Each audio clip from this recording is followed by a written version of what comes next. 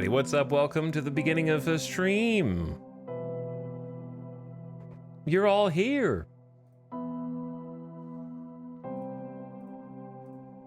And it's already the middle of the week somehow. It's Wednesday. I ostensibly just had 3 days off, but it doesn't feel like it.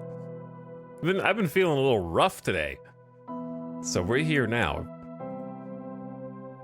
We sure it's not daylight savings? Or am I an hour late? But we're here, okay? And that's what matters. And we're playing Hearts of Iron today. Return to map game.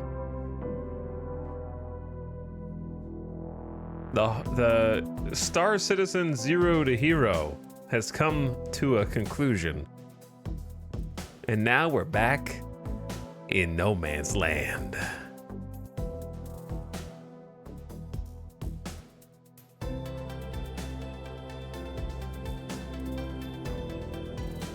In between game releases and other things.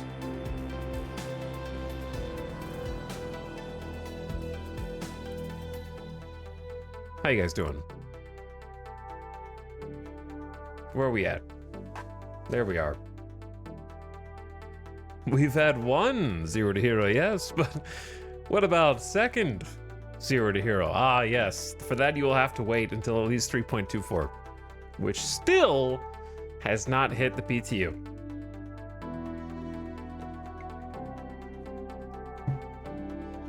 Not yet. Did you become a hero? I did. It took 28 days. The same exact length of time it took to become a hero in RimWorld, as it happens. So we now have, I think, a concrete estimate. All long-form series should take 28 days.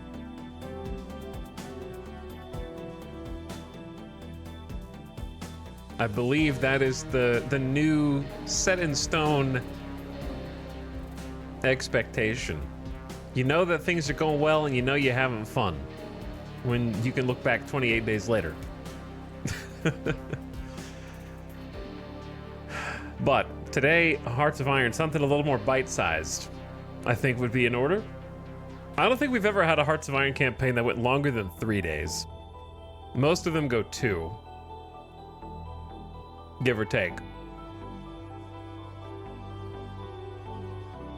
But we haven't played this since March.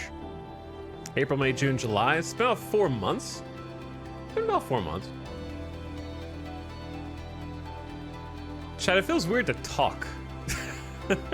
I've had a nice few days of just like relative silence, enjoying some TV.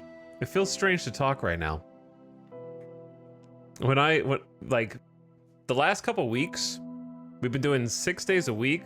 I think the average is like 11 and a half hours a day. And when I was done, I was just like, oh, I was out of breath for like a full day. Like my lungs were just like I didn't take a deep breath for like 24 hours. And then my throat was recovering whatever the muscles that are when you talk. And so now I feel like I have to break open those muscles again. I'm so behind on VODs, and you'll never catch up. We could just do a quiet stream today. Yeah, we could just silently play. I could just type when I need you to know something. Just give you a little text on screen.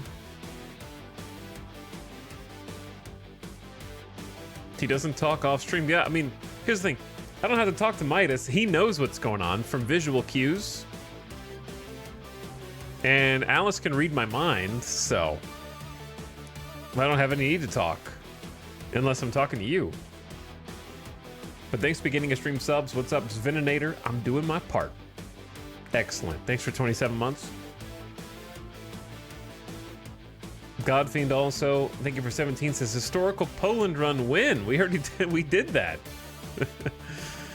We had a historical Poland run already. You missed it. You're gonna have to go dig through the VODs. As I recall, we made it work. It took a few attempts, I think, didn't it? It took at least a couple attempts.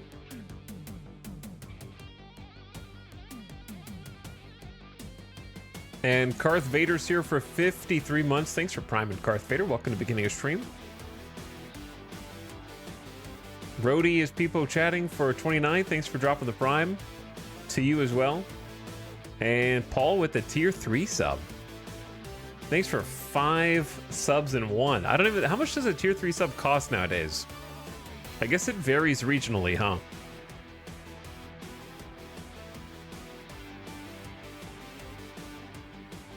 I guess it's like it's...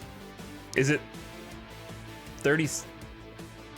Is it $30 US now? It's been 25 for so long, I have to overwrite all of those muscle memories. Also varies if you're on mobile. Well, if you're dumb, then it varies if you're on mobile. If you're smart, you never buy subs on mobile. So you never even have to think about that. I still see 25 for tier 3. Interesting. Interesting. But thanks again, Paul. I appreciate the big sub. Very nice of you. And also thanks for 56 months total. It's a long time. Did you complete the Star Citizen Zero to Hero? We did, yep. We rested easy. That's why the long weekend. I took a few days off because I was tired. Dude, I was exhausted after Saturday? Yeah. Saturday was like 13 and a half hours, and I normally, like, I can hack it, right? I'm no stranger to 12, 13-hour streams. We did the subathon earlier this year. That was even more time on stream than that. But for whatever reason, man, Saturday I was shot. I was just like, I'm ready to go sit on the couch. I have done my duty, and I am now ready to rest. So rest I did. I tried to play a little bit yesterday, just for fun.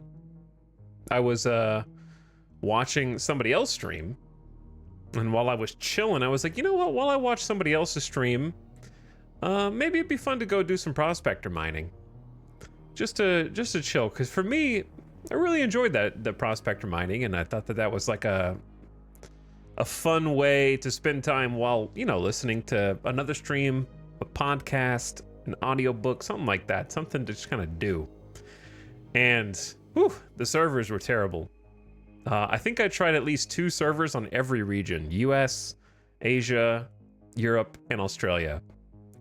And every single one of them had the same problem. They all had desync and a low bandwidth in that was like locked at 0.03 to 0.05. So they're deteriorating fast. Yeah, I would say waiting until 3.24 is a good idea, Bear. Hopefully they do a database cleanse and the servers kind of reset for the next update. But I think we got finished at just the right time. Because basically we had some really good times. I would say within the last 5 days of Star Citizen, the first 3 of those 5 days were like sunshine and rainbows. It was smooth as butter. Because for whatever reason, the Australian and European servers were just perfect, and then suddenly they weren't anymore. Because on those last couple days, it was a bit of a struggle. The server boss came back, which I think is fitting. The longest running character in the series. What's up, Hammer? Thanks for popping in. E-Town flexing his board game collection. Dude, I just don't have anywhere to put them. Maybe that is a flex. They don't have anywhere to go. That's the only corner. Like anywhere I could store stuff is full to the brim with like trash. Not like literal trash, just stuff I didn't want to throw away. It's different. It's not trash if you want to keep it on purpose. I still have like almost all the empty boxes from when I built my computer over a year ago. What if I need to return it? It's like way past the return window. I need to just get rid of all those. What if I need to box it up and send it back? It's been like a year and 4 months. They wouldn't take it back now. I have them stashed in the attic. Attics aren't really a big thing in Vegas for whatever reason. I've lived in multiple places here, and none of them have really had like an attic for storage. It's like an attic for house stuff, like house mechanical things only. They don't really do. I'm sure they exist. I'm not saying they don't exist, but like doesn't seem common. Are basements a thing? Nope. Nope. Definitely not basements.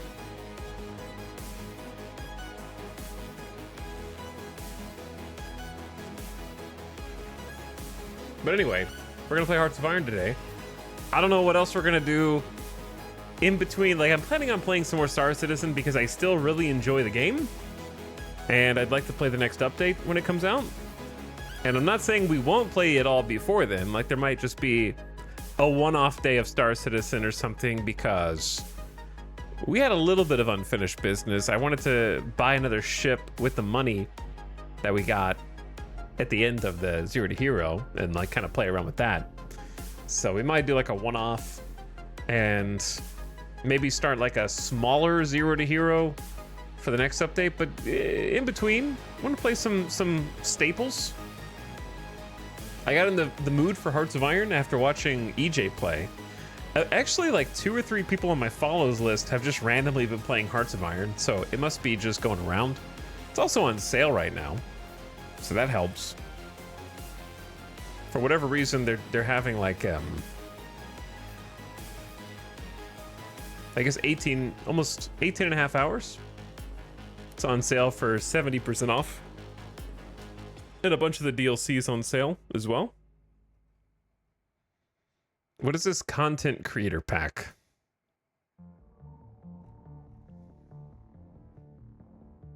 A portion of the revenue generated by this goes directly to the creators. By buying it, you are supporting Hearts of Iron modders. Okay. So it's like a modder pack. Why is it mostly negative? Oh, classic. Classic. Can they get a win, man? Paradox needs a win, dude. I feel like everything that comes out right now.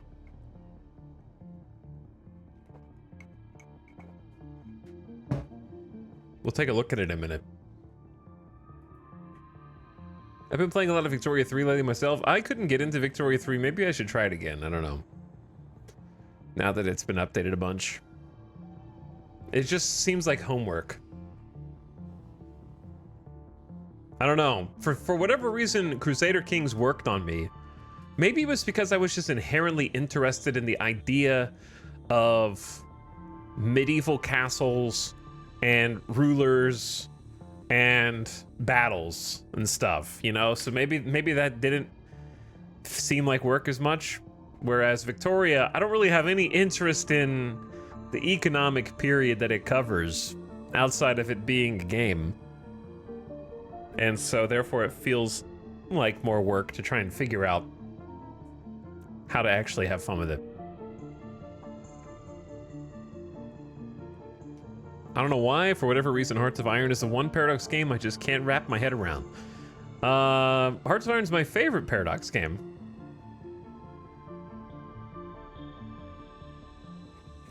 So hopefully I can show you a little bit of the ropes. You are so fun to watch when you're not playing Star Citizen. All right, Alex Speed, I'll see you in 1 week. Come back. And when you come back, I want you to think about why you're a problem. Analyze it, and then return, okay? That's your homework.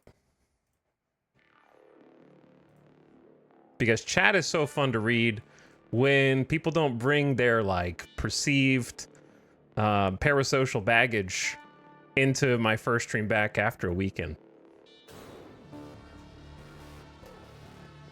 Because I got news for you. I don't care, bro. No one asked.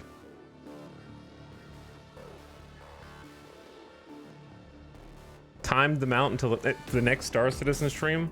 I should, yeah. You're lucky I didn't just ban you, actually. That's me being patient, believe it or not. But if I see something like that again, you're out. Easy.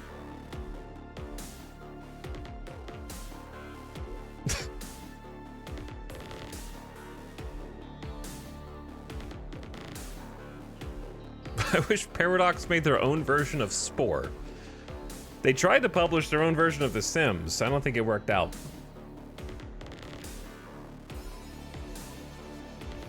I'm pretty sure that that went poorly. So maybe they should just not keep trying to remake other things. Maybe just stick to what they're good at and make quality map games.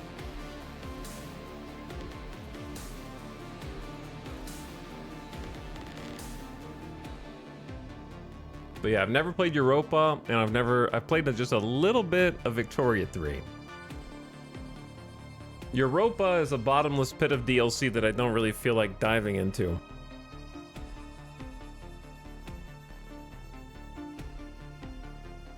It's only a matter of time before he forgets how Battle Brothers has hurt him and plays again. Nah, I'm chilling until Malice comes out.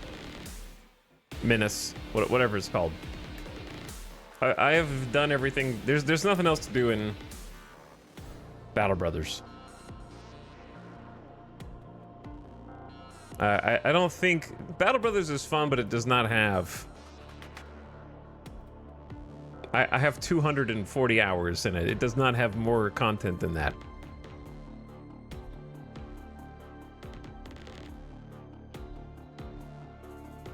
Did War Tales catch on? Not with me. I don't know about other people. Which is a shame because I don't know, man. I thought Northgard was fun. I thought Dune Spice Wars was fun. I thought War Tales was not up to the caliber of the previous two. It was weird. Can people just stop copying other games?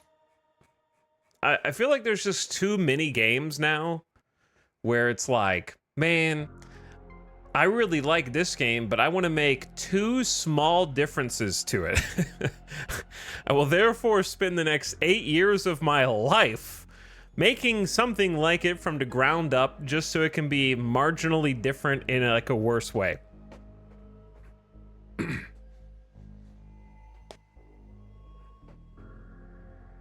Like, I don't even think that it's an attempt to crib on other games' success.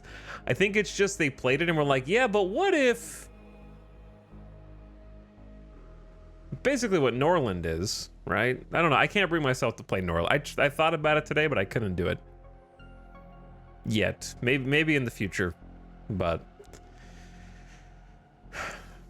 I'm just kind of tired and fatigued of like, yeah, but what if it was this game, exactly this game, but also maybe some of this game?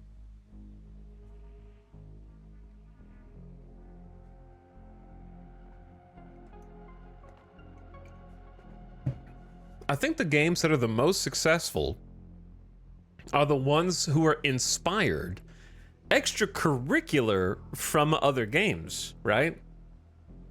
Like, come up with a real scenario and then make a game based off of that instead of making a game based on another game. Does that make sense? When you make a game based on another game, it's recursive. It's like, we're gonna have to come up with a name for that, man.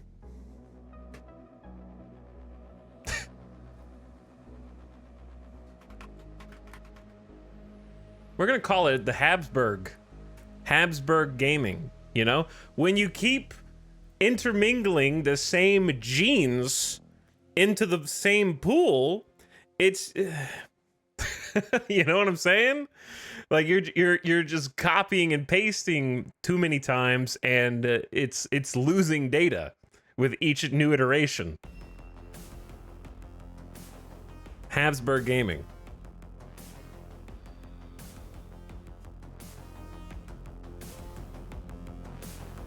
There's nothing wrong with being like inspired. Like being inspired by a game is one thing.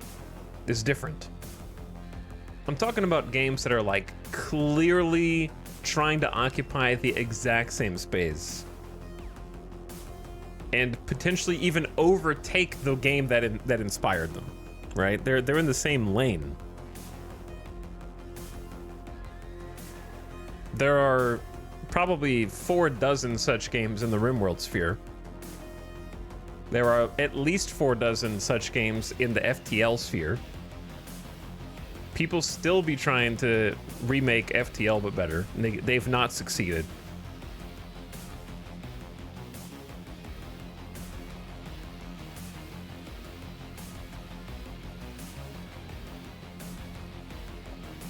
Have you seen Cataclysmo? I was watching Splat play it yesterday. It looked like a game.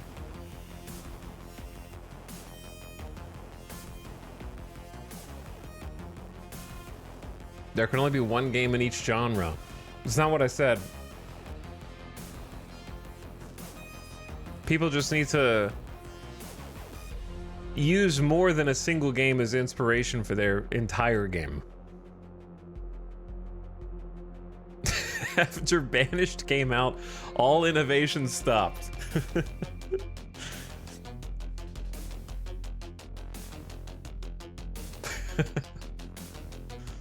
God, the number of Banished games. Dude, is anyone... Okay. There's no reason for me to just body slam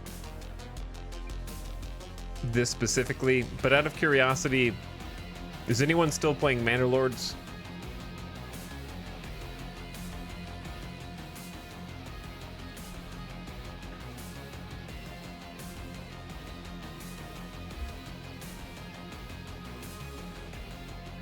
DJ asked me wanted to dive into workers and resources, but it's very scary. It is scary big, yeah. That's the same reason I haven't played it yet.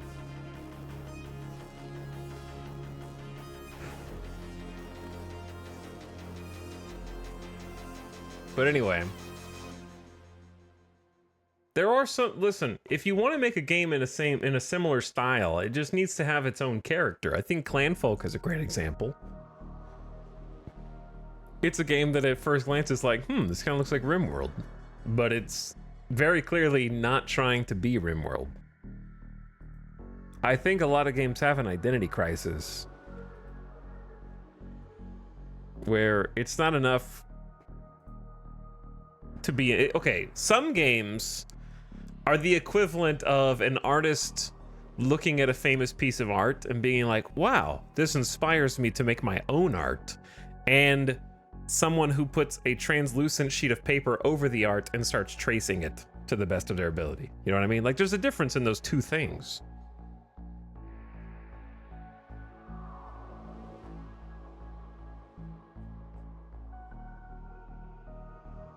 But yeah.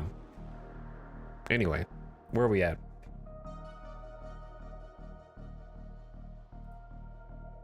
Somewhere over here.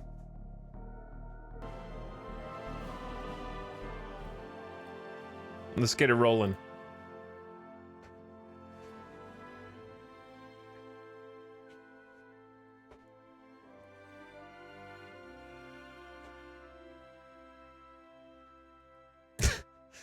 See, this is the problem. This is where solo indie devs or like duo indie devs start. They say, I would love a game that was Crusader Kings politics with Total War combat and Manor Lord city building.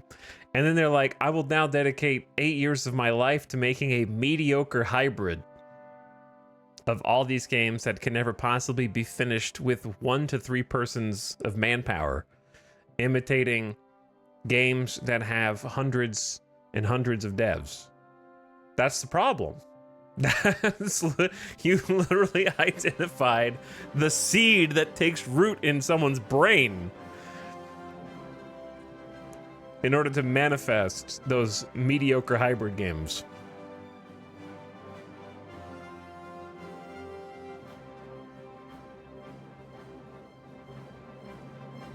Welcome to Hearts of Iron, everybody. I have all the DLC except for this.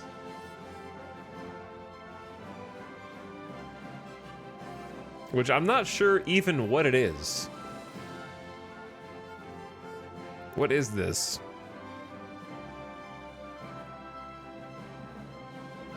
The Hearts of Iron 4 Content Creator Pack Soviet Union 2D Art.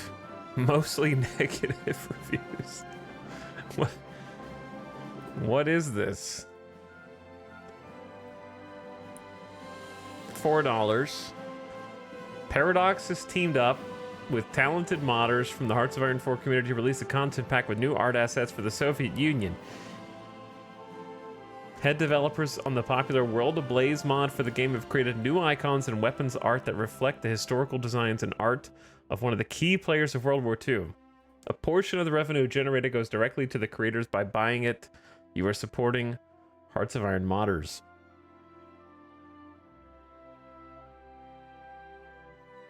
$61 new tank icons, this and this and that.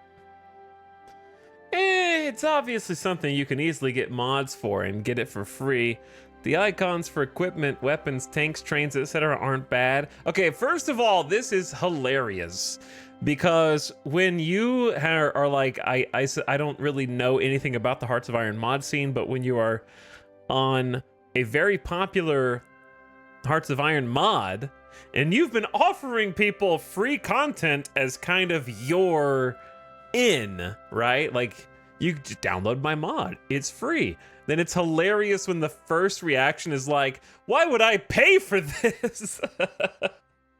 It's like, yeah, that's the problem with this mindset. Do you understand? Like, if you make all of this free content free forever, that's the mindset you've engendered in your consumers, quote unquote.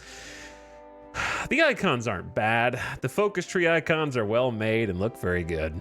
I just bought this to support the modders. Yeah, that's the point, you imbecile. That's the only point of this whole pack. Without them, this game wouldn't be as wildly popular as it is. And they deserve some compensation for the years and years of continuous support to the game. From meme-focused tree mods to total conversions to Fallout, the Cold War, Modern Day, etc. Not bad. Not something I would buy if it wasn't made by the modding community. Yeah, that's the whole point. That's the entire point of this pack, sir. Okay? Now, two things. Number one, Paradox, you cowards. First of all, tell me the portion that's going to the content creators. Number one, okay? What portion, huh? 20%? 15? 30? 50? 100? I don't know. What percentage is it? So that people can actually make educated... Okay, my reaction is... Stop drip feeding this, okay? Where it's like... one nation for $4. And you're not telling me how much of the money goes to the people who made it. All right? Clearly, you've got other people lined up because this is just made by 2 people from one mod. And we know that there's way more than one popular mod for Hearts of Iron, right? So just put them all in one big pack for like $15, right? Whoever else you've got tapped to make these icons for different major powers or whoever, put them all in one big pack, $15, and give 100% of it split amongst the people who made it. You know what I'm saying? Instead of drip feeding these, now there's going to be one pack here, one pack there, one pack over here, one pack over there, and you don't even know how much of the money is going to the people who it's supposed to be supporting. Don't buy this unless you want to support the modders who did this. There are plenty of free mods out there doing what this content pack is doing, but way better.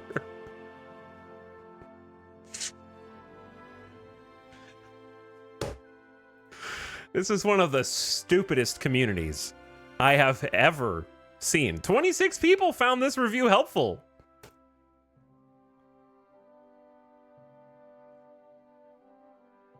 You bought it and thumbs it down, knowing exactly what it is. You can't leave a review unless you purchased it, right?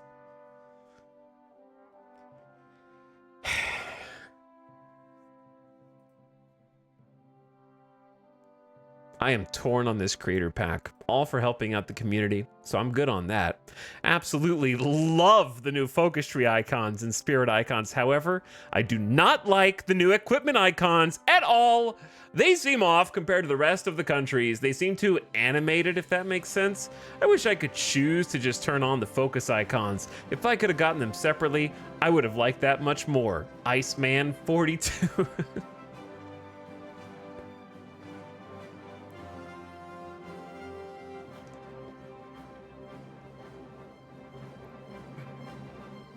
Why not make it free and improving the game?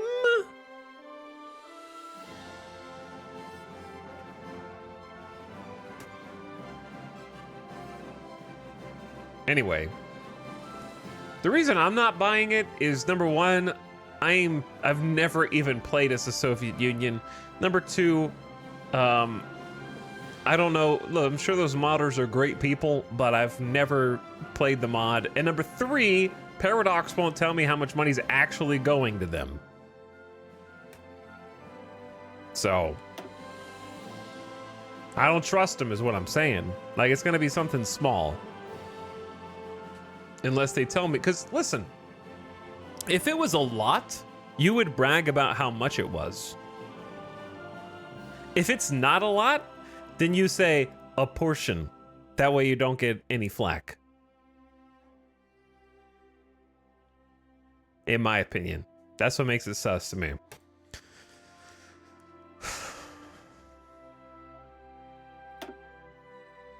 I don't know who I'm going to be playing as today either. Beginning of stream rant is now over. Okay. We always started in 1936 though. 1936. Never started in 1939. Okay, what, you in a rush? Dark times are coming. In Europe, Hitler has consolidated his power and his attention is increasingly drawn beyond Germany's borders. Mussolini's Italy continues to embark on daring military adventures, while the Empire of Japan stands poised to attack China and Asia. Almost 20 years have passed since the end of the Great War, and the world has yet again been doused in gasoline. A single spark may be all it takes. Chat. Conspiracy theory. Paradox, first of all, I always forget that you can move this window. Paradox is secret. The Hearts of Iron, bulk of the Hearts of Iron team is secretly working on a World War I era Hearts of Iron game. Let's go. Okay.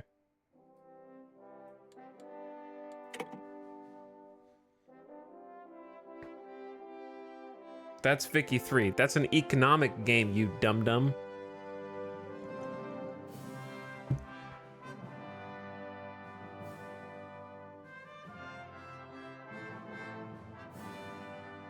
Chat, I can tell that you're real Paradox fans with your, how dopey your Victoria 3 comments are.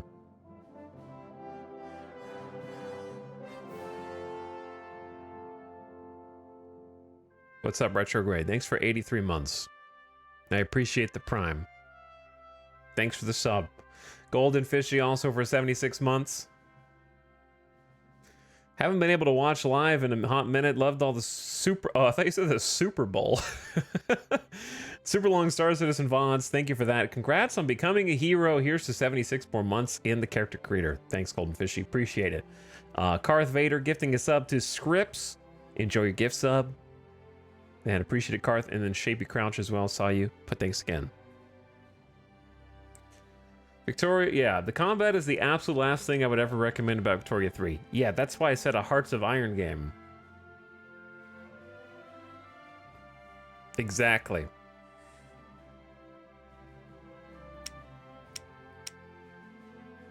All right, we have a lot of nations to choose from because we're playing with all DLC.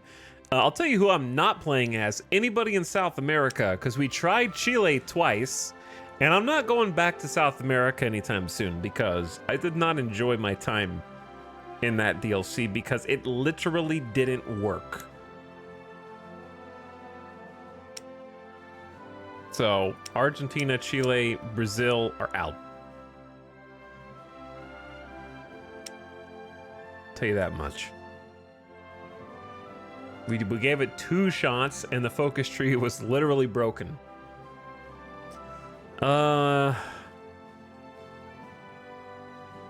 Maybe it'd be easier to say who I'm not playing as. I assume they fixed it by now.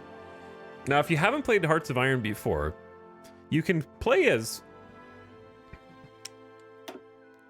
kind of anybody you want from the era. However, only specific countries have unique focus trees, and the focus tree dictates the playstyle, buffs, perks, developments in your nation of choice, what type of regime or government you want to play as, right? So they're called interesting countries, which is hilarious to me because it suggests that any country not on this list is uninteresting and vapid and should not be considered by people who want cool countries. So we're gonna be playing. I know you can, let me move over real quick. There we go. I always play on regular difficulty in Hearts. I find that it is more than difficult enough, unlike something like Stellaris, where I will bump it up to like Commodore or something. And the reason is because most of your difficulty, in my opinion, comes from what nation you choose to start as. Because unlike games like Stellaris, yes, I'm aware that there are certain beginning of game settings you can use to affect this, but in Hearts of Iron, you have very asymmetric starts. Whereas, I would say the same is true in Crusader Kings. Like, you could just pick a county if you wanted, a solo county, and that ups the difficulty, but I think it's more pronounced in Hearts of Iron because it's harder to die in Crusader Kings. And therefore lose. The worst that can happen usually is you become absorbed by a duchy or a kingdom, and then you're just now a vassal, which isn't a loss. So you can more quickly lose in Hearts of Iron due to the asymmetrical starts.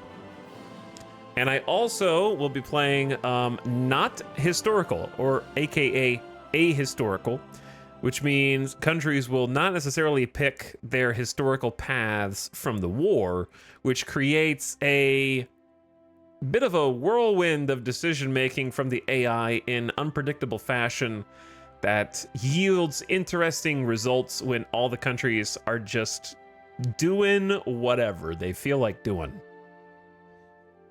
And it's usually pretty fun this way. This keeps the game fresh, in my opinion, so that you have to react to different situations. Sometimes a completely overpowered faction forms and there's no hope, and it just is what it is. And then sometimes they splinter off into much more interesting groups, but that's the fun of rolling the dice. And I usually play on Iron Man mode also, so we'll just lock Iron Man mode in, and I try to make every decision count.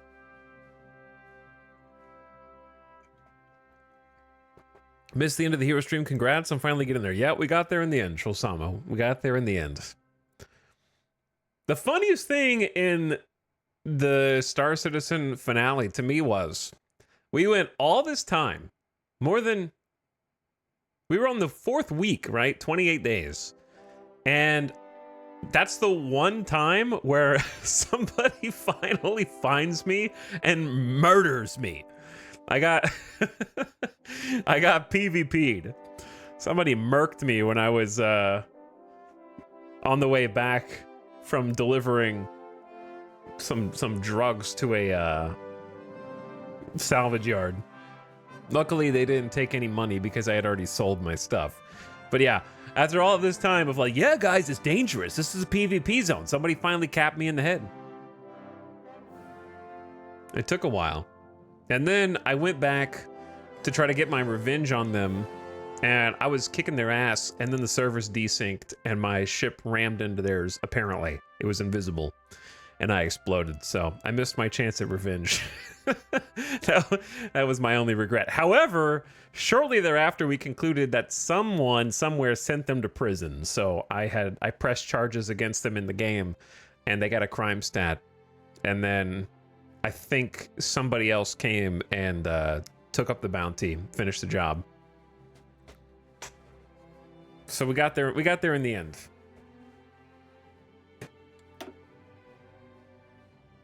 Victory by proxy, exactly. All right, I'm gonna decide who not to be first. We've done. I'll tell you who we've been at some point or another. If I can even actually, I can't remember all of them. We've definitely done Canada a long time ago. I think we've done both Australia and New Zealand and South Africa and the British Raj and Czechoslovakia. We've never done Hungary or Romania or Yugoslavia. Out of all the different Chinas and warlords, we've done Xinjiang. Yeah, we did Xinjiang. This one, which was interesting because they're communist at the start.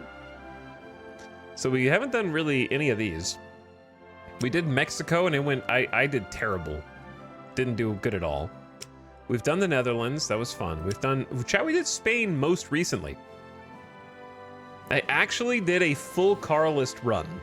So the Carl meme has been fulfilled. I did a tutorial on how to start as Spain, why I think Spain is one of the best starters as far as teaching mechanics goes. And completed the Civil War and had like a full-length campaign as a tutorial. We did Portugal once, but we failed. Bulgaria we never did. Greece was one of the first ones I ever tried and never succeeded at. We did a long Turkey campaign, which was quite boring, in my opinion. Latvia, Lithuania, and Estonia. We definitely did Estonia. I feel like we did either Latvia or Lithuania, but they both start with L's, and I can't remember. I think we did a historical Poland. We did Ethiopia successfully and United Africa. That was an amazing one, but it took me like 10 attempts because it's so hard. Probably the hardest campaign in the game, in my opinion. We did Switzerland, wasn't a big fan. Loved Finland. Finland was great. Sweden, we did not do because we did Norway and Denmark.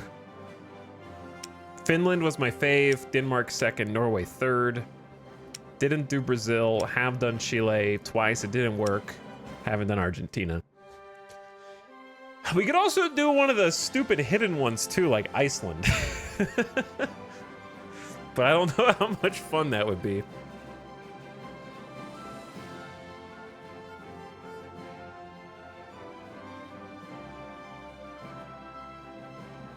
Could have sworn we did a Sweden run. I'm pretty sure that we did Norway and just took over Sweden and then had the Defense Council, which takes on Sweden's characteristics and name. Is what I think I remember anyway.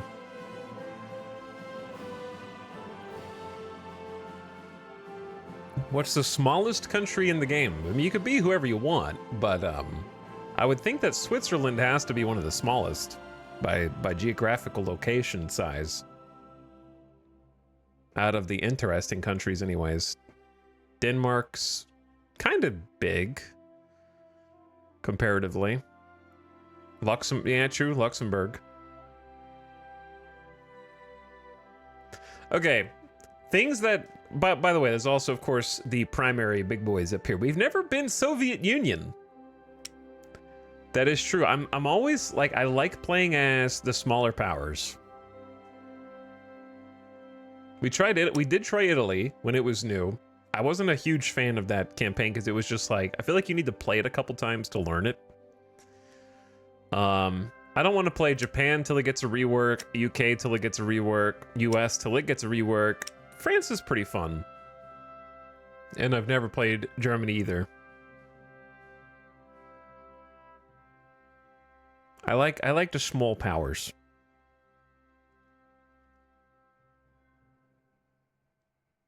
Italy can teach you everything. Italy's different after the DLC.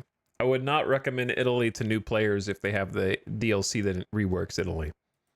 It's very tough and confusing.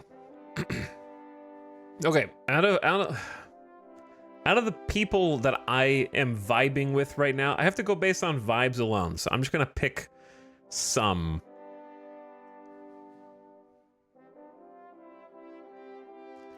Sweden.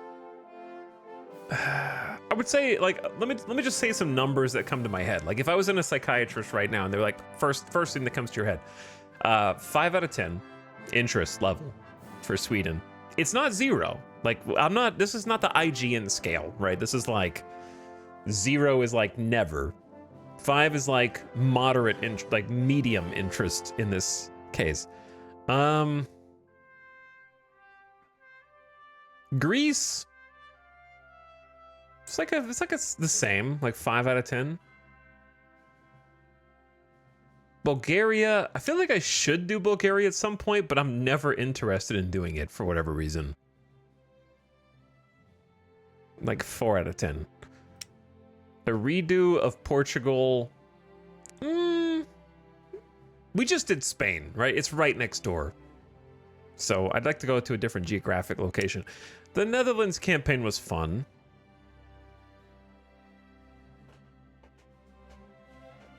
Tanutuva run. Let's go, Kelly McChess. Tanutuva, baby. Let's do it. Mexico redo. It's like a 5 or 6 out of 10. One of the warlords. We did try at chat's behest not that long ago. We tried Manchukuo and it went terribly. But I think we got screwed by the AI. So not 100% opposed. Maybe like a 5 out of 10 for one of the other warlords. Yugoslavia, Romania, and Hungary. These are all kind of simplistic, which isn't bad, but they were like one of the first DLCs that came out. And so their focus trees are quite basic, which doesn't necessarily mean bad.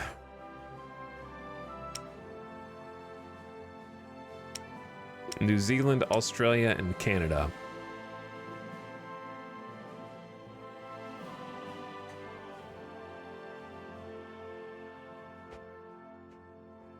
Chat, you did this. What'd they do?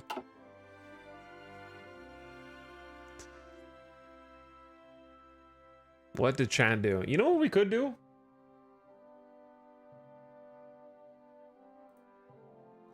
I got an idea.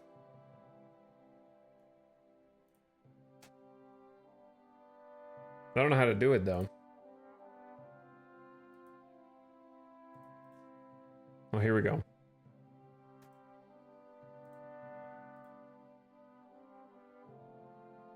I got an idea. Just trying to figure out how it works.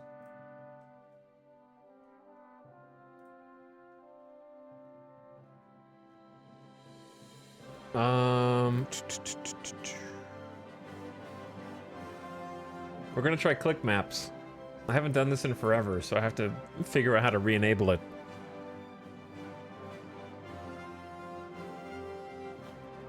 He's pulling the wires.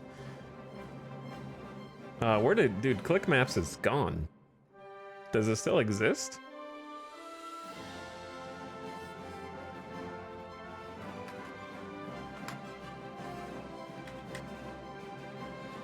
Dude, it's gone. It got deleted. They have other apps now. There's one called CrowdClick. Battle. I don't want a battle mode. Chat clicks, interactive clicking, let chat viewers click on your screen. What?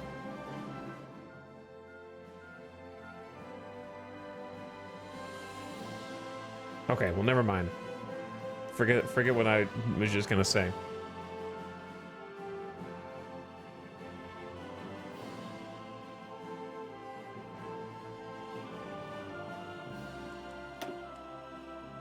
Okay, let me pick like a top 5. My top 5 are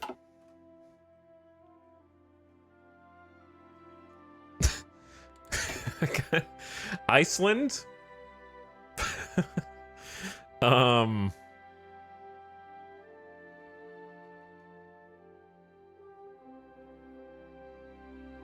One of the... Dude, which one have we not played? Latvia? We definitely did Estonia. Did we do Lithuania?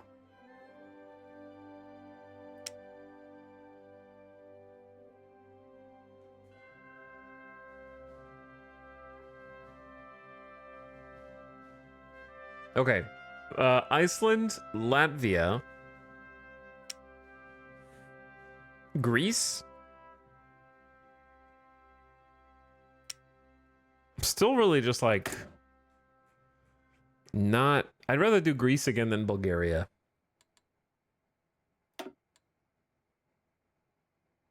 I think.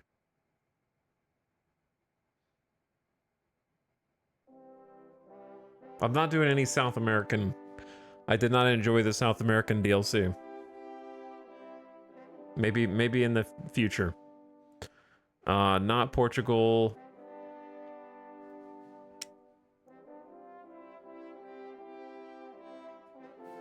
Okay, and then the reason I don't want to do Canada is because Canada is always going to end the same way.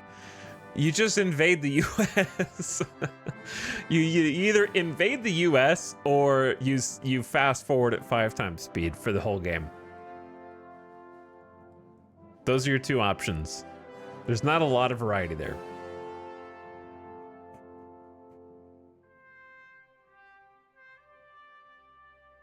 Or invade the UK? Bro, it would take the whole game to build a navy that could cross the pond. It would take the entire 5x speed game.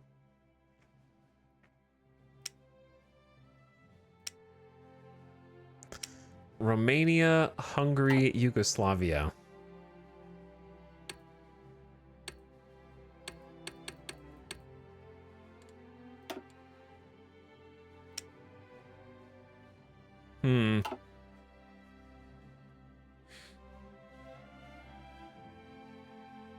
This is tough.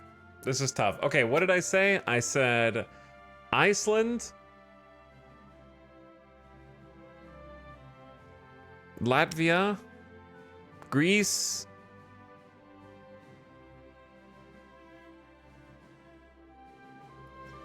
if I had to pick one between Hungary, Romania, and Yugoslavia. Didn't we play Romania? Am I crazy, chat? Did we not play Romania?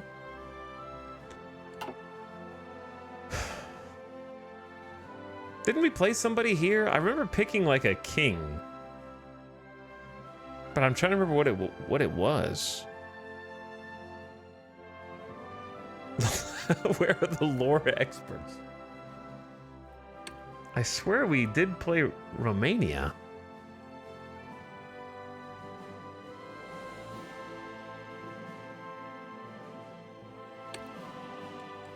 Okay, I'm gonna make a poll. I'm just trying to get the things on the poll. What nation to pick? Iceland. I want to say we haven't. Dude, was it Latvia or Lithuania? I feel like we did Estonia and Lithuania, but I don't remember. I guess if you don't remember, does it matter? Okay, well, let's say Latvia, Greece. If I had to pick one of these between Romania, Hungary, Yugoslavia, let's say Yugoslavia. Or do I need a fifth option?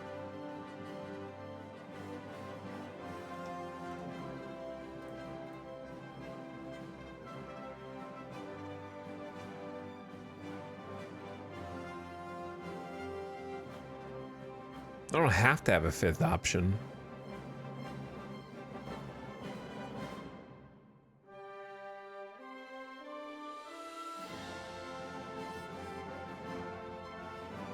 Could do one of the, I could put one of the like Chinese warlords on here. I just don't know who's who.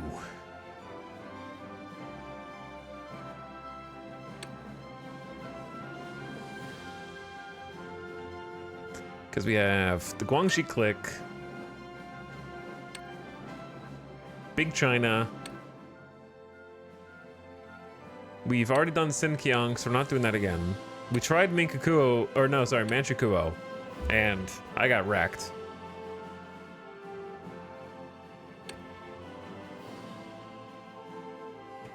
Okay, let's say Guangxi Click as the last one.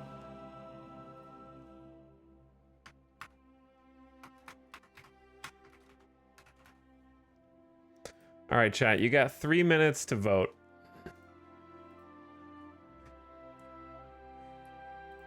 You got 3 minutes to vote. Polls up in the chat. You know how it is, Hearts of Iron. We had a rant for the first 35 minutes and we haven't even picked a country by an hour into the stream.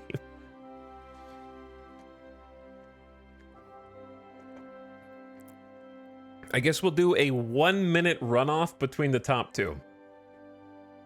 We'll do a 1 minute runoff.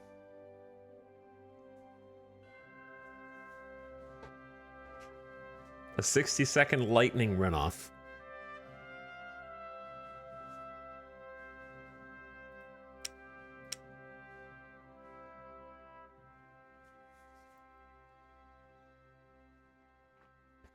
And see who wins. If you guys tie, if you get an exact tie on this poll or the next poll, then I will not pick any of the 5 options that are on the list.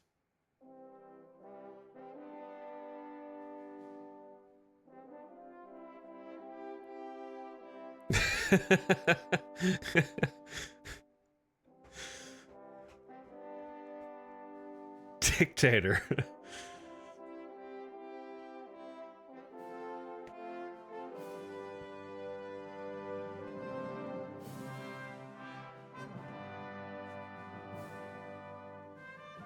Now, 5-way. If you do a 5-way tie, no, I'm just kidding. All right, you got like a minute and 20 seconds, a minute and 15 seconds left.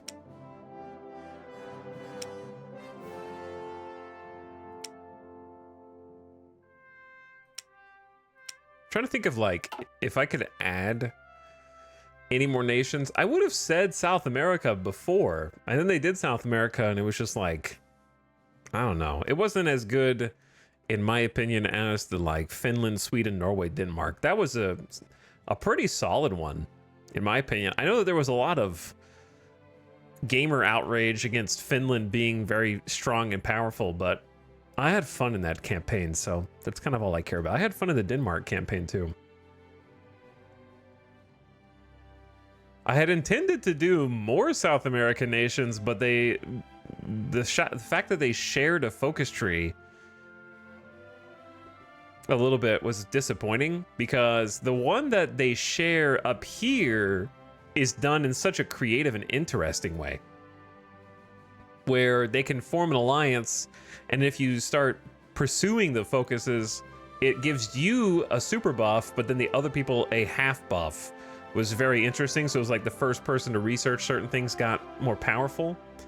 And then down here, it was just not like that at all. It was just copy-pasted portion of the focus tree. Chat, 29% said Greece, and then a 2-way tie between Yugoslavia and the Guangxi Click. So how am I supposed to have a runoff between the top 2?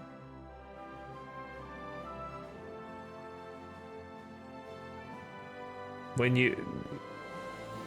there's only 27 votes for Iceland and Latvia.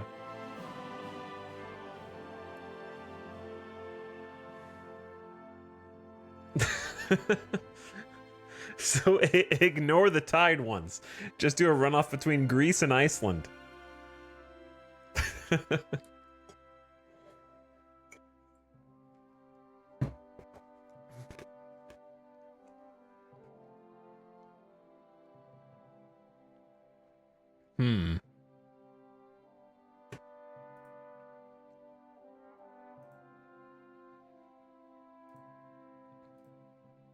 Alternatively, chat, why do a runoff at all? Greece won by 3 votes.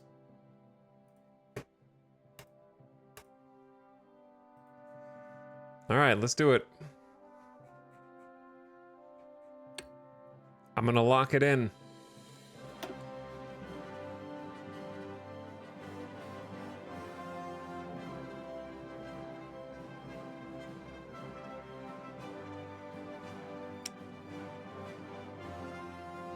It's been a long time, Greece. I'm probably gonna get, there might have to be some retries in this one, depending on what Italy does.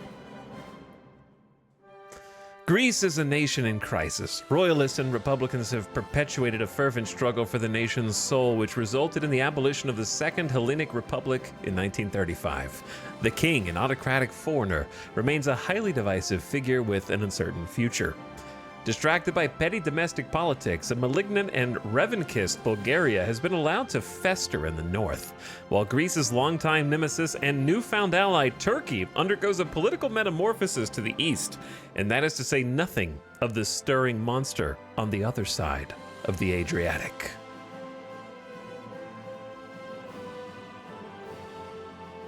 Konstantinos Demertzis. Can't wait to mispronounce all these Greek names. We are going to start with a few different... These are going to be our focus tree sort of choices, and then these are going to be the starting conditions for Greece. Let's lock in Iron Man. I don't change any custom game settings. I'm pretty sure these are all default. I just leave that all the same. Easy peasy.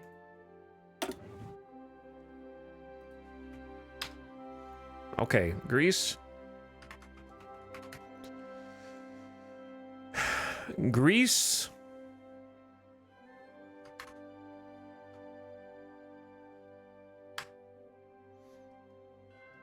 Greece Lightning is a great name for your fascist superpower. Greece.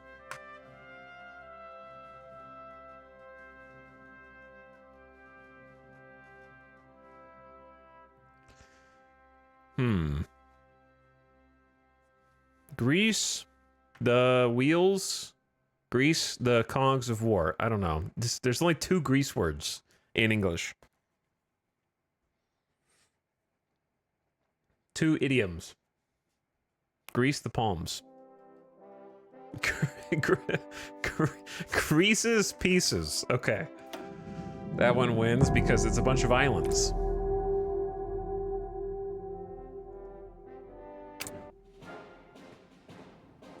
Welcome to Greece and Hearts of Iron. Okay. So you know the rules. First thing you do, turn off shuffle, even though it stays on, and start over. There we go. So to play Hearts of Iron, basically all you have to do for most of the game is respond to these buttons up here and just do them so they go away. Oh. Generally, we're just gonna pick our research, tell our factories what to build, assign our, look into the dockyards is the easiest one because we probably only have like a couple dockyards. So we're using 0 of those 2 dockyards, not very many at all. When you only have 2, I just assign them to make convoys. Convoys for trading and ferrying resources for the most part. Which will take some steel. I don't really care if we have enough steel for that or not. That's fine. Okay, the next easiest thing is to find all of our unassigned divisions. Shift left click will reveal everybody. And I believe we only have to worry about the land right around us, correct? Like, I don't have to worry about any land abroad, do I? I think it's all right here. So because it's all right here, we're just gonna shift click on a new army group and then assign a commander. So we don't want to assign the field marshal because the field marshal, we need to assign this army to a field marshal. And we only have 1 field marshal, so you get the job, Alexandros Papagos. Pretty good defensive dude. Not very good offense. Got a lot of traits for a skill level 3. Old guard means he won't get experience very fast though. +1 defense, +1 logistics for being an inflexible strategist. Cheap to promote, which doesn't matter to us because he's already promoted. Cheap to promote, which doesn't matter because he's already promoted. Staunch monarchist. He respects and reveres the monarchy as a Greek institution, so it's possible, depending on what we do with Greece, he may not stick around because he's got loyalties and is a mountaineer. So basically, I don't want to assign him any new traits until I'm confident that he's going to stick around and that staunch monarchist might throw him away. So I don't want to waste any points on upgrading him yet, but we do want to assign him. And likewise, now that we got the field marshal, we pick one of the two remaining people for the general army. This guy's just clearly better. He's got better offense, defense, decent logistics, planning speed down, but doesn't matter. Reconnaissance up, and another. We're gonna need mountaineers because the Greek mountains here. We're worried about a couple things in particular. Number one, we're worried about Italy. Obviously, this is ahistorical, so Italy could do anything they want, but there's a non-zero chance that they go through Albania into Greece, which is what they enjoy doing the most. So, making sure that we secure the mountain borders here with Albania is a great call. And then we just have to worry about Yugo, Bulgaria, Turkey long term. But short term, Albania is the scariest place. I'm sure that King Zod will protect us. Zog. So we got events or decision timeouts, which are specific to Greece. So sometimes you'll have different things up here. We got a whole bunch of things actually. But we'll come back to that. Let's start by looking at what our national spirits are. So our government right now is not aligned, but we're almost half democratic, half not aligned. And then a 16% communist and a 1% fascist, so not very much fascist at all. We're starting with George II, which is lowering our stability. We're at 39% stability. We want to get that up, and increasing support for unaligned. George II is the unpopular king of the Hellenes. How do you say that, chat?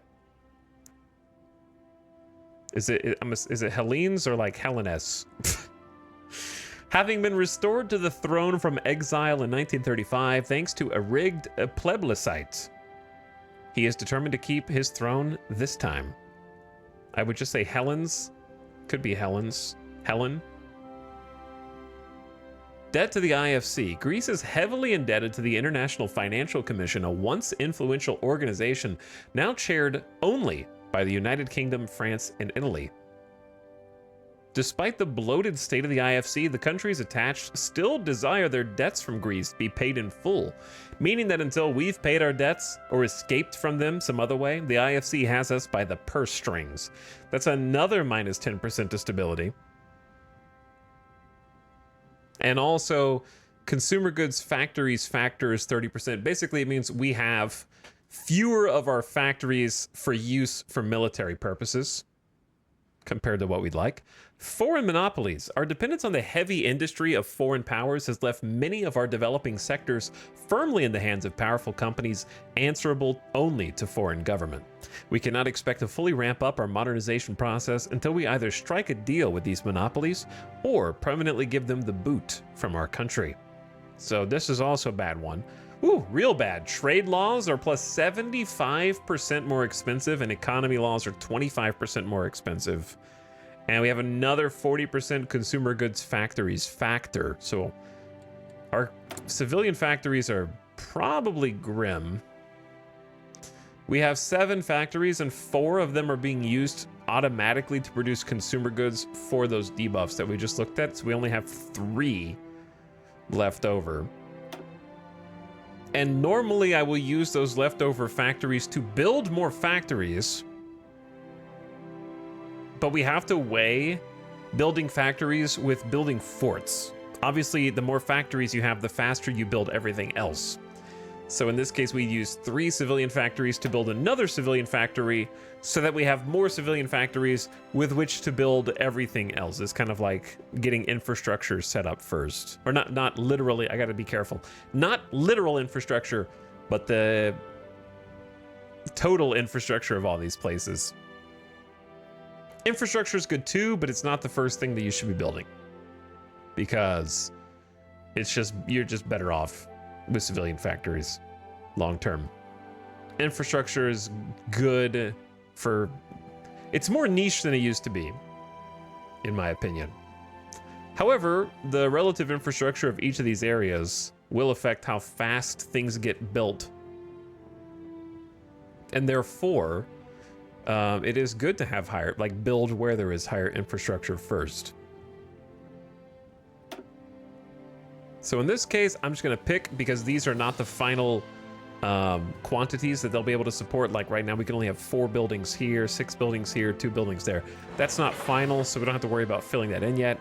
The Peloponnese has a lot of space, and Crete has a bunch of space as well that we can expand into in the future. And then we got Thrace up there, it's kind of small. And then the Aegean Islands are already full. So we're just gonna queue one up, see that we can have 15 civilian factories all working toward the same building. So the fact that we only have 3 is something that we need to remedy, because this is gonna be very, very slow. At its current pace, it won't be until June 1937 until this one factory is done. That's a year and a half, but we have ways to accelerate that we'll work on. Wasn't done looking at, we got a lot of national spirits to work through. The Schacht Plan, the brainchild of German economist Hjalmar Schacht. The Schacht Plan guarantees Greek access to German markets in exchange for increased import of raw materials from Greece to Germany. The Germans have been generously keeping us afloat, and yet we may have fallen right into their trap, becoming so dependent on their generosity. Consumer goods factories factor minus 25%, so I think that's actually helping us. But we have to send 30% extra resources to market, which might be hurting us. And trade and economy laws are crazy overpriced. Those are some of the things we want to change, usually as soon as possible. So now they're going to be prohibitively expensive, and it's slightly faster to build civilian factories. Political instability. Between 1924 and 1935, we have had 23 changes of government, 13 coups, and a dictatorship. The people have had enough and are ready for stability in their government, but they also remain cautiously skeptical about the odds of any one government surviving for very long. We must prove them wrong and bring an end to the constant infighting by bringing our political foes to heel. The monarchists are currently loyal, the Republicans are hostile, the communists are hostile, and they're bringing stability down. The fascists are inconsequential. No effect, okay. Agrarian society. Greece has traditionally relied on agriculture and light industry, with commercial products like tobacco being the primary export. Our reliance on more traditional forms of manufacture have made us dependent on the heavy industry of larger powers for construction projects. Conflict is brewing, and we need to innovate fast. Minus 45% recruitable population factor. We have 106 manpower, okay? In all of Greece, there are 106 people waiting in the wings to reinforce our forces.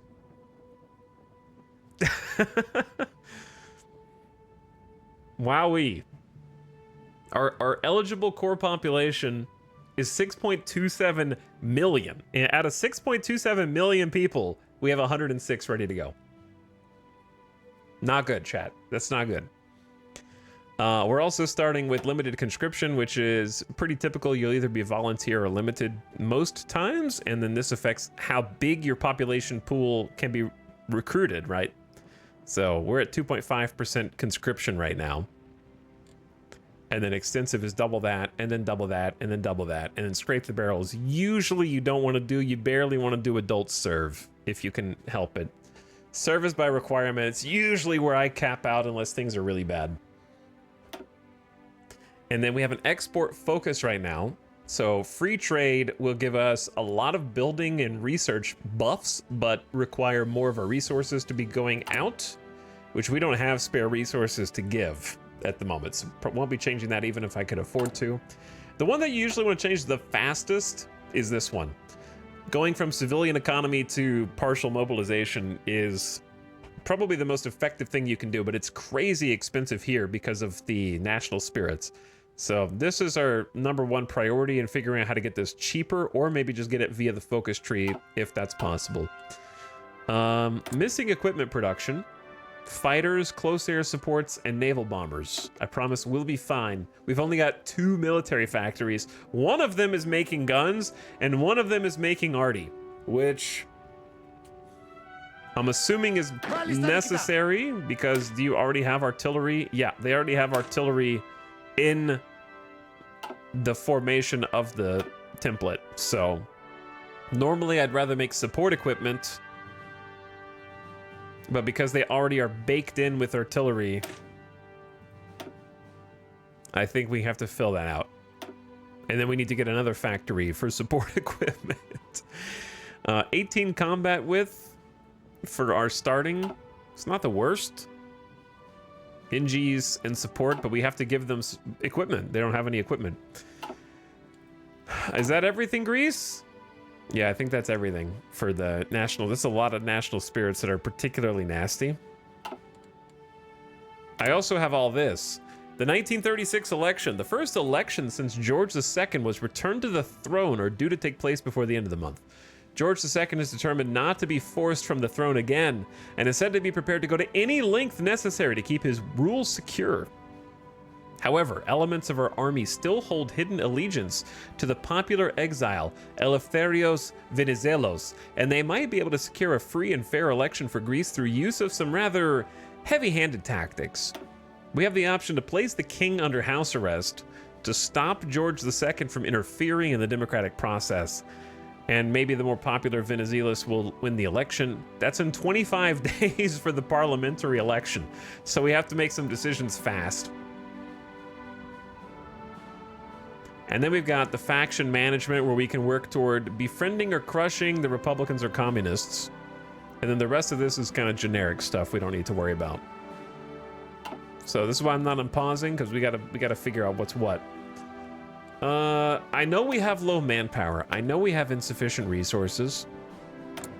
I know we have decisions available. Okay, let's go ahead and clear these out.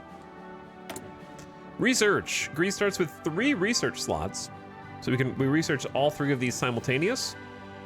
Only a 5% buff right now, but that'll improve over time.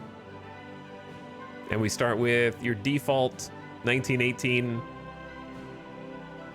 rifles and trucks. If you haven't seen Hearts of Iron before, the tech tree goes mostly left to right, with some exceptions. Engineering goes up to down because I don't know. But it's kind of gated based on time and what year it is. So it's going to be up to us to get... It is 1936 now, right? So we need 1936 guns. We need regular trucks. We already have mountain infantry researched. Engineers, recon companies. These are some support groups that we can use to augment our ground forces. Once we research trucks, we can learn field hospitals, which Greece's manpower pool is going to be very small. So I think field hospitals would be very useful to us. We're going to need trains for logistics. Lots of stuff here. No tanks. Basic 1934 artillery. Boats. We actually have a 1936 destroyer hull, but making a navy is going to be tough. However, it'll be necessary medium to long term because we're going to need to have control over the Mediterranean. Because we can't trust Italy and Turkey and Spain and everybody else to not make hell, because they have a lot of ways to naval invade us. So a navy is going to be basically necessary, in my opinion, at least long term. Oop, that's not what I meant to click. Don't worry about naval support yet, though. We can't start pumping out a navy yet. Ditto for airplanes. We don't even have manpower for airplanes, much less the technology for them. And then generally what I like to do, even though we're Greece, I think you always just stick to electronic mechanical engineering first. It's a plus 3% to research speed. Unlocks more research speed buffs. The sooner you get that, the better. You know, you don't want research speed later. You want it now. And then also unlocks radio, which 5% reinforce rate and 4% coordination are huge for ground ops. Anyways, I think this is a nice buff to infantry combat at the beginning. So research to research faster. And then we want to start industrializing as fast as possible as well. We already have synthetic oil, so we can make synthetic refineries, but we don't need those yet. We need to be able to make guns, artillery, and support equipment, right? So raising our production efficiency cap, we'll do that and then unlock 2 different types of specialized industry that we can choose from.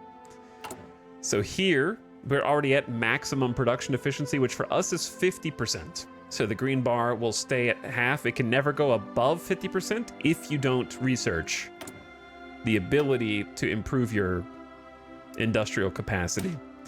So that'll raise our total cap to 60% instead of 50,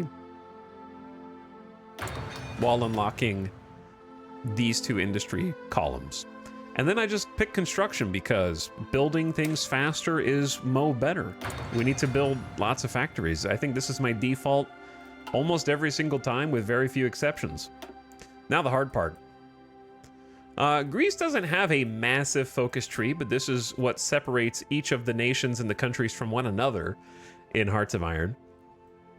So Hearts of Iron is like a hybrid sandbox game that is on rails, which sound counterintuitive or oxymoronic, but the game itself is a sandbox of how do all these nations bounce off of each other or ally with each other, but while you're playing, you kind of choose what rails you want to be on.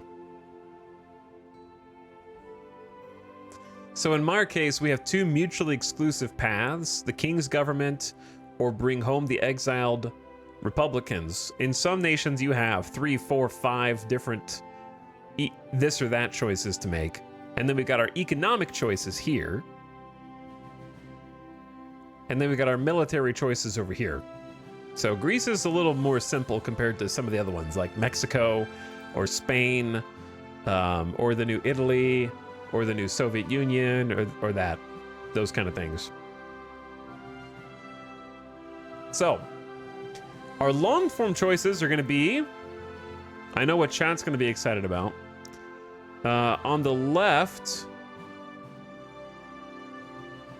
we get the option to either unlock Restore the Byzantine Empire, which of course is preceded by unlocking a research slot and reviving the spirit of the double-headed eagle, which unlocks Revive Byzantium.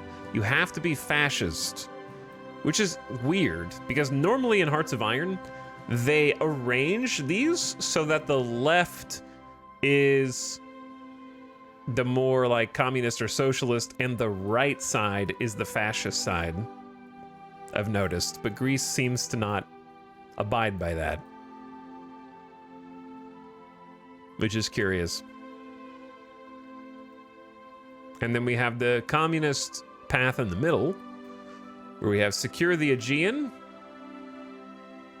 gain claims on Bursa, Antalya, puppet Turkey, attack the fascists, and revolutionaries of the south.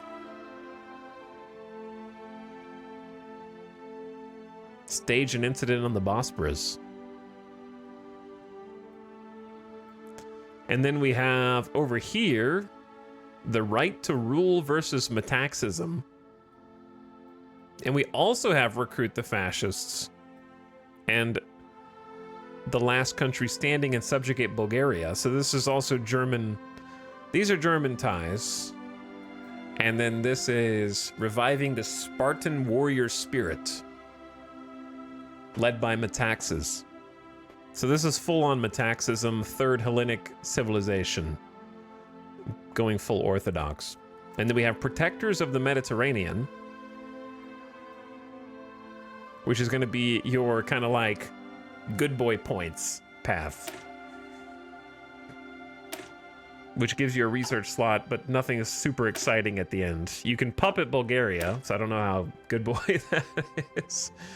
And you demand Cyprus from the UK.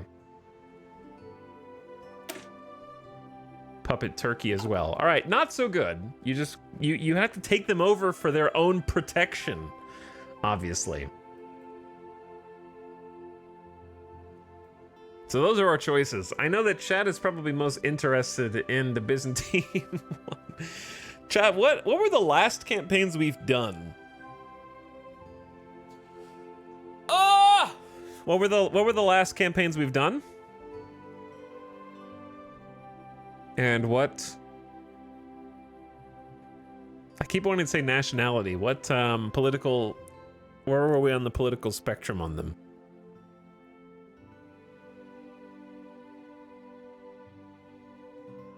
The last campaign we did was full Carlist playthrough.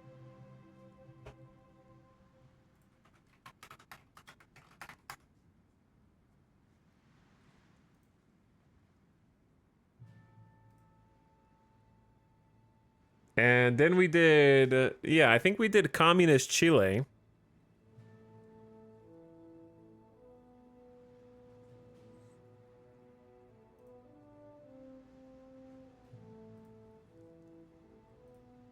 So those are the most recent two.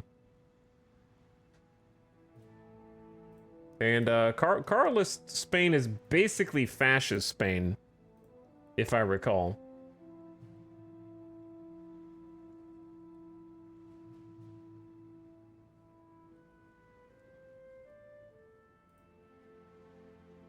No, we're the good guys. Oh yeah, the good guys, right, of course.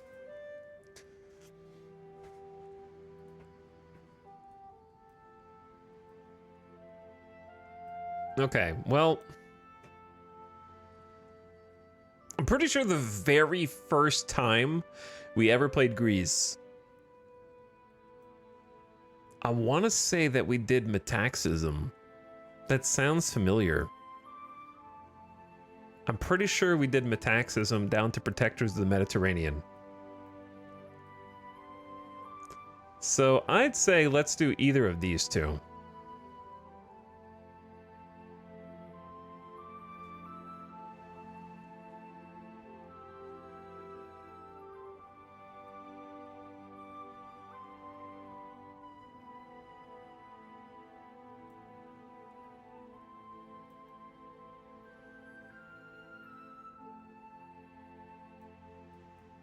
I would say either one of these.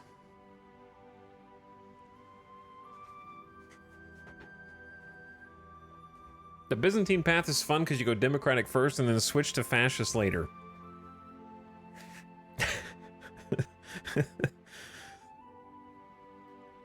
Let's see what this one looks like. Communism support. Replace the shocked plan with command economy. The German Reich doesn't like you because you discard their plans. You get a research slot. That's pretty huge. 2 civilian and 2 military factories. That's a powerful focus right there. Soviet subsidized railways. They give you a rail. You get a political power and population gain, small buff. Recruitable population factor goes up. You get building slots and 5 tiles.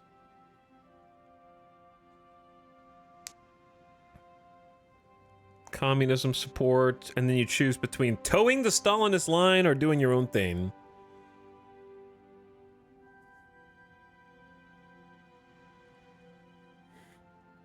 Ally Tito, create the Corfu cooperative with Yugoslavia. Okay.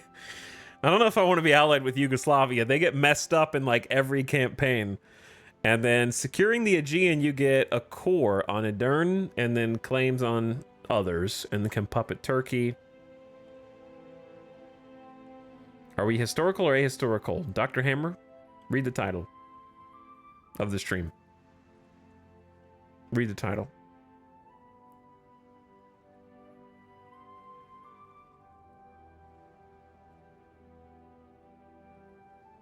Dominate the Bulgarians. Puppet Bulgaria.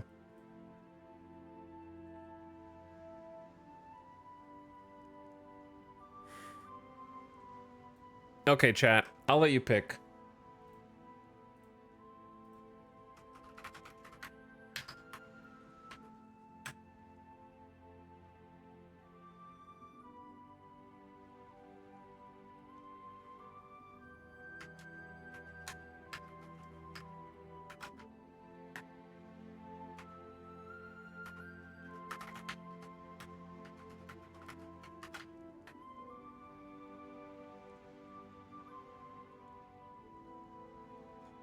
I don't know what to call this one.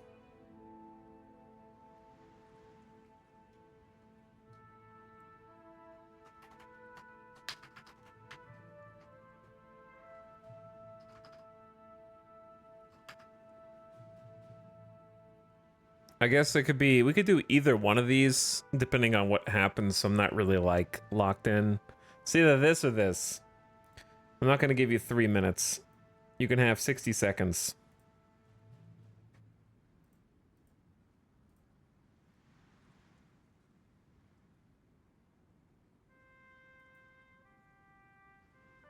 I thought that said antisocial. But yeah, either way, we're going to bring home the exiled Republicans here, I think. Regardless. Which I haven't done before.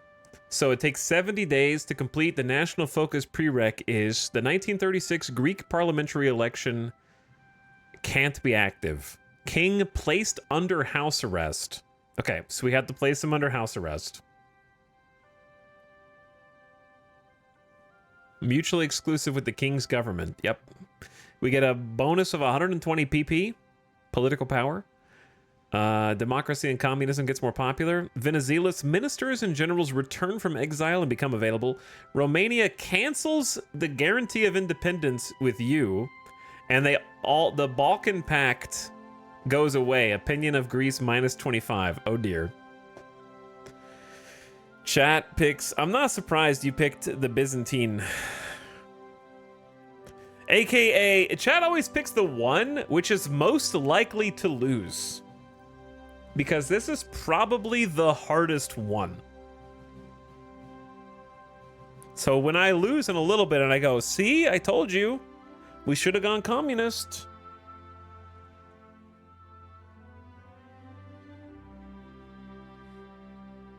It's always the one which sounds fun, but is mega hellish to do. It is, yeah, it is. Okay. I think we're good. Because I can't pick this until this is over. But if I don't pick anything, I only get to bank 10 days of stuff.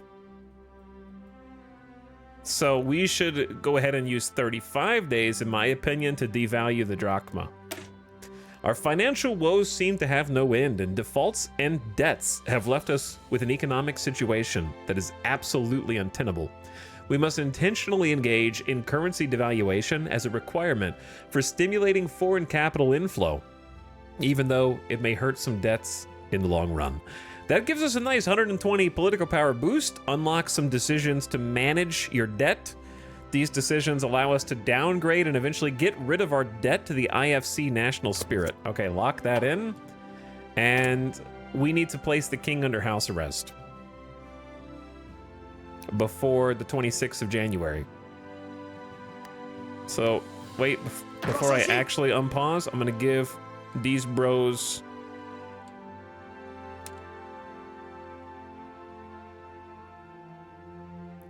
We're gonna actually, let's do this. I want a separate squad. This dude's a mountaineer also. Okay, so the mountaineers, you guys just go there and get entrenched. And then everybody else, I'm gonna create like a little area defense out here to just spread out. But I don't need you to guard hubs. You do need to guard coastline, but naval bases are way more important right now. Έτοιμος. All right, and they're off. Έτοιμος, διοικητά. Spread out. We're gonna have to figure out how to train some more people. So I just need to do king under house arrest within 24 days. I don't know if I should do it immediately or like wait a little bit, because it does lower stability minus 5% the second that I do it, and they're not gonna have the election anyways. Just do it before I forget. You know I'm gonna forget. Stop King George from interfering in our elections.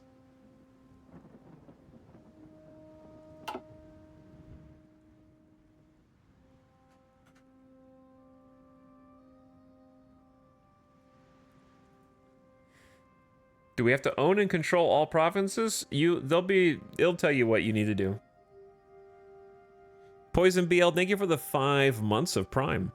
Welcome back. Thanks for joining the stream. And also Chillin' Sicilian for 48 months. Happy 4 years, dude. Hearts of Iron 4, 4 years? Coincidence?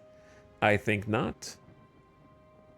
Thanks, Chillin'. Also, Lashley, thank you for 35 months, almost 3 years. What up, Lashley? Tuna Man is back for 52. What's up, Tuna Man? Thanks for dropping the tier 1 sub. And Kelly McChess, again, I saw your message, but thanks for the 66. How's it going? Chad loves to see the streamer suffer. Have you not seen enough? Have you not seen enough suffering? Do you need more?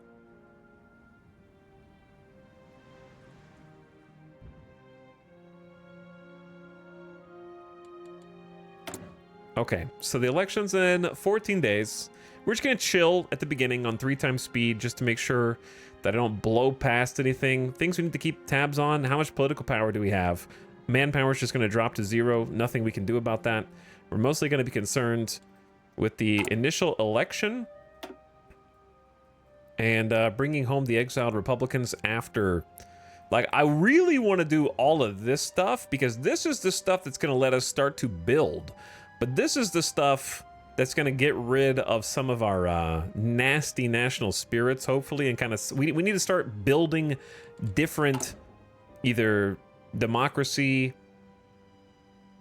or fascism as soon as possible, depending on how that goes. Because it takes a long time to change the politics of the nations, right? We need to get that going pretty much as soon as possible. All right, 2 days until the election. Well, there you go, 2 days until the election. And in the meantime, in the background, the world is going to start to develop. The first thing I usually expect is Italy doing something with Ethiopia, because they are at war with Ethiopia at the start of the game.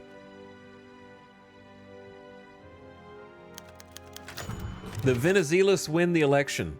The Greek people filled the streets of Greece today, celebrating the choice of the army to ensure the monarchists could not interfere with the election results. The Venizelos have been delivered a powerful mandate to govern, returning from their exile abroad, but they face an uphill battle uniting a very divided country, and a country that has not forgotten the disastrous war the Venizelos pulled the whole country into in 1919. There also remains the question of what the Venizelos will do with the captured Greek monarch. Regardless of what happens, interesting times lay ahead for Greece. At last, we have returned! The monarchists become indifferent. The communists become indifferent. Politics will change. What a name. Phileptheron becomes the ruling party. That is a J.R.R. Tolkien name, dude. Phileptheron. Public elections will be held, and they will take place every 5 years. We have returned. Eleftherios Venizelos Ethnarch. The Ethnarch. There he is. So we can now bring home the exiled Republicans, but we need to wait until... This only got 7 days left. So I feel like that's just what you're supposed to do. It's a good start. We also want to get that 120 political power boost. We haven't played Greece in years. Chat, when did Battle for the Bosphorus come out? That's when we played Greece. Somewhere around there.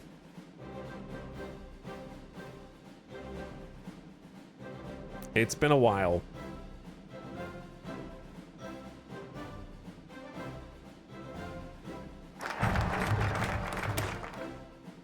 All right, let's start bringing it into these financial woes. So we got 120 political power. We unlock some new decisions. Greece has been plagued with financial debt since the War of Independence in 1829, and the Great War didn't exactly help alleviate our fiscal woes. If we can pay off our debts, it'll surely go a long way securing a semblance of economic stability in Greece. Alternatively, certain radical movements have been known to buck both political and economic conventions. Should we fold to one of these movements, or simply allow the world to unravel as time progresses, more drastic courses of action may well present themselves.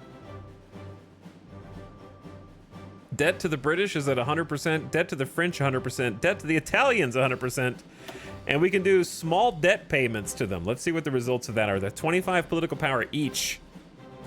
Consumer goods factories factor 10% plus 10% resources to market active for 60 days. So for 60 days we have a debuff, and then at the end of that we get consumer goods factories factor 10%. Okay, yeah, it removes the small debt repayments and gives us... The UK gets 25 PP. And it will clear 1/4 of our current debt each time it's completed. Here's the thing. We don't know what Italy is gonna do. If Italy is gonna be mean to us, we don't want to start repaying Italy. If we take a look at Greece... We're only being guaranteed by Romania right now because everybody else... Actually, that's not even going to last.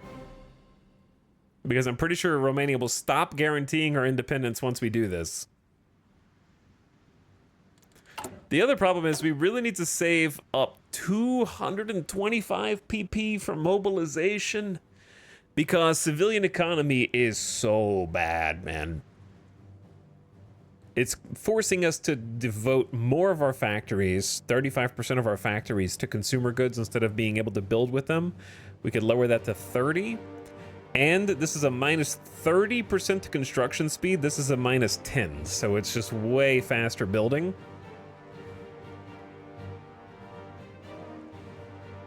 We want to get here, but you need to have more than 25% war support. So do I save for mobile? Actually, let's do this first. Let's take a look here. That is an economic law.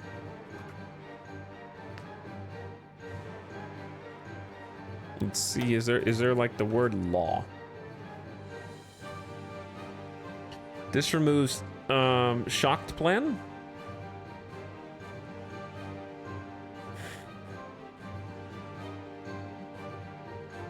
Removing the shocked plan will lower the cost of economic laws.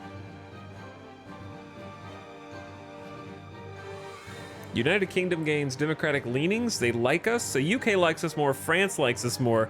Germany dislikes us. Italy dislikes us more. So I say let's just forget paying Italy back at all. So what's weird here is that this is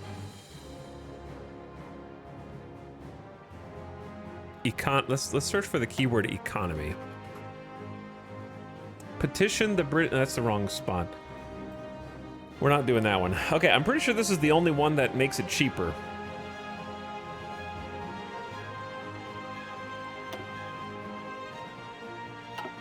Which means I don't need to wait too long.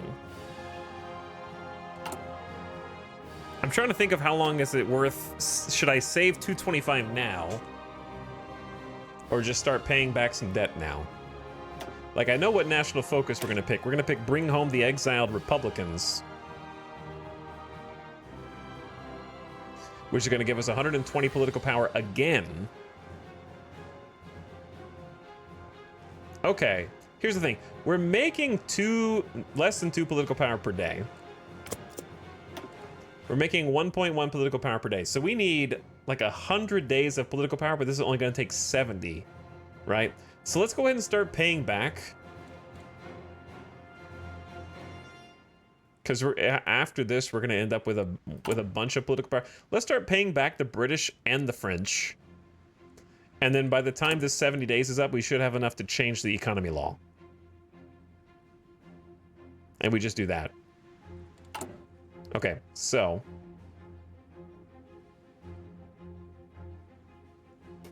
I don't know if this is a mistake or not. You can only do one at a time. All right, so we'll do British first. And then maybe we'll do British, French, something like that. See how that goes. Okay, this looks good. I feel like I'm on Iron Man mode, by the way. So I'm trying. I don't really want to pick a political advisor yet, because I don't want to lock myself in there. But yeah, let's let it ride.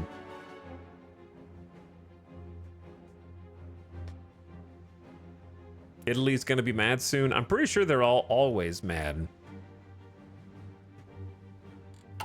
But yes, they are gonna be pretty mad soon, in about 65 days. People enjoying consumer goods. It's very selfish. It is very selfish. Think about Greece, okay? Think about Greece and our future. I like an early advisor. Meh. The only ones that are worth getting early are the ones that boost your political power gain. But I can't pick this guy anyways. He's the plus 10% here. The 5% isn't worth it because we don't need democracy support forever. And the 10%, I'd say the first, if you wanted to pick a plus 10% or 15% political power gain guy, that's worth it, but that's Metaxas, so we wouldn't be able to have him. At least not yet. So I'd rather go ahead and start handling the debt. And then, because that takes, you can only pick one and it takes like 60 days per. And we really need the economy law to change. So that's the plan right now. But we'll start to see the world develop here shortly. It's so weird how Hearts of Iron has corrupted my mental map of the world. I've played so much Hearts of Iron that I have to remind myself that Czechoslovakia doesn't exist. You know what I mean? Like that kind of thing. Or like Yugoslavia. Italy declared war on the Sultanate of Alsa. Chad, have we played since these little pop-ups appeared on the side instead of up here? By the way, there wasn't a pop-up for Alsa? A story pop-up? Wouldn't it be like, Italy has made demands of Muhammad Yayo of the Sultanate of Asa? And they have refused, which almost never happens, by the way. Normally, Alsa just lets Italy walk right in. And then they get to go from here and have an expanded front line against Ethiopia. So this is, they're probably not going to last very long. But they did buy Ethiopia some time, for whatever that's worth. One day, we will see Ethiopia actually win as AI. What happened with Ethiopia? They're at war with Italy. That's how it always happens. That's how the game starts. They start in a state of war. The remilitarization of the Rhineland. Germany has stationed troops in the Rhineland territory, close to the French border, in clear violation of the Treaty of Versailles. The local population cheered the German soldiers on, while the diplomatic reactions from France and Britain have so far been muted. It is no more than the Germans walking into their own backyard, a political commentator in Britain observed. That dude is going down in infamy, you know what I mean? That guy, no one's ever gonna let that dude forget how wrong he was. Especially in Britain. But anyway, this also proves chat, that despite your confirmation bias, ahistorical Germany does not always civil war, okay? That guarantees that Germany is not gonna civil war in this ahistorical campaign. I know that you think they always do, but they don't. It's just 50-50. They either do or they don't. Turkey remilitarizes the Turkish Strait. Turkey and the Soviet Union have come to an agreement revising the Treaty of Lausanne, signed and implemented after the nascent Republic of Turkey repulsed the Entente in the Turkish War of Independence. The treaty has long been decried an assault on Turkish sovereignty. But today, the treaty has finally amended in favor of the newly legalized Montreux Convention. Turkey now has complete control over traffic that passes in and out of the Turkish Straits, and the states around the straits have been remilitarized by Turkey.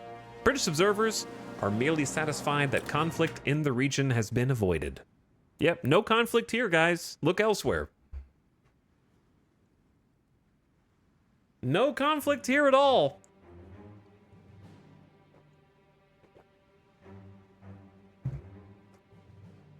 Nothing to see, just keep looking elsewhere. Yep, it's gonna be peaceful down here in the Mediterranean.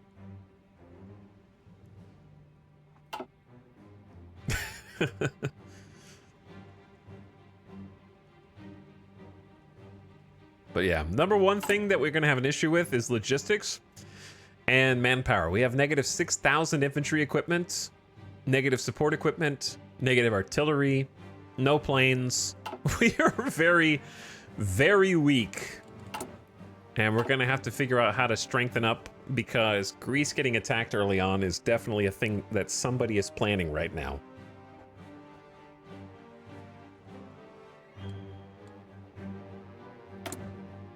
And part of that is just gonna be getting this injection of political power, choosing early mobilization, and then we won't be able to get extensive conscription until we are either fascist or communist. And then export-wise, free trade at 300 political power is just crazy expensive.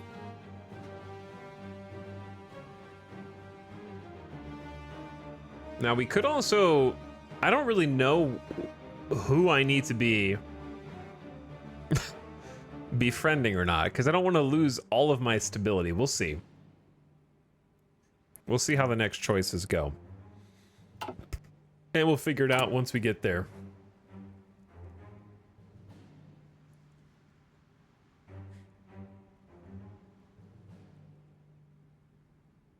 If you had to rank the Hearts of Iron DLCs, I only have the base game, but some of the DLCs are on sale right now. Not Eba. People always groan when I say this, but to be honest, I would recommend the subscription.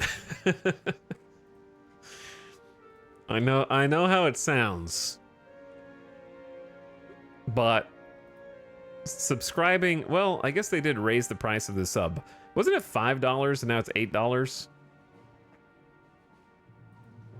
But yeah, $8 is still half the price of one of the new DLCs. You know what I mean? And you get all the DLCs. And I know you say, well, I only get them for a month, but you might not like all of them. And it could save you money in the long term, because you get to play with them all. Be like, I like this, this, and this, but not this one. You know what I mean? However, if I had to say which DLCs I like, my favorite nations are in La Resistance. I think Spain, France, Portugal are really, really strong options. So I think La Resistance nations are some of the most replayable because their focus trees are massive. So I think that's kind of a controversial take. Because yeah, chat's saying no step back. I'd say no step back is average. The only reason people love No Step Back so much is because it has a Soviet Union. But like, who cares? It's fine. Like, there's nothing. It's an okay to good DLC. I think Poland, Estonia, Latvia, and Lithuania are reasonably fun. But there's no reason to get no step back unless you love the Soviet Union. Like, I don't... The tank designer I could live without. Railway guns I can live without. The supply system is base game, I'm pretty sure. Army spirits I could live without.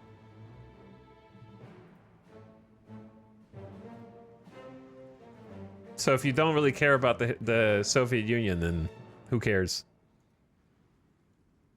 I would say my personal number one is La Resistance, just because I love Spain, France, and Portugal from a replayability standpoint.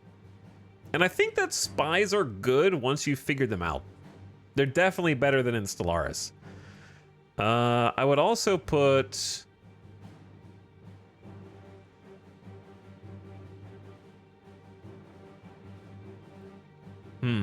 This is tough, dude. You ask such difficult questions.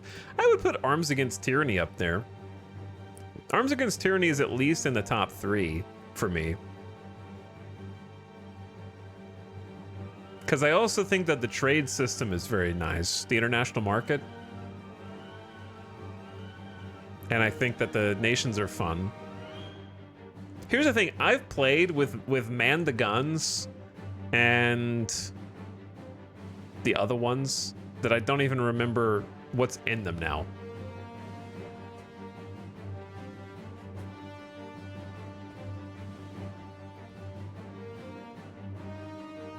I would put Trial of Allegiance last on the list for me personally right now. Sorry, I should just show you guys what I'm looking at.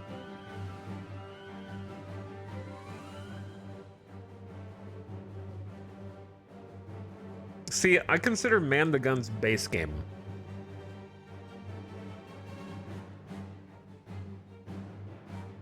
I can't imagine playing Hearts of Iron without the ship designer, to be perfectly honest.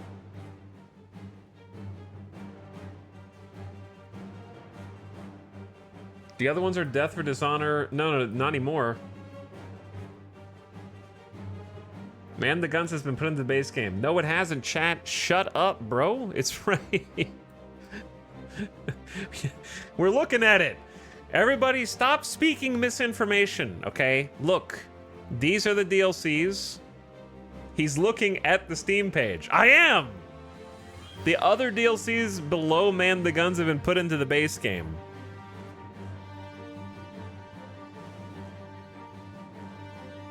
Okay, so here we go. Number 1, for me, La Resistance. Number 2, Man the Guns. To me, it's base game. I would still take Man the Guns just because it gives... Like, the Navy is complicated, but without the shipbuilder, it's much worse. The shipbuilder is more necessary than the plane builder or the tank builder, in my opinion. All right, so La Resistance 1, Man the Guns 2,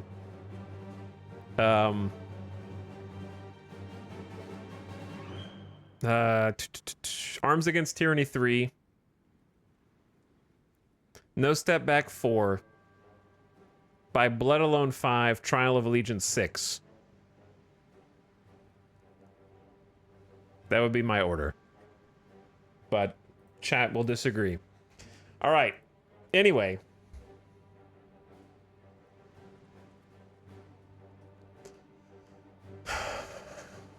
That's the best I can do.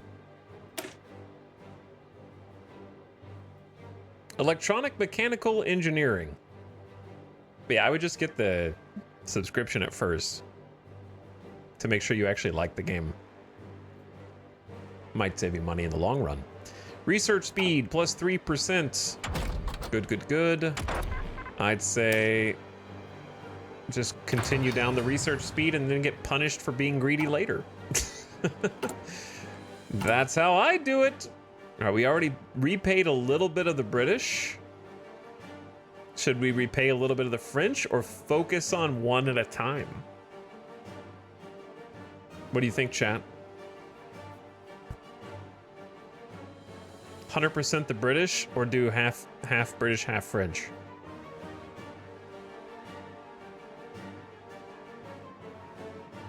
Maybe the French will die before you have to repay them.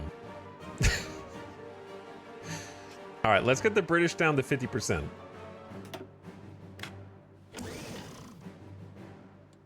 And let's start there.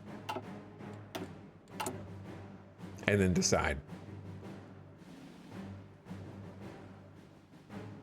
Just pay off a full debt. They'll have my back, man. They'll have my back. But yeah, a lot of Hearts of Iron at the beginning is kind of just chilling, making sure that you don't have too much political power because you need to spend that as soon as you can. And in my case, I'm just having to wait until we get 225, which will happen once my national focus is complete in a mere 2 days. I don't like playing on 4 and 5 times speed unless I am very confident that I got everything exactly where it needs to be, because I'm also playing an Iron Man. And anything can happen at any time. A group of young officers have succeeded in toppling the government of Japan and reinstating the emperor as the supreme ruler of the Japanese nation.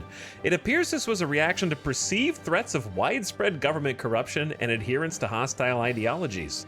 Already referring to the nation more consistently in imperial terms, the officers have announced purges will continue until, quote, all unsavory elements have been removed from the military and the government. Emperor Hirohito himself has released a brief statement assuming leadership offered to him by the rebels and made clear overtures of reconciliation with China and the Western colonial powers in the Pacific. A sudden turn of events. With our leader, Eleftherios Venizelos, finally back in charge, we can invite our comrades back from the long exile forced onto them by the monarchist regime. We'll need every bit of help to get our country back on track. Okay, we got the political power. Democracy and communism support is up. Venizelos ministers and generals start to return. Romania is no longer guaranteeing our independence, and Romania, Yugoslavia, and Turkey think we're smelly.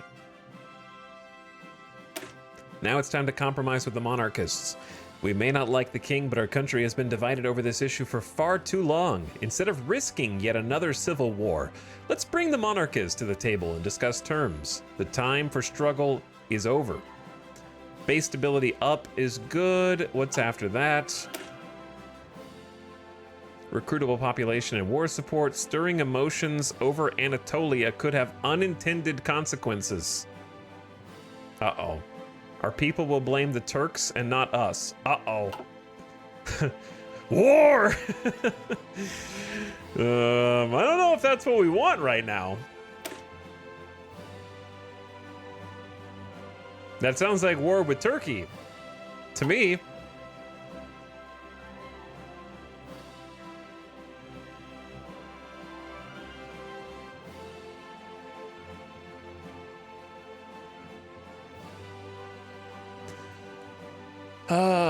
Let's see. Maybe we should do at least a little bit of economic choice before going straight here. I don't get it. Why do you need to spend political power quickly? I don't mean necessarily quickly, but I mean you need to be aware that if it's sitting here pooling, you could be doing something more productive with it. So the longer it stews there, the less you're benefiting, right? Like right now, if I just hold 292, it's not doing anything for me, but if I spend it on early mobilization, now I have faster factory construction speed. Or if I spend it on a political advisor, now I get their bonuses. So it's just sitting there doing nothing. So think about upgrading your laws or hiring better staff or choosing some beneficial decisions. It's there to be spent. In my case, we really need the mobilization for the build bonuses and the civilian factory debuffs. So let's lock that in. And we automatically jumped from 3 to 5 factories. Right? Just from that one choice. So that was a 66% increase in the number of factories that we're currently able to use right now.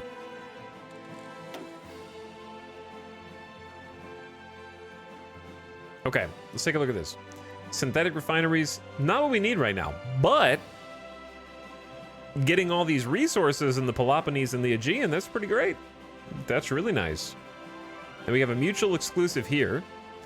So on the left, utilizing our strengths, we get some political power bonuses. More recruitable population. 30% factory output's kind of big. One military factory, one civilian factory will be added for each of the following countries that has an opinion of Greece greater than 80. France, the UK, the German Reich, and the Soviets. That's pretty good. And then it branches into infrastructure bonuses. And then we get political power and research speed bonus. This confused me because I thought it was going to be a research slot because it has the icon, but it's not. Cooperate with foreign monopolies. Trade laws are minus 100%. Economy law cost minus 50. So yeah, that would have been, that one's going to be useful long term. And then that's the research slot down there. Add free trade. 3 building slots. That's actually 4 civilian factories. It's pretty good, dude. Yeah, 4 building slots, 3 factories, or dockyards, or a bunch of building slots and some manpower. And then on the right, we have force the farmers into factories. Factory output up. Can make large debt repayments.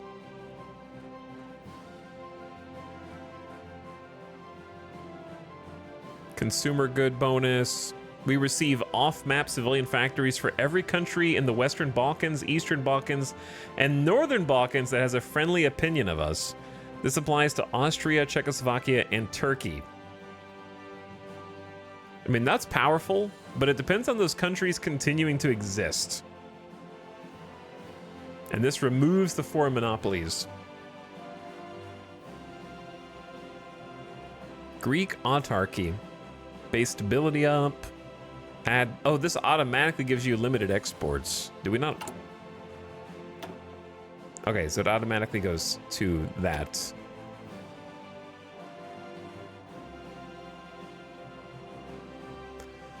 And that's 3 military factories, and then this is partial mobilization, which would boost us up to that automatically. Interesting. Interesting.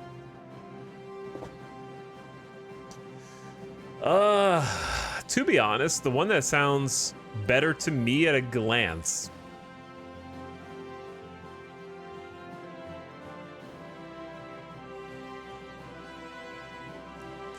The problem with exporting is this, it's plus, it's gonna, free trade is not the worst thing for us, but it is if we're trying to be at war with Turkey.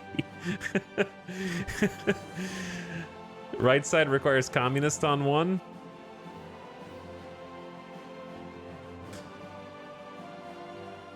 Yeah, for it's one of the following must be true. It's a either or. You can either have paid off your debt or be communist.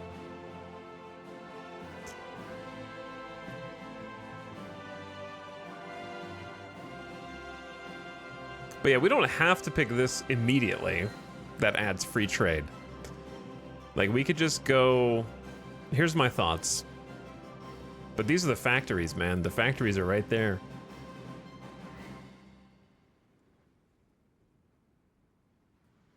Because this is pretty strong on the left. It gives us some bonus to consumer goods factories. Stability, 30% factory output is crazy, and political power gain. And then this gives us a bunch of factories. We at least do these two. So we got to prepare for war with Turkey immediately. And we're going to have to deal with war potentially with Italy, depending on what they do. So we might just be dead. But we're not going to be doing anything without factories, right? So this one's fine. This one sounds like war potentially with Turkey, which we are so far from ready for. Let's replace our agrarian society with farmer-focused culture. Don't know if that's going to be a good plan or not, but that's what I'm going to try.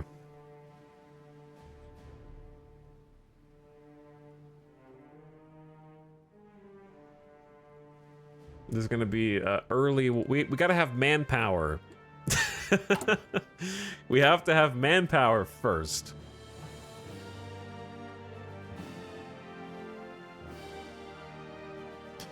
Which one was...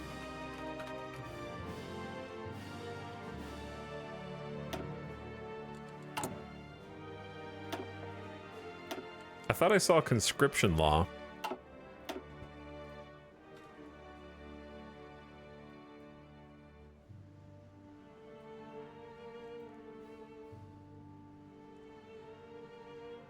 I thought I saw like one of these do a conscription law change. This is economy law, trade law cost. Yeah, there was one for mobilization. This is partial mobilization.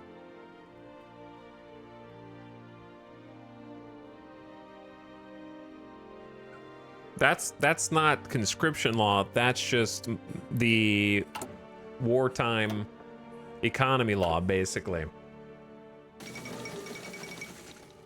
Second London Naval Treaty signed. Delegations from Britain, France, Italy, Japan, and the U.S. met in December 1935 to discuss a renewal of the First London Naval Treaty, restricting the number and size of cruisers and submarines. Negotiations turned heated over Italy's war in Ethiopia and Japan's desire to be seen as equal to Britain and the U.S. With negotiations at an end, the signatory nations have agreed on limits to the size of battleships and aircraft carriers in the hopes of preventing another ruinous arms race.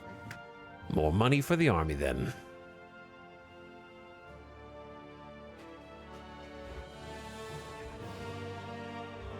Okay.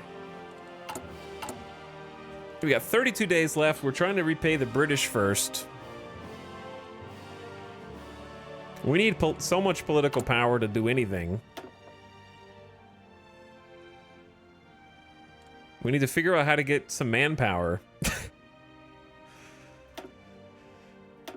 And then partial mobilization would also be good. So we're going to need a lot of political power because we need to sway France, the UK, the German Reich, and the Soviet Union. All of them. Because they don't like us too much. And we can improve relations. It's going to cost 10 political power up front, but then it costs us political power to maintain for a little while. A daily cost. France kind of likes us. The UK kind of likes us. And then Germany, not so much. But yeah, the sooner that we can do that, the better. Because everyone else is doing their own things too, you know what I mean? So like, before they can shift their own government types, or these nations stop existing altogether, we need to go ahead and see if we can get some factories. Because unless this is misleading, it should be a +8 factories, which is an insane buff to take advantage of. A variety of newly developed milling machines can be used in military production, from the small and versatile types available to any machine shop to large-scale advanced models pushing the technological limit. And Bolivian generals blunder their coup d'etat. Following the largest strike known until now in Bolivia, the military under the young Lieutenant Colonel Herman Bush moved to overthrow the genuine Republican government of José Luis Tejada Sorzano. They claim that, unlike Tejada, they stand on the side of the Bolivian people and its socialist ideals. But as they failed to capture La Paz, the police and remaining army men have hunted their group down and imprisoned their leaders. I wouldn't have made that move. Which country is this a result of? Is it from like the new DLC?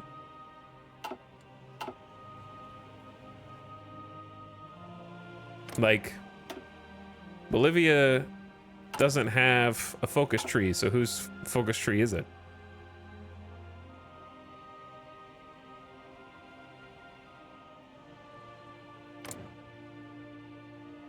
I think it's Brazil's. Okay, that makes sense.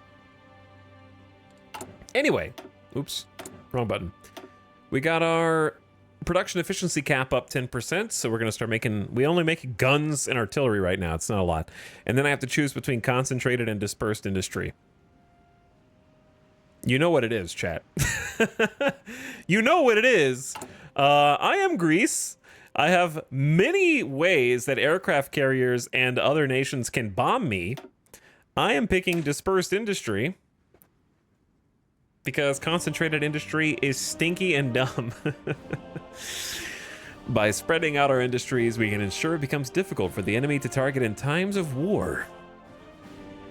So what this path will do is effectively give us the same plus 20% to each of the states' size. We can cram more factories in our states as we industrialize. But this one is more focused on your production efficiency being maintained so it doesn't reset whenever you change your production lines to make a new equipment, as well as reducing its bombing vulnerability. Whereas concentrated is more focused on having a maximum factory output.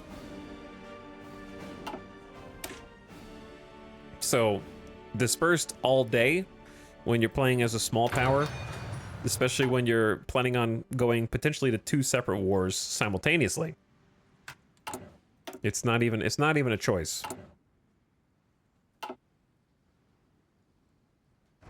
In my opinion.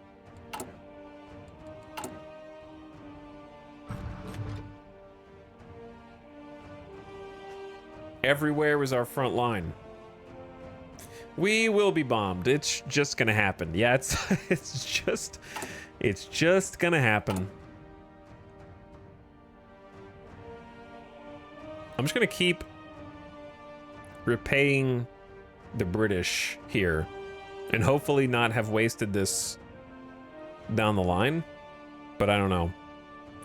We haven't played Greece in a long time, so maybe you're not supposed to do this at all. I have no idea. And then construction research should be done soon. We're about halfway to building our very first little baby civilian factory. I'm going to start making some forts at some point, but I don't know when to expect a war is the issue.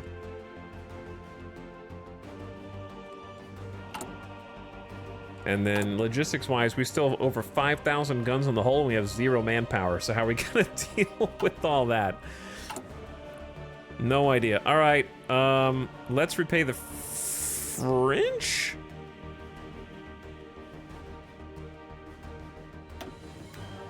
We did 50% of the British debt. Now let's do some of the French debt.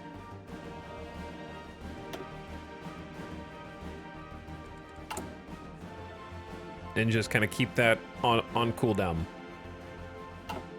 All in on espionage. What does that even mean? I don't even have 5 civilian factories to make an agency. Okay, I have exactly 5.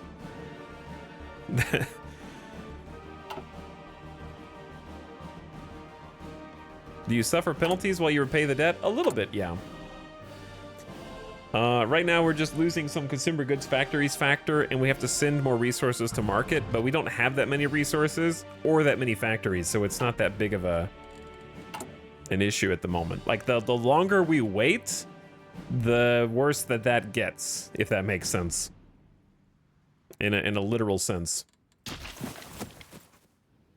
We have nothing, so we're giving plus 10% of nothing, in effect. Would be the best way I could describe that.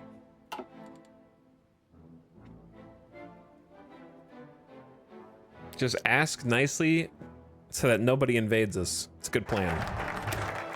Greece is a nation of farmers and luxury goods, and there's no shame in this. Sure, Germany might be mass-producing tanks and fighters, but where do you think the tobacco in Hermann Göring's pipe comes from? We Greeks know our strength, and if we stick to it, might be just fine. All right, that did have an effect. Chat, what was the effect? It changed to farmer-focused culture is what it did. We shouldn't be ashamed of our agrarian roots. We can move forward into the modern age without forgetting the craft that's defined us for centuries. We understand the Greek worker, and we're no longer afraid to venerate his craft regardless of its utility to the state. So that's a bonus to political power gain, a debuff to recruitable pop factor we already had. It was minus 30% before, wasn't it? And we got some stability. So stability is actually going up nicely, which is buffing our factory output and political power gain. And then we want to go from there to 70 days of foreign subsidized factories. So we need to start sucking up to France, the UK, the German Reich, and the Soviets before they cease to exist. So lock that in. And then we're gonna go, hey, UK, listen, I'd like to start improving my relationship immediately with France and the German Reich and the Soviet Union. Was that the last one? Yeah. So we're gonna be, that just took cost 40 PP.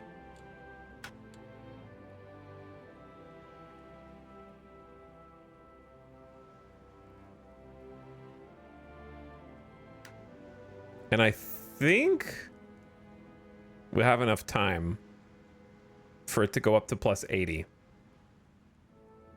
Yeah, because it's going up pretty quick. Now, it is going to cost us almost all of our daily political power. So we have no political power for a while. We have that 80 and that's it. But friendship is factories. Friendship is factories. That's correct. So opinion is going up of us already. I wasn't sure how fast it was going to go, so maybe we did it a little soon. Because we're already at plus 9 and plus 41. I'll just keep my eye on it. Is improved relations abstracted or is there definitive results? Oh, I mean, there's definitive results here. You get a number, a numerical value. And that numerical value has questionable value outside of these specific national focuses. Like, I've never noticed, oh, somebody likes me, therefore they're less likely to declare war on me, isn't really a thing. It might affect the back end, but a focus tree that declares war is always going to declare war. So the focus tree will always overwrite whatever your love for one another is. Improved methods and materials let us build faster.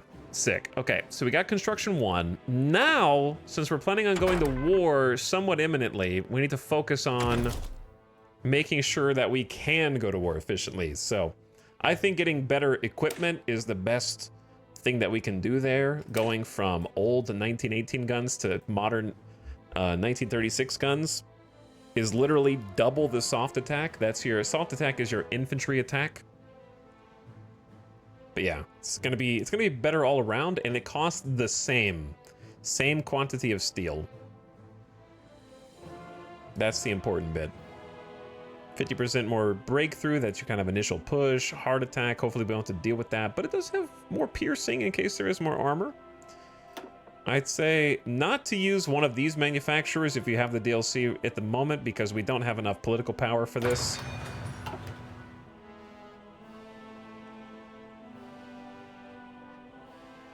I think it's time to start researching things that'll help us win the ground war.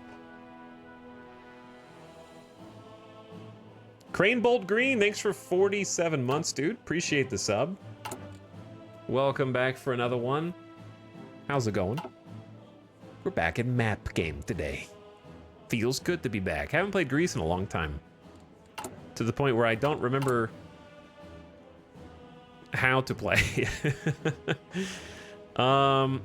At what point did we change this artillery? We probably don't. We probably just leave it for max production efficiency and add a support equipment production line. Because we're gonna need to start making more guns and more support equipment for our... Nationalist Spain has declared war on Spain. There it is. This notification thing is weird. I like it. It's better than it all occupying this space up here, for sure. But it's gonna take some getting used to. I'm not used to seeing it. I don't remember what I was saying. that sidelined me. We're going to be getting we should be getting 4 military factories from our national focus.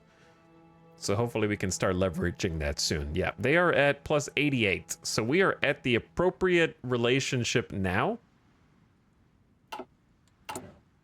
So we'll just need to keep an eye on that to make sure it hasn't deteriorated by the time that the subsidized factories... I could have waited till like this was halfway over. So I'm kind of wasting some political power right now, but I didn't know how to math it out. Where's the pop-up for the Spanish Civil War? Like the newspaper. What's up, Ruv?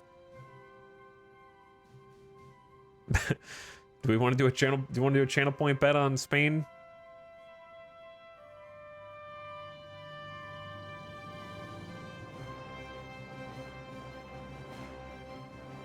Greece must not have got the news.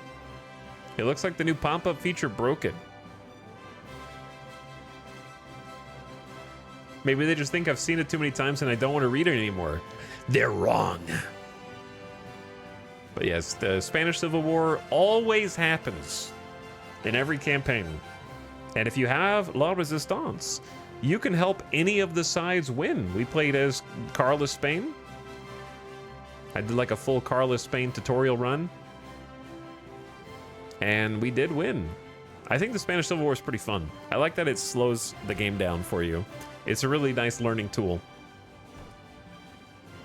Good tutorial, lots of replayability, plus you get Anarchist Spain. I love that one time it was a 5-way. Yeah, Portugal got involved in our war. They're like, I'm in the Civil War too, guys. Like, what are you doing over here, Portugal? You're not supposed to be here. All right, let's do another debt repayment to the French. The 11th Olympic Games were recently held in Berlin, Germany, attended by athletes from 49 different nations across the world. The 1936 Summer Olympics are the first in history with limited TV coverage. The Games were a significant propaganda victory for the German regime, which spent lavishly on the event. German athletes saw the most success, winning 33 gold medals, while the Americans came in second with 24. 4 of these won by Jesse Owens, the single most successful athlete of the Games. And the Games are concluded.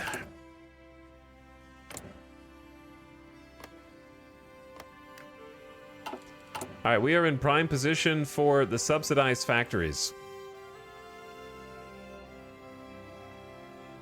We have surpassed all expectation in the construction and staffing of factories, but there's no doubt we are expanding slower than the rest of our European compatriots.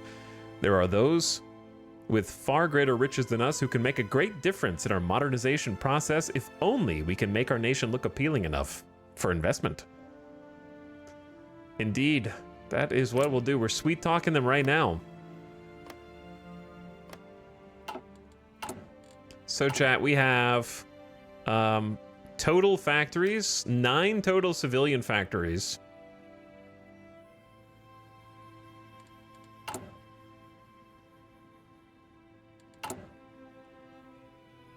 No, we have yeah, we have 9 total civilian factories. And then 2 military.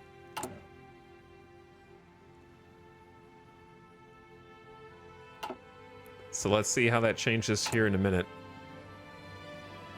I'm worried that, like, the number is going to go down somehow before the time is up. But I don't think it is. France is like, these guys are pretty cool, man. They're paying back the debt.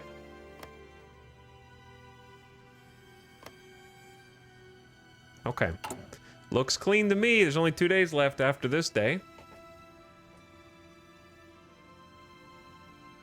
Everything seems legit.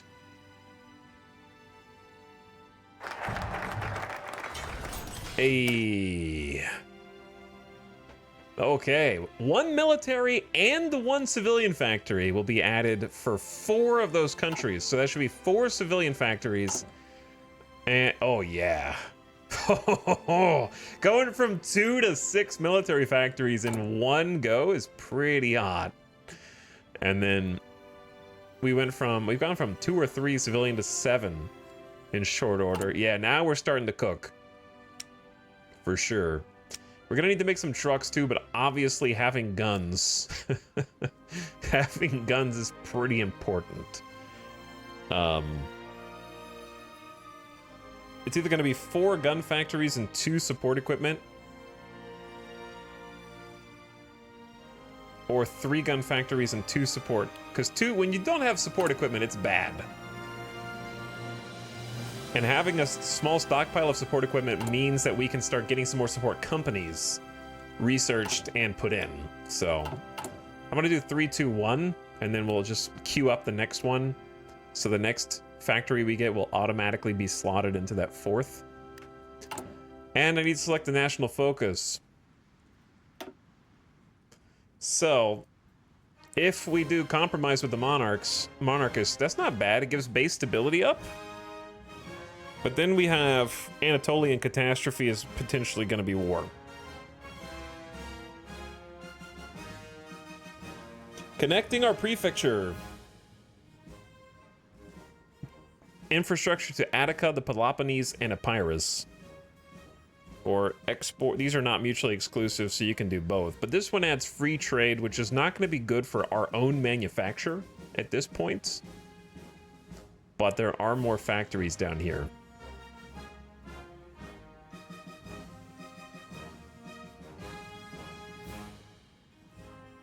We actually have manpower now. We have 29,000 manpower. The farmer-focused culture modifier actually put some people in the pool for reinforcement. Nice. Very nice. And they're still recruiting.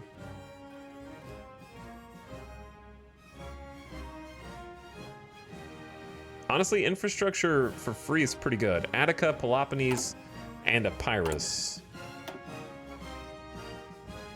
So here, the problem is we actually need infrastructure to Thrace.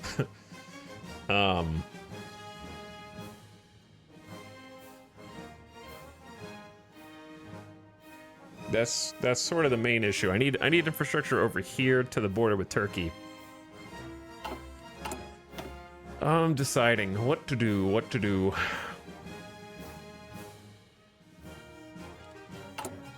Because our biggest issue right now is we have negative 11 steel. Well, there is a way to fix that. It's just going to take 140 days. But it's right there.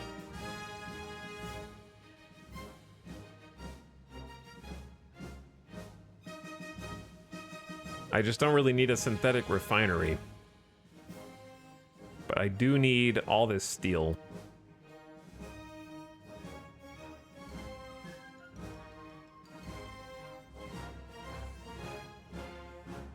I wonder when I should do these.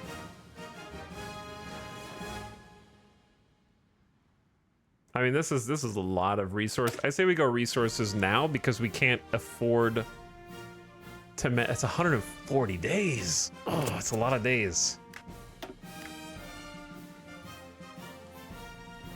What do? But we're only going to get more steel in the hole if we get more military. More military factories is only as useful as us having materials and resources.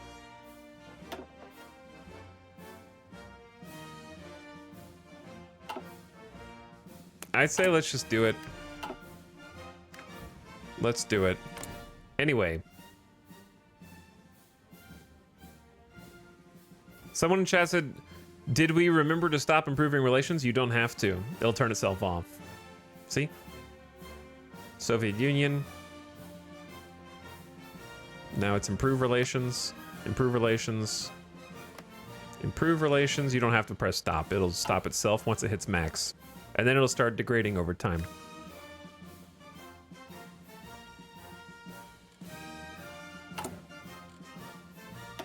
Now, having a synthetic refinery is not a bad thing, because we're going to need to have a navy eventually, and obviously an air force. But yeah, we're back to making actual political power each day. I think we just need these resources in order to build up militarily. Seems like a big deal.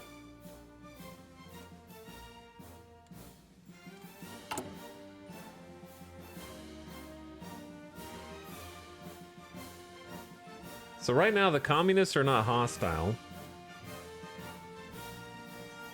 But if we take the next political one down, they will be.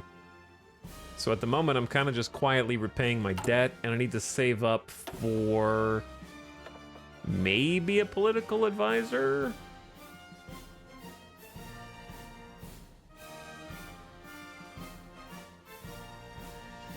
But I don't know which one I'm gonna need first.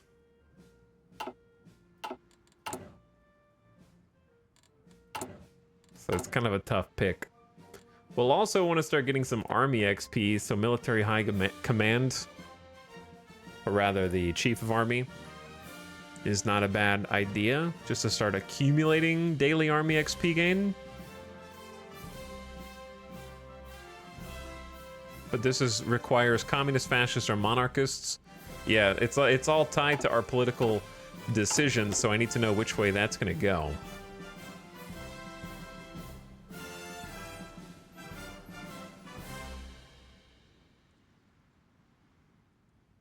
Because, like, obviously that's democratic, but then it goes from democratic to not democratic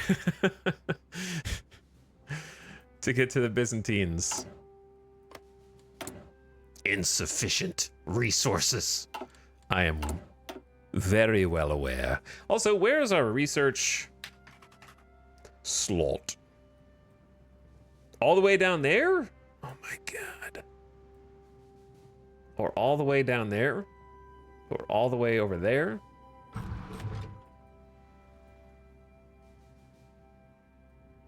Or all the way down there? Wow, we have to work for our research slots, huh?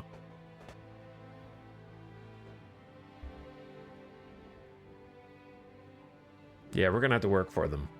We're not gonna have one for a bit.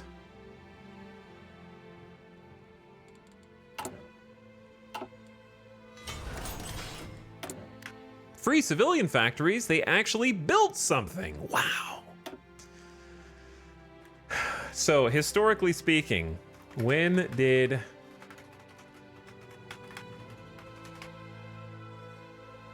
Italy declared war on Greece in 1940? October 1940. Now, this is ahistorical, so anything can happen. I was just trying to get an idea of how long do I have.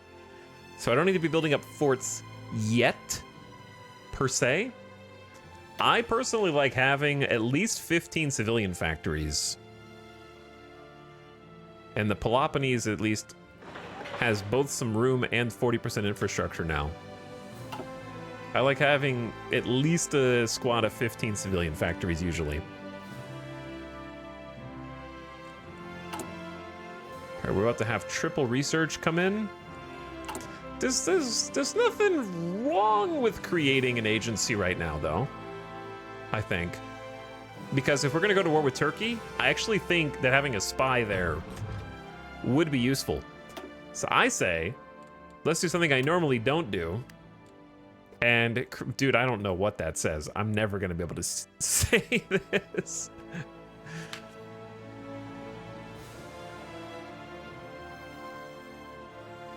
I never really use the intelligence agencies when I, like, early game, so let's try it.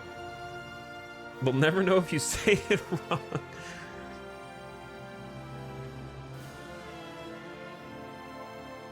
Chat, what would a Greek intelligence...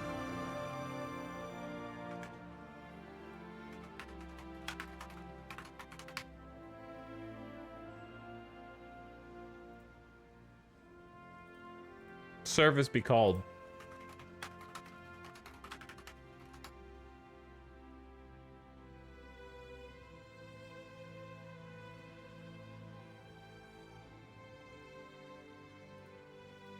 Chat, who was the smartest Greek to ever live? Who was the most intelligent Greek to ever live? The greasing palms is good, actually.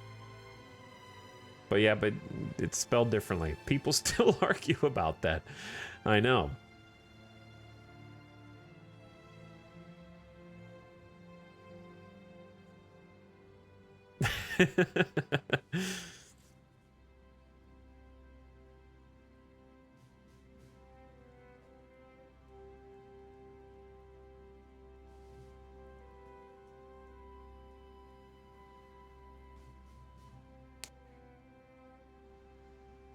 Cyclops.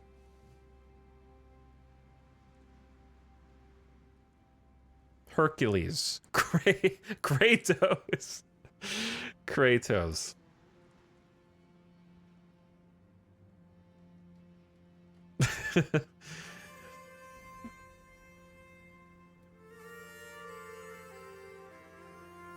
Heimdall. John Sparta.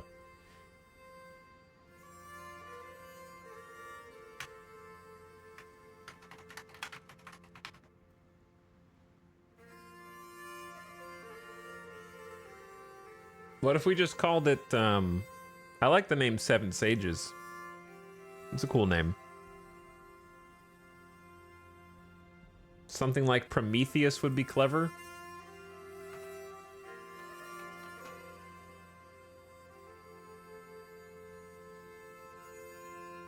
The Oracle? Okay, I like the word Oracle. That's definitely a word that some modern Palantir-esque intelligence solution has called its software already. You know what I mean? Like that's the Oracle is already spying on us. Probably. There's probably already a software called that.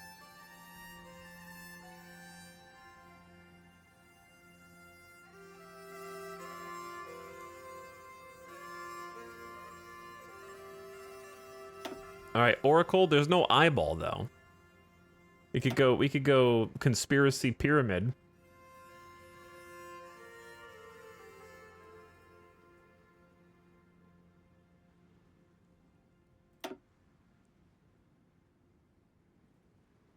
Okay, let's do it. Agency is being formed. Lock it in. Also, let's do some more debt. Keep paying back the British. This will be the 75th percentile.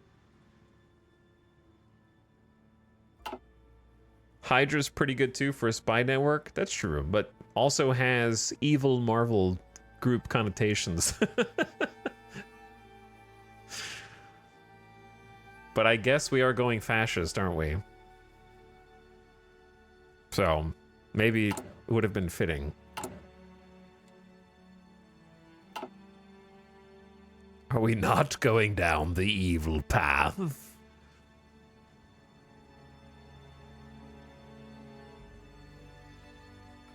All right, chat, you want a channel point bet?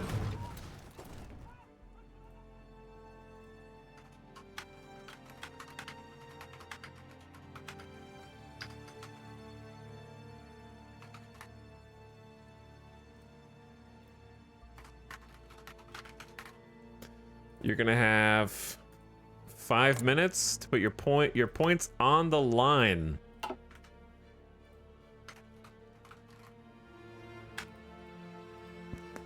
Republican Spain, Nationalist Spain.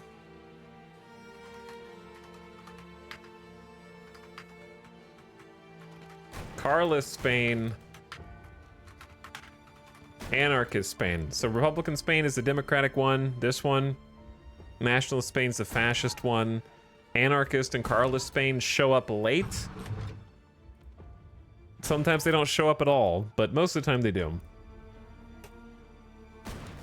And if you need to know the odds, I've never seen Anarchist Spain win. And we've only seen Carlist Spain win once. It's normally either Nationalists or Republican Spain. So FYI.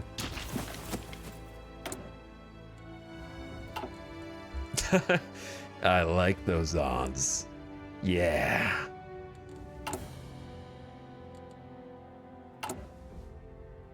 Okay. Liquefaction. Our country is rich in lignite mines, chat. Lignite mines. And we are already aware of the process through which lignite can be turned into fuel. The government should encourage the opening of more lignite liquefying facilities. Building slot and a synthetic refinery to the Peloponnese, and we get a new buff to all synthetic research and fuel from those refineries right in our fingertips.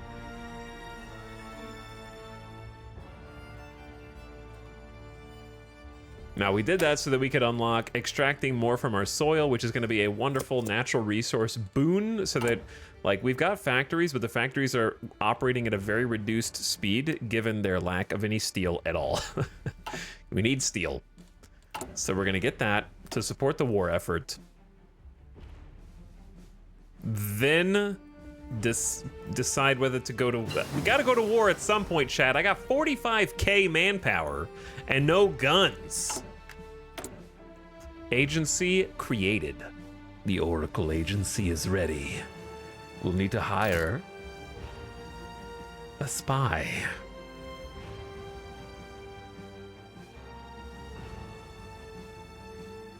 And then probably just instantly take suicide pills as a research, because if your spy gets captured, we will have no way to free them at all. Literally zero. I understand the value of this particular upgrade, because if your spy gets captured, then more likely that they just die and you get a different one. We might need some of these departments as well. How long does that take? 30 days? All right, well, I took away all of my factories for this. Hopefully it's worth it. And we'll get a spy in like 30 days as well. So we don't have a spy yet. We have to recruit one.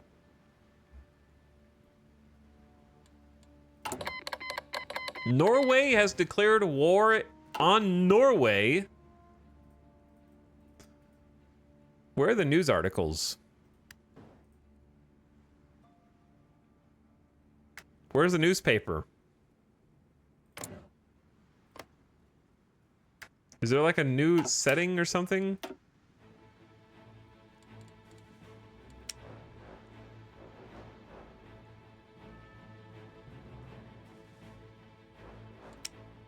I feel like we're seeing significantly fewer news articles.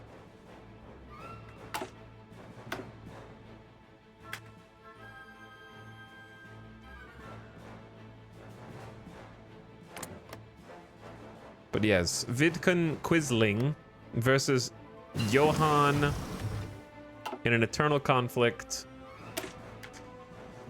Hopefully not eternal. Yeah. The Manlicker? Okay, you call your gun whatever you want, is what I say. It's a great name for some firearms.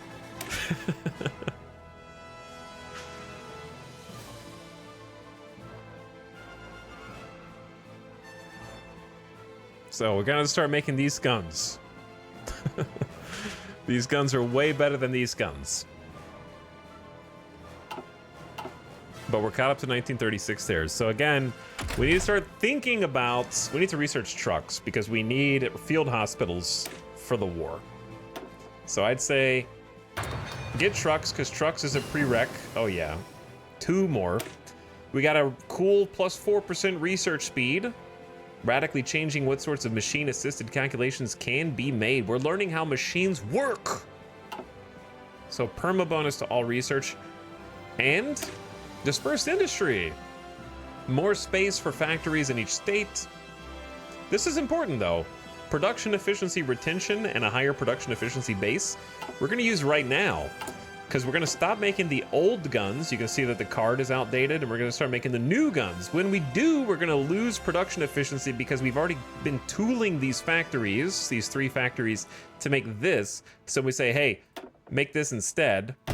We lose a bunch of that efficiency, but we lose less efficiency because of dispersed industry. So we have a higher retention and a higher base. That means we kind of like get a jump start whenever we change. So I enjoy that about dispersed industry as well. If you're constantly swapping what your production lines are making, then dispersed industry can save you a lot of time and them having to rebuild and retool up to that cap, which for us is 60%. So we're only going to be making them at 17% efficiency, minus some efficiency because we have not enough steel. So we're fixing all these things right now. We're just trying to like get the ball rolling. And we are all caught up on the industrial pursuits. I think radio is huge if you're expecting a lot of ground ops, because reinforcement rates And rejoining the fight from the reserve is huge, and coordination is huge in battles. And then on top of that, since we're already doing trucks, I think the next best thing is support weapons with a flat 5% to offense and defense. Start thinking about fighting more effectively as a unit. So we're definitely going to want conscription. And we want partial mobilization, and I want some political advisors. But I don't know which ones. Elusive gentleman. Yeah, I don't want to spend the political power yet, because we need it for various things. What's happening in Norway? Civil war. The fascists are rising up. They're trying to take over. Channel point betters. What did you bet on? 41% Republican Spain, 42% Nationalist Spain, Carl with 7%, and Anarchist with 10%. Anarchist praying to win big. Celery sticks with 100,000 channel points on the line, hoping to 10x their investment. Carl is Spain hoping to 13.5 to 1. With Trombone Ninja's 63,000 channel points. Huge potential payouts. It could happen, dude. It could happen. I forgot to bet. I gave you 5 minutes. And wait, didn't you ask to bet? Yeah, you're the one that said people arrive bet. And you didn't even do it. This is why we have problems, okay? Because I try and do what the people want, and the people don't know what they want.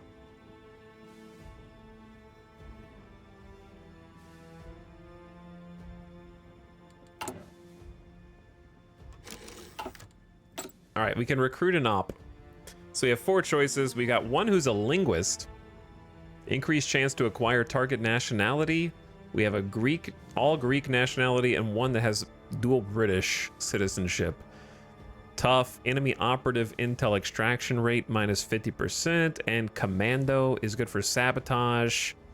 Detection chance minus 10%. See, I feel like linguist is cool, but minus 10% detection chance and minus sabotage, and so I don't really do sabotage or cipher, but just the detection chance alone, it's probably this guy.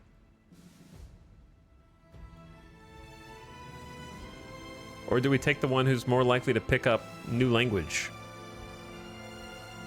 They have to complete an op. I'm gonna take the dude who's less likely to get captured. And we're gonna start building an intel network.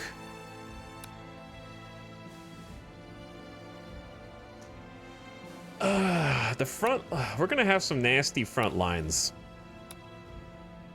This is gonna be a front line for us right here. And here. And then obviously this. Approaching Istanbul. So Istanbul is the most significant one. But low-key, this could be a nice way in to Turkey. So I'm choosing between these 2 locations, because putting them close to where you expect the front lines can be really beneficial.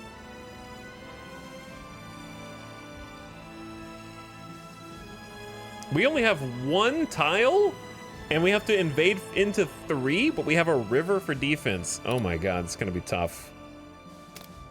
I'll send him there. That's gonna be crazy tough. All right, we have fully repaid. No, we haven't. There it is. Now we will have fully repaid the British. All right, suicide pills, unlock complete. I'd say let's just leave that there for a bit, and I need my factories to go back to building. So let them continue to build while we think about Italy declaring war on the Italian Union. That is fantastic news for us. Where's the newspapers, Paradox? I want to read what's going on, man.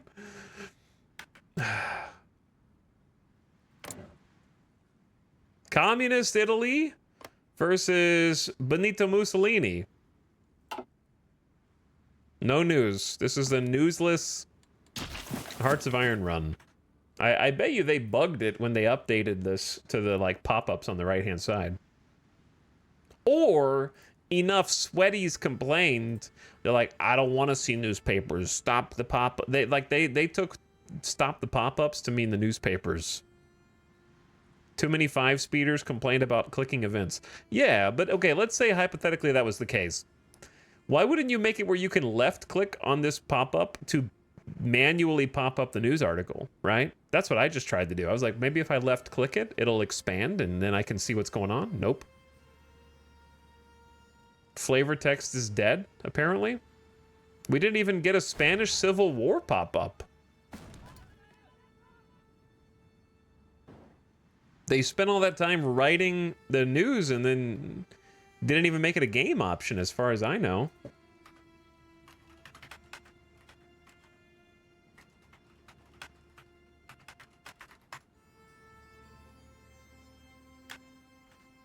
There's been a pop-up bug since 2019 or 2020.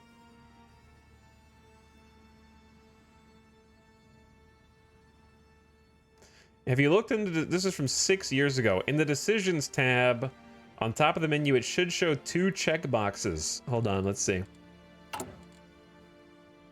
Is this? Click to toggle minor event notifications such as ACE pilot events.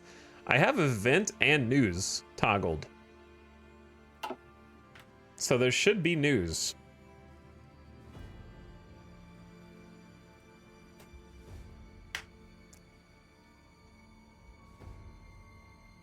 But yeah, I have them on. I don't think it's a minor pop-up. That should be like a news. Maybe toggle it off and back on. That's not gonna do anything. You silly gooses. But I'll try anyway.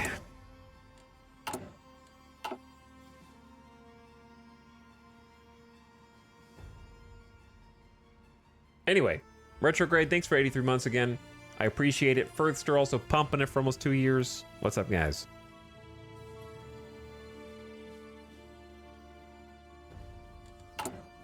So, next thing on the to-do list. We're about to start getting raw materials and resources. Quite a lot of them, in fact. Almost 30 aluminum.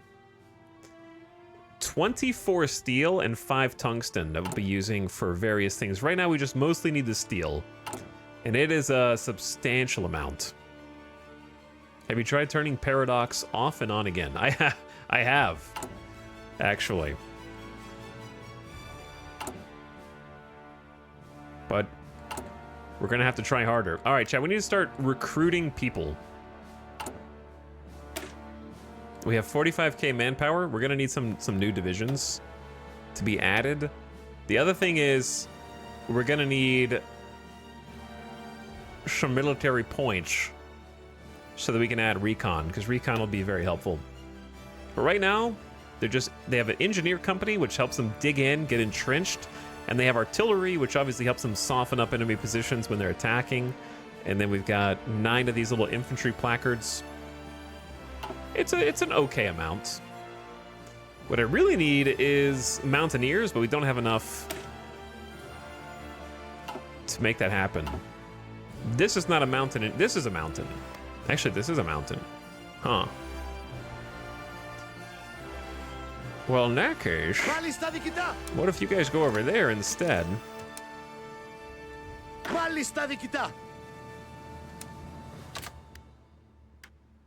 Okay, you guys go over there.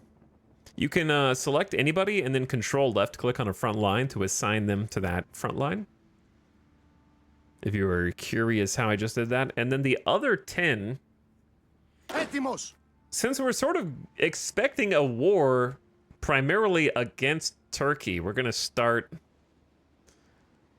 thinking about mounting up some plans for exactly that soon. Okay, what was I just doing a second ago? I was thinking about training.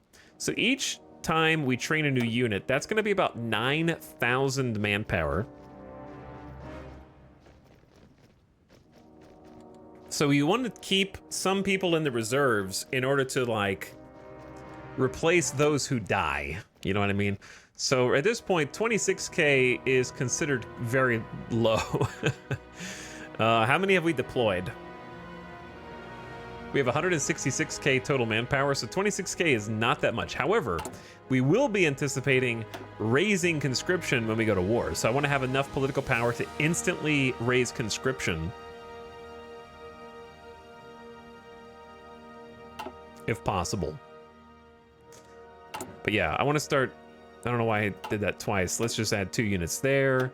Set a location for, let's go Thessaloniki, Central Macedonia, and then at least get 2 of them in training, because we're going to need infantry equipment and support equipment for them anyways, which should start going a lot faster now. Greece is a country rich in natural resources. We just got to have the determination to unearth them. Technology has shown us the way. All that's left is to find the will. We now know how to extract more from our soil. Big time resource surpluses, hopefully. Where's the rest of my steel? Are we exporting it? Current exports, nothing. Nobody's even buying our steel.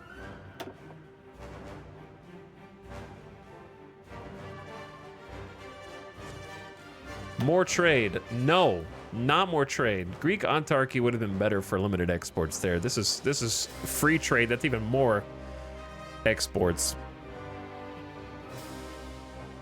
Open up the country, unlock investment schemes. Schemes?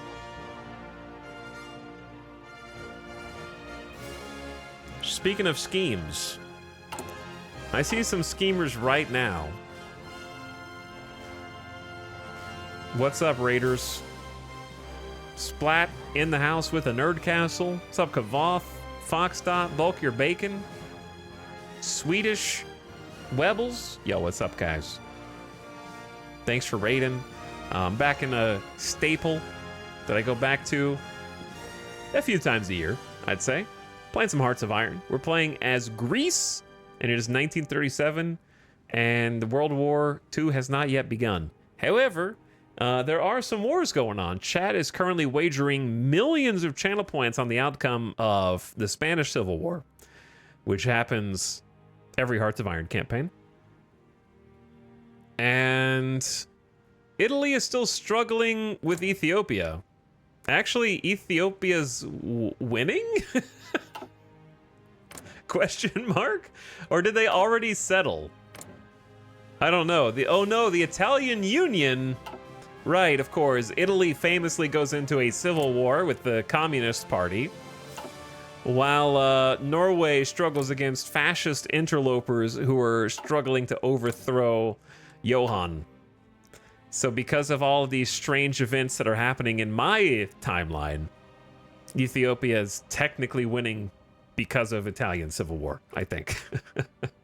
But yeah, we're playing Hearts of Iron. It's on an ahistorical setting, as you can tell. So things go off the rails and they never quite go back on the rails.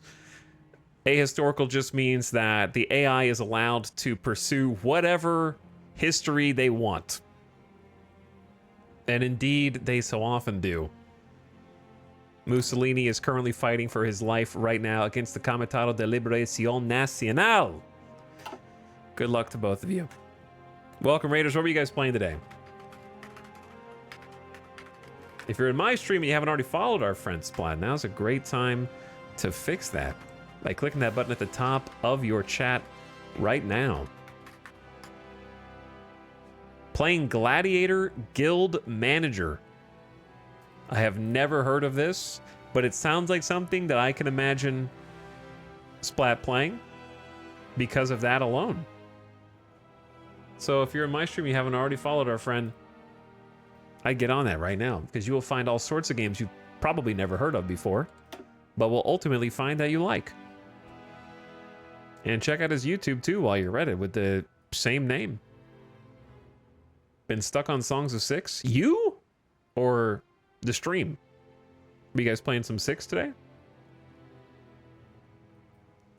But yeah, those of you that are coming over from the raid, Hearts of Iron is probably my favorite of the Paradox Grand Strategy games. and I find the most replayable. It's also on sale right now. This is not sponsored, by the way. It happens to be on sale for 70% off for like less than a day. And I'm jumping back in since the first time in March, trying to go Greece and form the Byzantine Empire, which is probably the hardest focus for us in Greece. But we did get a little lucky because normally Italy is breathing down our necks historically in October of 1940, but they've got a lot on their plate right now. So maybe we'll be okay. And we're currently trying to decide on what our nation should do next. We recently got done extracting some natural resources from our soil, some 24 steel, of which 12 should be going to us, but I'm not certain that this is updated yet. So maybe it'll update soon, or maybe it already has. I thought we should be in a surplus right now with all that steel because we're only exporting 50%. And we're about to start potentially instigating a war with Turkey. As you might imagine, that is a natural result of reforming the Byzantine Empire by stoking the memories of the Anatolian catastrophe, which might have some unintended consequences. But first, let's compromise with the monarchists and get some stability and go from there.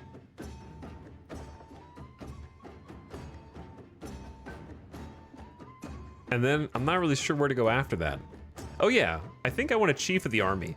Unfortunately for us, the chief of the army is 200 political powers. So let's save a little bit more political power and go from there. But if you're coming over from the Nerd Castle and you got any questions about what we're doing or Hearts of Iron to sell, feel free to ask. I have... How long have I played Hearts of Iron, chat? Not like the longest, but 700 hours is a good amount. I think. So it's a reasonable amount.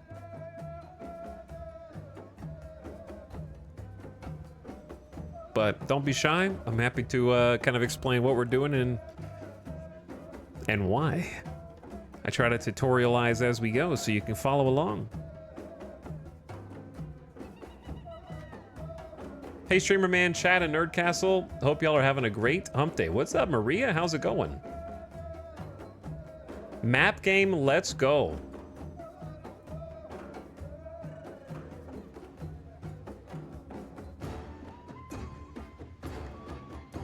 Major Spacer says backstab everybody. Thanks for 58 months. I actually do have an intelligence agency. The Oracle at your services. And we've already got ourselves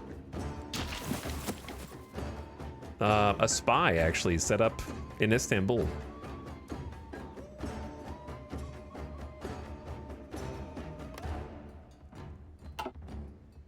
How long is the average game of Hearts of Iron? Depends on you. I don't usually play at 5 times speed. But if you play at 5 times speed and you know what you're doing and what you want to do and you skip most of the notifications, then I would say that it's the shortest of all the Hearts of Iron. Or sorry, shortest of all the Paradox games in terms of campaign length. So it is the most bite-sized. A far cry from Stellaris and Crusader Kings and Europa and all of those. And that's because there's kind of a natural end date. Most games, if you ask around online, most people end their games around 1945, 1946.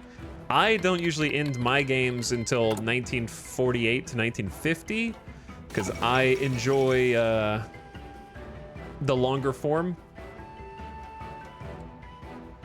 Hey, there's a newspaper pop-up.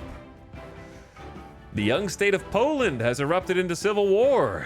Decades of government infighting and a total lack of investment in infrastructure in the rural eastern Poland.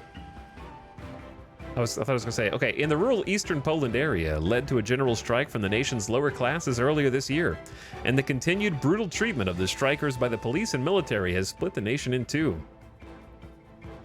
The peasant government, headed by Stanislav, is backed by the Democratic Front Morge faction of the Polish military and a coalition of Marxist, socialist, and liberals.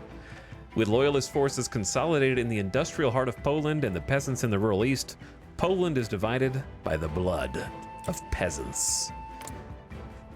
The peasants are rising up. Ignacy Moshiki is struggling against Stanislav. Usually the peasants win, from what I've seen. Yeah, we're playing vanilla with all DLCs. Playing vanilla with all of the all the DLC except for the content creator pack, apparently. Bite size isn't what I would call it. It's definitely bite sized.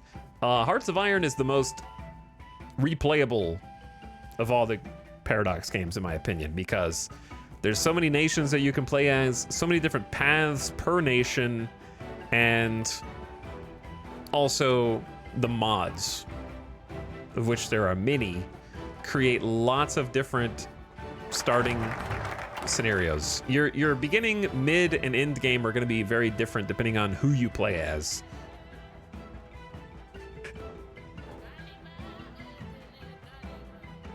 And also because of the campaign length being shorter, it really contributes to that replayability.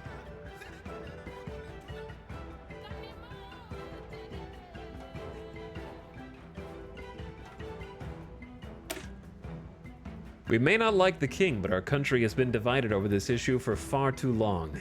Instead of risking yet another civil war, let us bring the monarchists to the table and discuss terms. The time for struggle is over. All right, stability is up, plus 10%. George II has released his stranglehold on the country. And now, if we want to, we can instigate some strong emotions with unintended consequences. Or stall a little bit longer. Some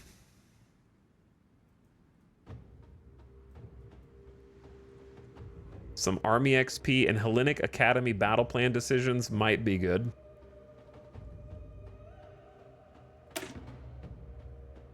I don't hate this. I don't know what those decisions could be. But taking at least one military option here I think would be pretty sick. And then we have enough political power to hire our chief of the army. I'm gonna get the genius, who is the most expensive but gives us the most daily army XP, and I think division speed up is good anyways, so I'd probably pick that regardless. And then with our remaining political power, we are gonna start paying off the French. We're trying to repay our Greek debt right now. The music's going hard right now. The whole soundtrack does. The entire soundtrack definitely goes hard.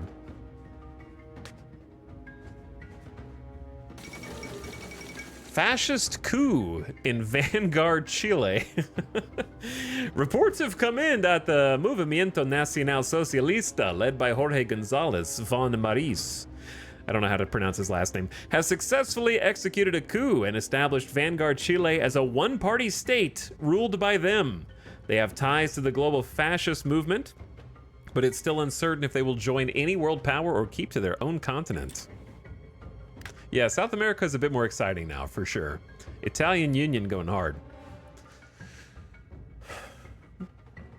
But the fact that you could play 100 different campaigns of Hearts of Iron, and even sometimes some of them on historical, but if you played on ahistorical, you would end up with 100 different world game states at the end, in ways that Crusader Kings and Stellaris can't duplicate. Like Stellaris especially will be, okay, you had 100 different game states. How many of those did the Great Khan rise up in the mid-game crisis? A lot of them, I bet.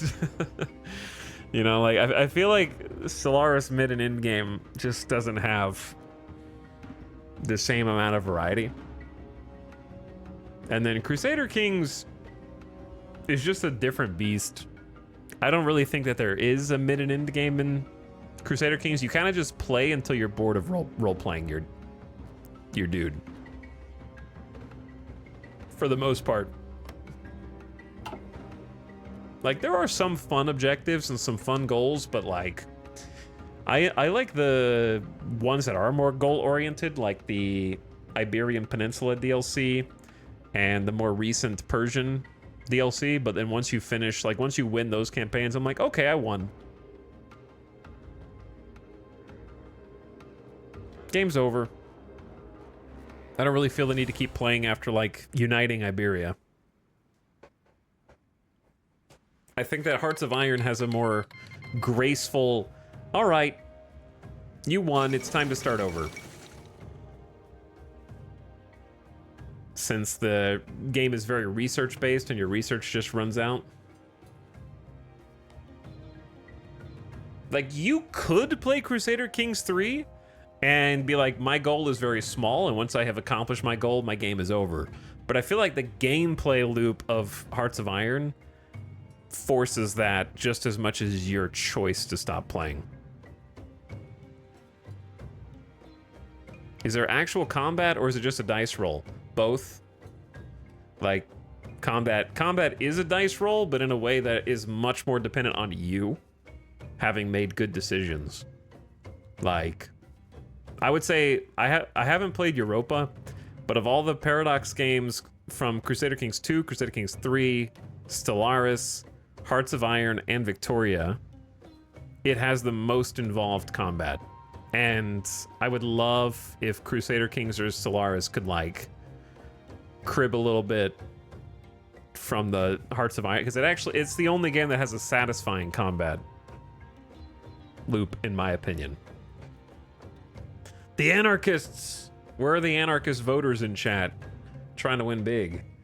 Continued government attempts at reasserting central control over the mostly independent acting anarchist communes in northeastern Spain, as well as Stalinist repression of dissident communist viewpoints, has led to full-blown infighting in the Republican front. Initially limited to street fighting and low-scale clashes between militias and government or Stalinist forces, the unwillingness for either side to compromise means the conflict has escalated in just a few days. The reallocation of military resources to deal with this threat means the front lines against the nationalists have been noticeably weakened. So here's the anarchists. They splintered off from Republican Spain and weakened them. And so it's a three-way war between fascists, democratic, and anarchists. Division design is the main boss of Hearts of Iron combat. I disagree. I mean, it's important, but so is having air superiority. So is having naval bombardment on the shore of your tile. So is having railway bombardments. So is dropping a nuke on a doom stack of 20 divisions who haven't moved for the entire game.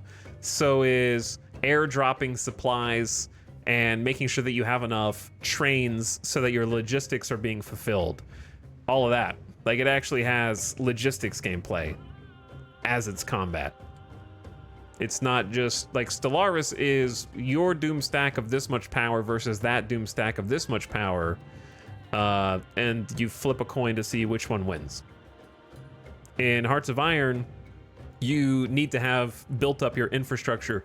You need to make sure that your front lines on defense, maybe you built fortifications for them. Maybe they need to have time to entrench. Maybe you upgraded their ability to entrench to a higher maximum. Maybe you have spies behind the front lines to weaken the entrenchment of the person that you're trying to invade. Maybe you naval invade through the soft underbelly to create a new opening because you're choke pointed right now. There's way more decision making.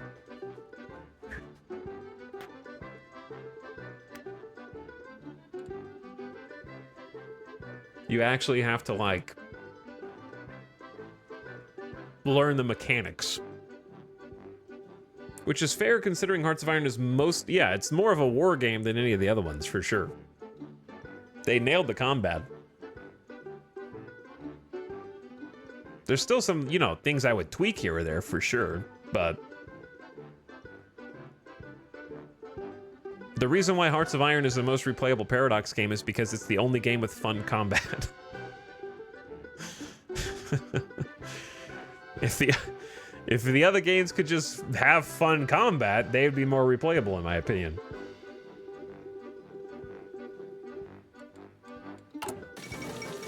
But that's just my opinion. The Black Shirts organize in the UK. Oh dear, we might be in trouble. Under the leadership of Oswald Mosley, the British Union of Fascists has begun an organized campaign of marches across the country, seeking to grow the number of fascist supporters throughout the United Kingdom. The violent counter-reaction by anti-fascist elements of the public have already caused a number of street fights, and it is uncertain whether stability will be maintained or whether the political unrest will become even worse. The BUF leadership, for their part, have already vowed not to stop until they've marched on Downing Street and demanded a change of government. Let us see if they manage to avoid a civil war. Doubt. Lots of things happening. Lots of things happening. Good thing we rushed the UK, maybe. We're almost done paying off the French, and I'm just not going to pay the Italians. I'm not really sure what happens here. Maybe you have to pay off the Italians just to get rid of debt to the IFC. There might be another way to remove it anyway. Or you could just wait until the communists take over and see what happens. Support weapons. Okay, so we're teching up. And we just got a basic 5% to defense and breakthrough. We just unlocked new types of weapons, which we have started our production chain of. And those production factories are starting to spool up, but we're still 4,500 guns in the hole for reinforcement. So we need to work on that. Still research. How long are we researching trucks for? 43 days. So I need to do something else in the meantime.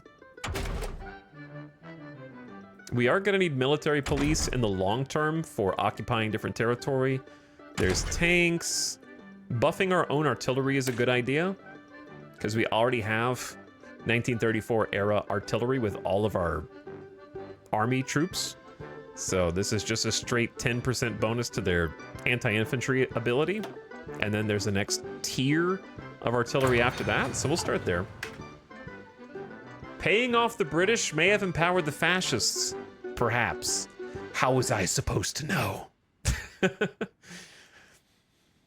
How was I to know?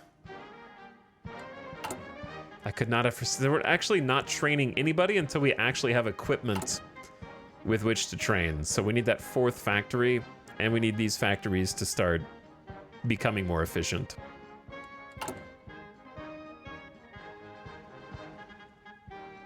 But that 30 army XP is going to be hopefully useful.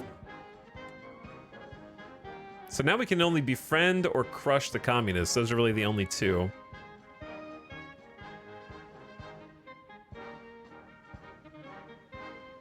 So if we befriend them, it's 250 political power. When it goes for 120 days, we will have lower stability and war support, but afterwards, more stability and war support permanently. So it's kind of like a longer term pick.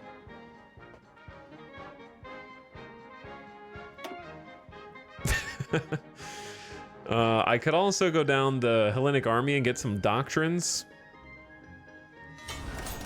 It's not the worst idea. That sounds like a civilian factory just got done getting produced.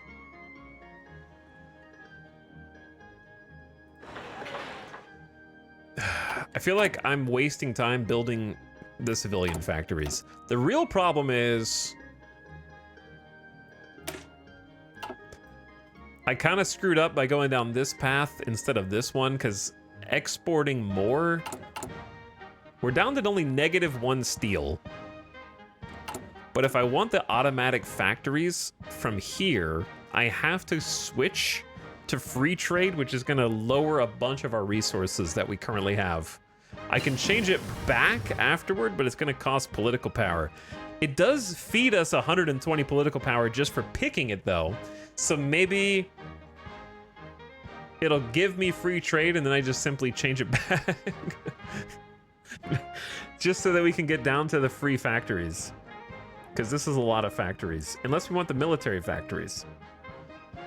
We have to choose between 4 civilian factories or 3 military factories. Okay, we just researched basic radio. Adopting amateur radio and extending the use of FM radio will reduce radio interference and allow us to find new uses. So this is going to be how you get radar to detect planes and troops. For now, we're using it for its ground forces buffs on reinforce and coordination. We just want to kind of strengthen, pick anything right now that's going to help. Oh, it's in 1937. We could just take the next industrial as well. The best industrial for us is going to be Dispersed Industry 2.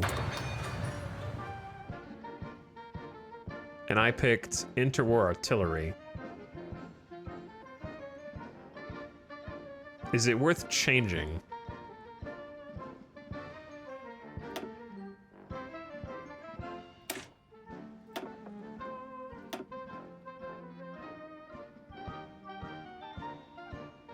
Probably not. I do need the industrial ones, but only having one to industrial, I don't know if that's enough. I could do 2 to industrial if I go back to back, but I really wanted to get those, I want to get field hospitals with our forces to kind of save some of the manpower from inevitably dying in this war. I think we need the factories before getting Turkey pissed. Our armed forces are decent enough for our current national situation, but we remain the weakest of the Balkan Pact members militarily and have been criticized often for a lack of modernization across the armed forces. It's time to get serious. So we unlock new decisions, and I don't know what those do. Which reminds me, let's finish repaying the debt to the French. We have Hellenic Academy battle plans, anti-German, Italian, French, British, Soviet, and Bulgarian stratagems. It gives you a flat attack bonus for 90 days. It's not huge. Italy's is 120. But mostly it just unlocks all the things underneath it if you want. I think let's go ahead and take the exporting luxury commodities to try to get to one of these two. And I can just hopefully change our export focus back. What's up, Zani? Thanks for the 45 months. Who says E in chat? Thank you for the E sub. How's it going? The problem is, it's going to be crazy expensive to go back to.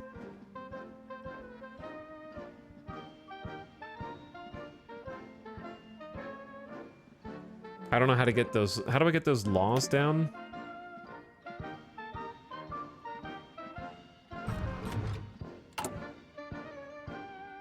I believe it's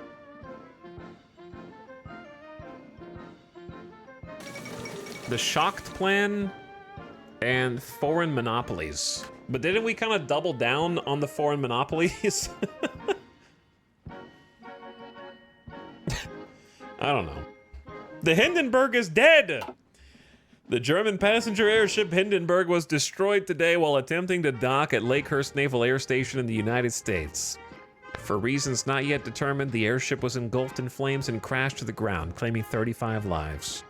Due to the scarcity and expense of helium and the US ban on exports, the Hindenburg, like all German passenger airships, was ultimately engineered to use hydrogen, providing greater lift, but also it's flammable.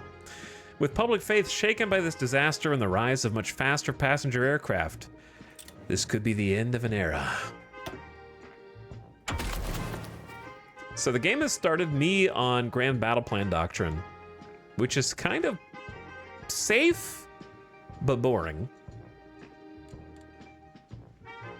Max entrenchment plus 10.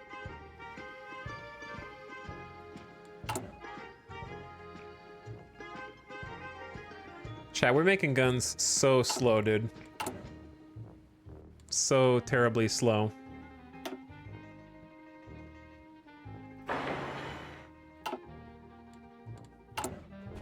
But I'm working on it. By the way, Old SD, thank you for the tier 2 sub. Appreciate the 2 subs in 1. And also for 32 months. Welcome back. Are those still $10 subs? Chat, we learned how trucks work in 1937. I can't believe we have finally invented truck in Greece. We went from this truck to this truck. Okay, we figured out how to cover the back. It's way different. But no, this allows us to use motorized infantry, seat people in the back.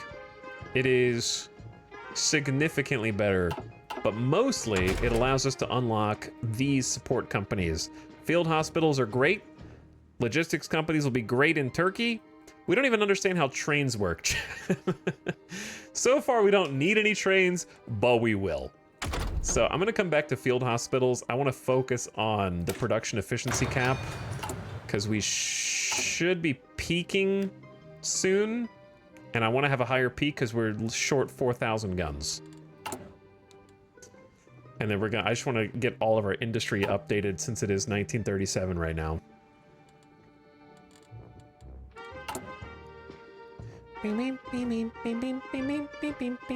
Okay, can you guys hurry up and beat Italy so I don't have to pay them back?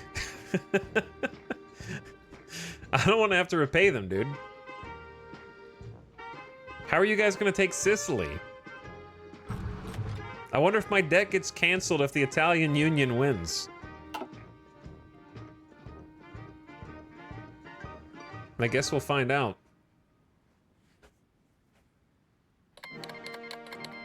Nationalist Spain has declared war on the Regional Defense Council of Aragon. There's Carl. This is the only pop-up. Maybe refreshing the pop-ups actually made it work. Wary of being increasingly sidelined and having their influence over the Nationalist Front curtailed, the Carlist forces under Manuel Falconde have renounced their affiliation with the nationalist cause, declaring their own independent insurrection. Carlist riquetes, predominantly in the north of the country, have turned on their erstwhile allies, at the same time continuing the fight against their Republican enemies.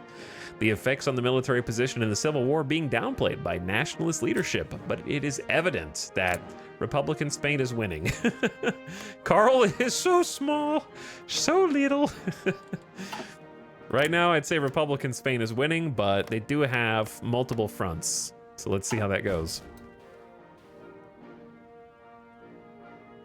Maybe these are considered minor events now. No, it's literally news. Ain't no way. It literally says news notifications are those pop-ups because that's news. There's nothing else that could be considered news.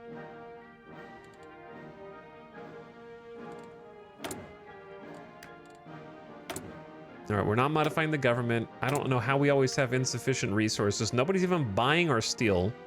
Embarrassing. They will eventually when they all go to war. And now we're gonna have even less tobacco, olives, feta, grapes, figs. When you want the best out of life, buy your amenities from Greece. We should have little trouble further pushing our international image as the country with the best luxury products for purchase.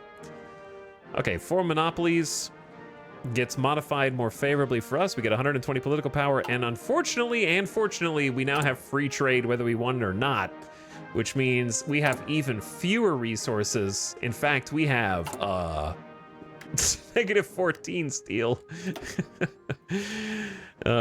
We can change it back, but it's gonna be, you know, 300 political power to do that.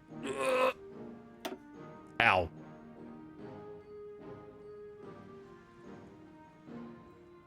Now the real question, would we rather have 4 civilian factories or 3 military factories?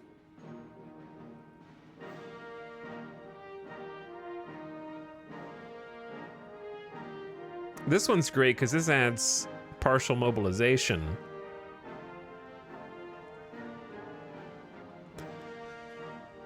In my opinion,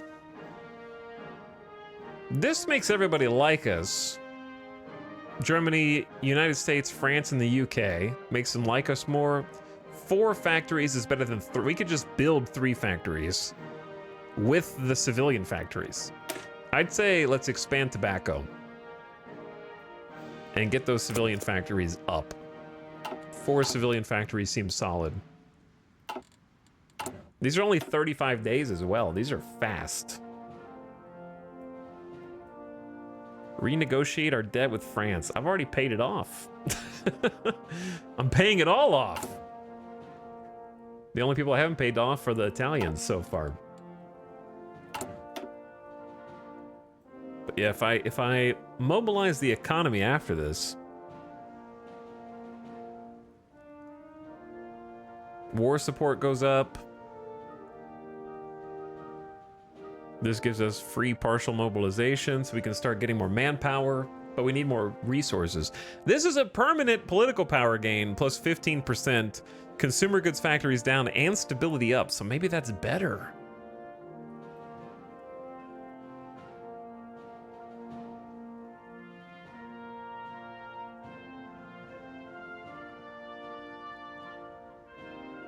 Maybe that's better?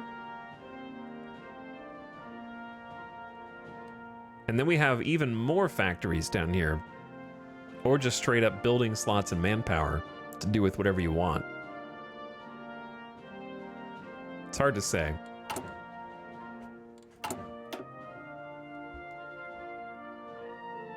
I think you gotta go with the permanent base stability, and the booming tourism is pretty huge. And these are all only 35 days. I just don't want to wait too long to fight Turkey. But I also just don't have any guns. Does it say the buff goes away when war happens? That's true. So yeah, I guess we have to mobilize the economy just because of that alone. You're right.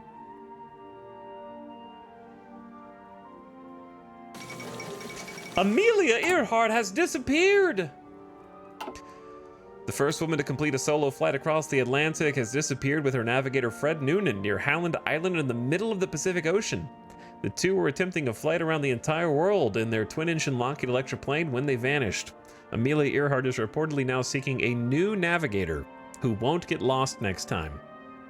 But there was little hope of finding them.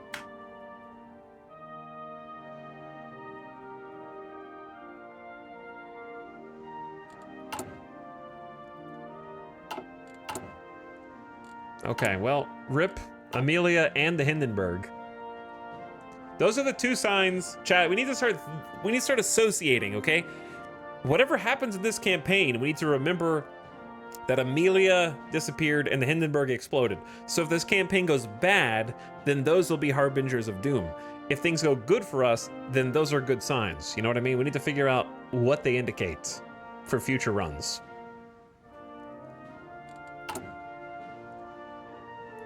Do I start? I don't want to start paying the Italians because I'm curious if the debt will go away when the Italian Union inevitably wins.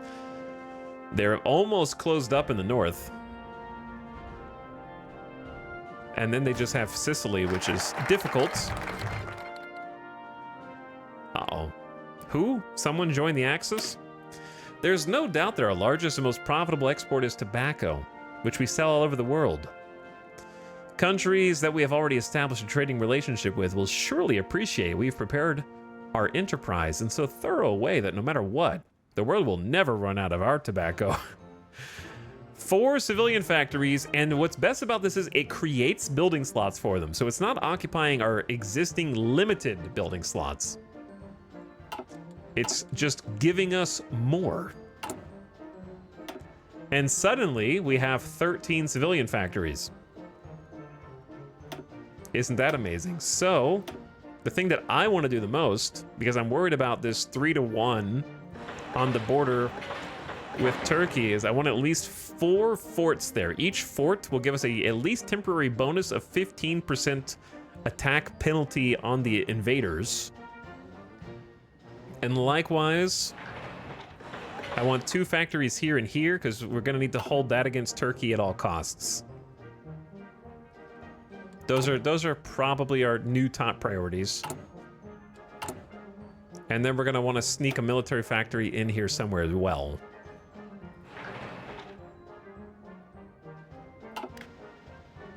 But yeah, that's kind of huge because it's just reducing the number of consumer goods factories that we have to give up a little bit, and we just shot up to almost 15. Oh. I see. Sweden is communist in the Axis. What?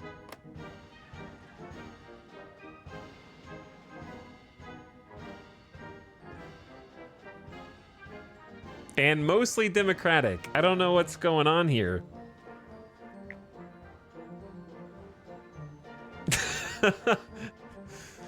Communist, mostly democratic population in the Axis. I don't I'm not sure what's going on. But okay.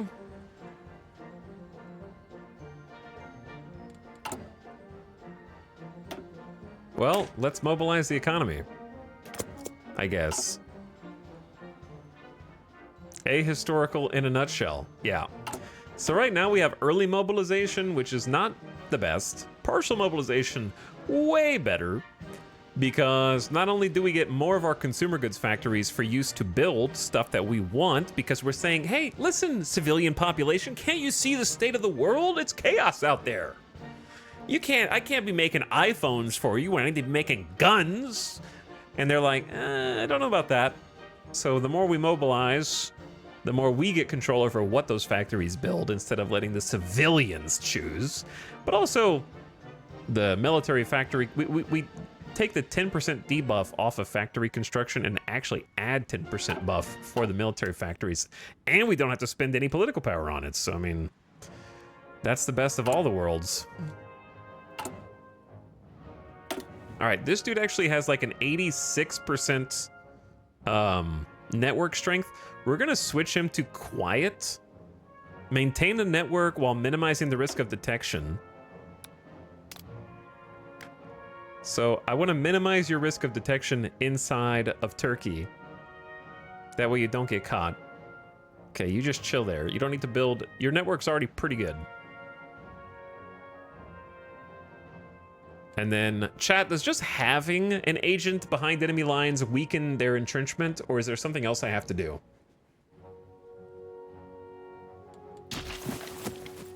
I'd vote for Italics. He will keep us safe. I'll do my best to keep you safe, chat. Oh, we actually have 90 army XP now, because we've just been accumulating it. Let's add some spirits of the academy. 50% chance that officers get an extra attack on level up, defense on level up, planning and logistics on level up. New army leaders start higher +2 levels. Army intelligence to others down. This is actually not the worst. Έτοιμος. Oh, we have a lot more generals now.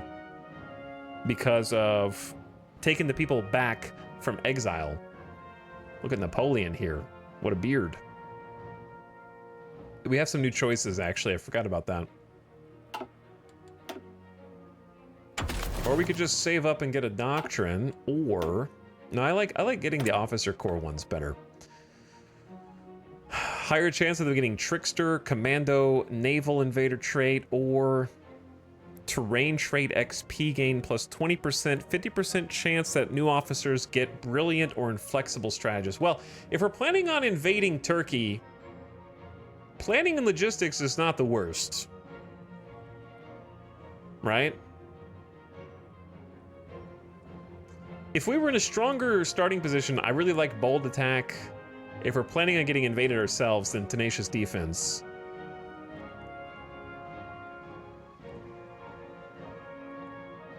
Let's go meticulous prep. Planning on logistics bonuses. Okay, do we want to spend more? Sure. Army XP gain up, land doctrine cost down, entrenchment speed up, cavalry attack up, planning speed up, army experience gain up, paratroopers, marines, and mountaineers, and it's cheap. This grant metal cost is really good long-term. None of these are really helping me immediately. Let's check Spirit of the Division. Entrenchment speed and max entrenchment's fantastic if you're planning on being on the back foot. Division speed and org loss down's one of my favorites. Reconnaissance is okay. Training time is okay. Organization loss when below 25% is better. And then straight up logistics bonuses.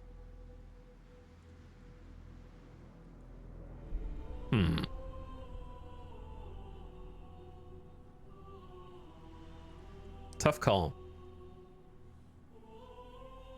I'm sure one of these is just straight up better than the rest, but in my mind,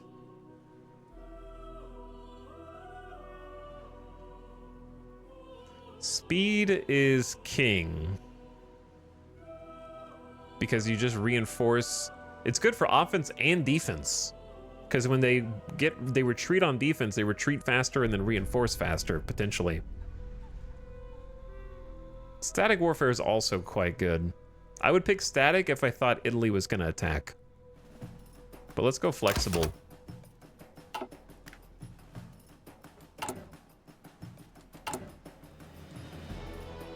Okay, and then I'm about to change back to limited exports if... Well, actually, I won't be able to. I can do export focus and that's it.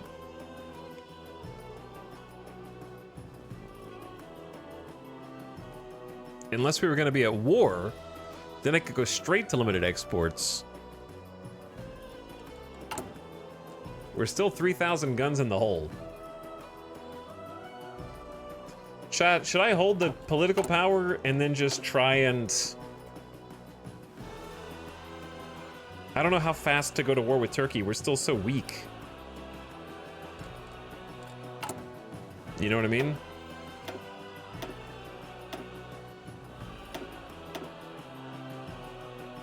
Because it costs you 300 here and 300 there, but if you can just skip straight to limited, then you can save 300 political power, but that's going to be a while. How long until your forts are done? It's going to be a bit. I'm waiting on them to finish this last civilian factory first. I think having guns now is more important than saving political power. So let's just change it back. That way we can start making a proper amount. Let's also use our infantry weapons manufacturer to increase our production efficiency cap plus 3%. And our artillery manufacturer. There's no reason not to use those, I think. It'll just start gaining XP with those companies. This is a recent addition to Hearts of Iron.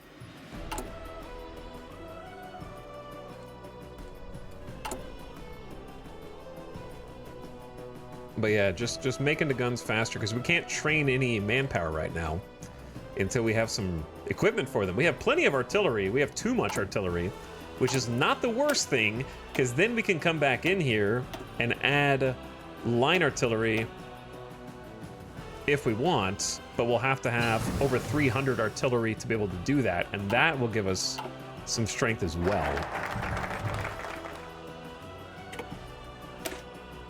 The great powers of Europe are revving up their war engines, and we cannot risk being caught unprepared.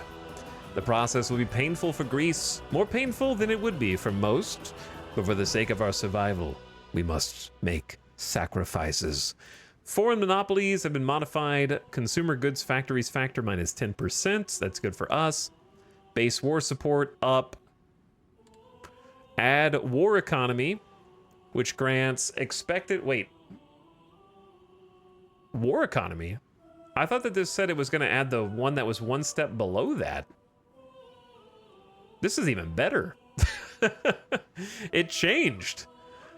It changed to the better one, though. It's like when you order a medium in the fast food line, but they give you a large, and you're just like, okay, just roll my window up, and I'm going to get out of here before they noticed. You know what? It sounds good, chat? A cheeseburger. Why do I want a cheeseburger right now? Okay, but anyway, yeah, they gave us war economy. No, you lied.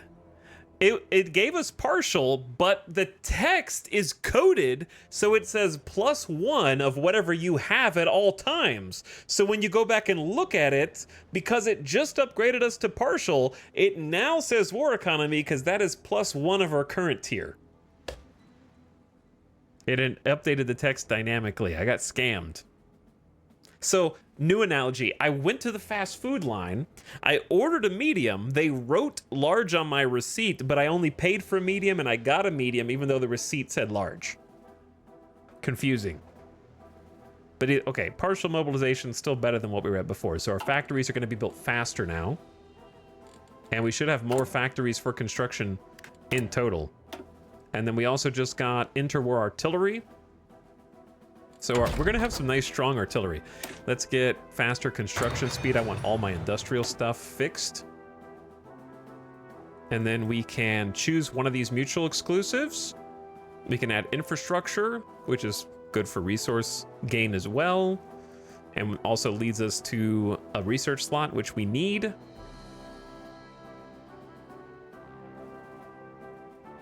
These are required for the research slot anyway. So we have choice 1, 4 building slots, and then 2 civilian factories and a military factory filling out 3 of those 4 slots. 3 dockyards in 5 building slots. That's the most total building slots.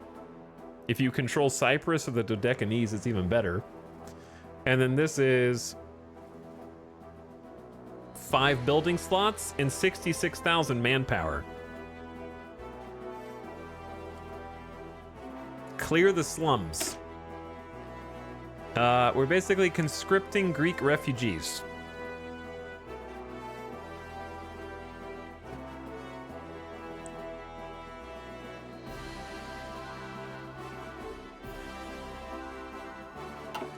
So 66k manpower is a lot when we only have 52k in the short term.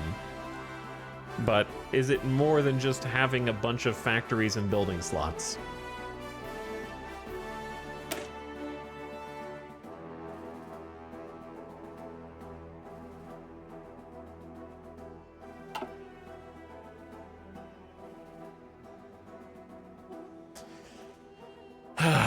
You still get 5 building slots here. You just have to build it yourself. That's the hard part. These kind of like give you an injection of some factories. So long term, clear the slums is the best because it has the most building slots and manpower. But you have to build up your own stuff.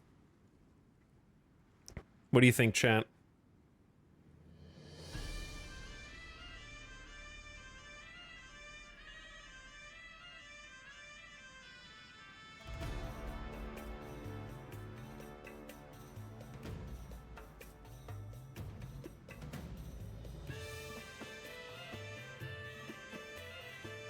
Chat says slums. And just take the manpower and then build later.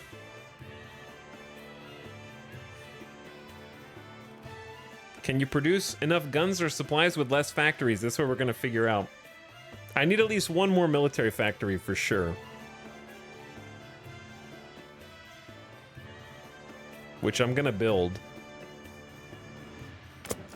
All right, clear the slums it is. We're almost done with this civilian factory. Maybe I should just build the military factory first before the forts. It should be built fairly quickly. Because we've kind of got the industrialization going right now. Alright, we're paying back the Italians. Wait, no! Why did I click that? Okay, I just donate. Why did I just saw the button and I clicked it immediately. Hey, 25 political power, 25 PP, who needs it? To be honest, they could be in an eternal conflict in Sicily and never actually win. Pushing buttons is fun. It is. Getting rid of the debt to the IFC, stability, and consumer goods debuffs would be nice. It would be cool. Okay, we're -7 steel in the hole. Nobody's buying our exports, which means we're not getting... If they bought our goods, we'd be getting factories as a result. Nobody... Finland is buying 8 aluminum. Thanks, Finland. All right, let's do a little check-in. Communist Sweden is still in the Axis. Confusingly, the Norwegian Civil War is still ablaze. Republican Spain is kind of dominating right now. I'm not going to lie to you, chat. It's not looking good for anyone who's not voted Republican Spain.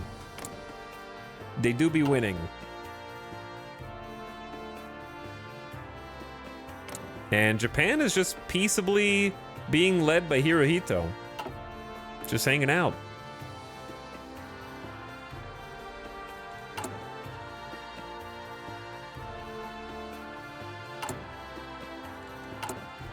Okay, let's go 4X for a minute. I think we're ready. We're rebuilding those guns.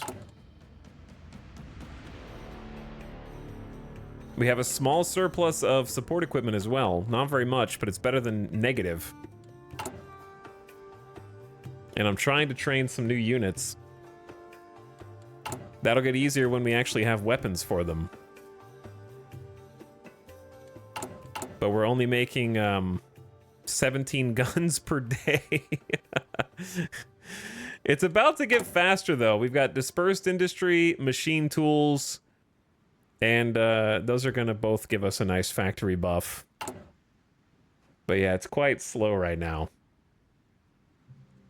To the point where I might even take a factory off of support equipment. Improved machine tools. There it is. So now we have a max efficiency on this of over 70%. And we're caught up on 1937 text. Unofficial raid. What's up? Single, 2 raid. Okay, 3. We got 3 raiders. Hello, unofficial raiders. I'm gonna call you viewers. What's up, first time chatter? Escaped death. Thank you for the 1,000. I appreciate the bits. Chat, I can't take any official raids right now. Because I haven't taken a BRB in 4 hours. Okay, so no one's allowed to raid right now. How's it going, Bucket the First? Cabaginator. Bill's late. What's up, guys? Chat, can anyone explain what are the wolf helmets for? Earned for watching Elden Ring during the initial Shadow of the Erdtree expansion launch. Okay, now I know what that is. I'm not gonna lie to you. To me, I thought that it was like a crustacean. I didn't know it was a helmet. I thought it was like a little seashell crab guy. You know what I mean? Like the left side is like the shell, and then the right side is like kind of sticking out the little appendages. But now I see. But I appreciate you, unofficial raiders. Thanks for popping in.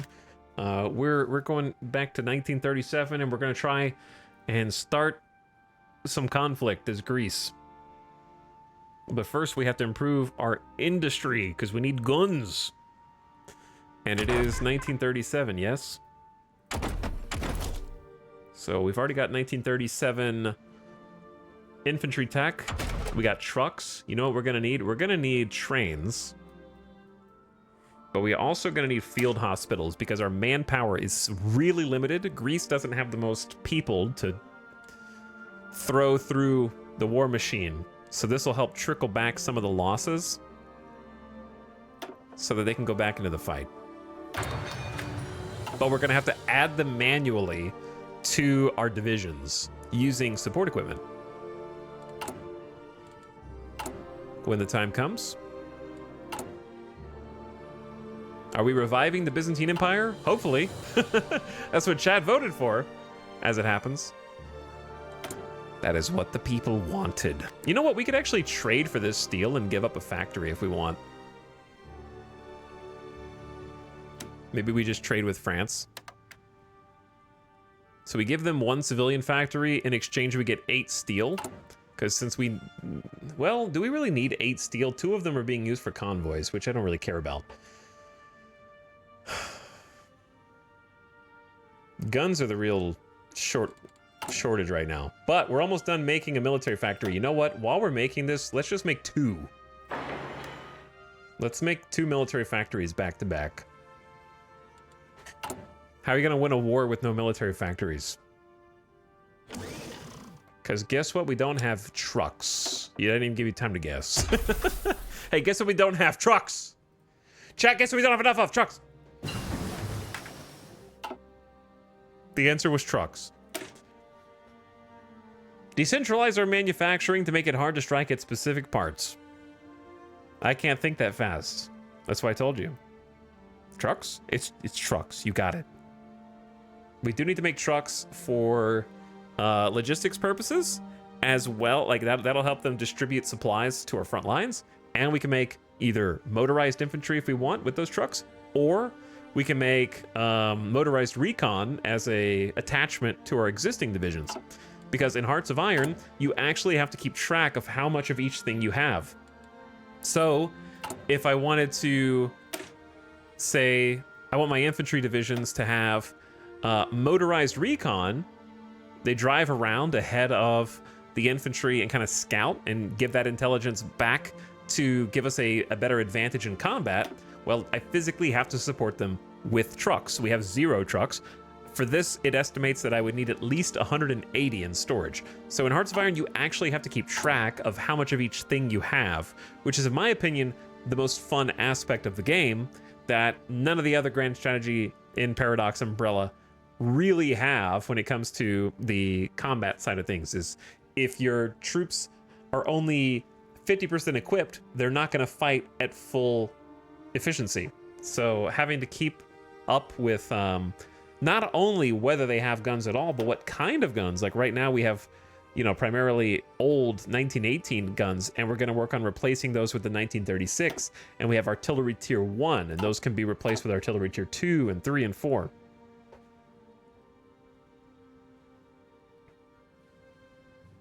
Where you are in full control over your research tree, and not just giving them just a 5 or 10% buff, but deciding, for example, do I want to manufacture better guns, but they're more expensive, they cost more steel, and I have to retool and rekit all of my factory lines, which is going to slow down their efficiency, or would I rather just try and buy them off of the international market potentially, or sell my old stuff to the international market?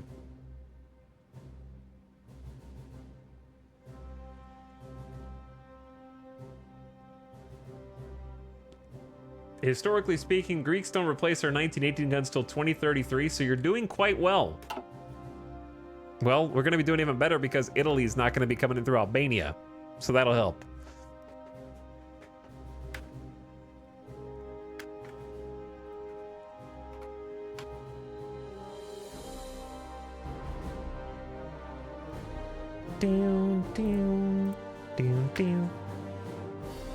Oh, I have a research slot available.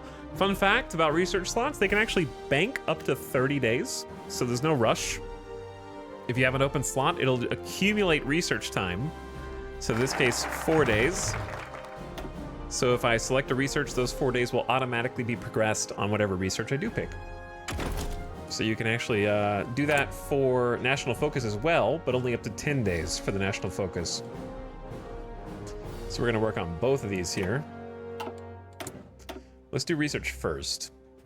So we've got field hospitals coming. Let's go ahead and research trains. I think we'll need those ultimately for logistics. And then what we got was dispersed industry 2. So we have more space for more factories, and our factories are just more better. 10% more output from the same quantity of factories. Meaning we're getting closer to having a surplus of infantry equipment, which will be nice. And we just cleared the slums, so we have 120,000 manpower and a bunch of building slots now. So we have more building slots than we currently know what to do with. We have 2 choices. Start remembering the Anatolian catastrophe, or try and get an extra research slot / infrastructure.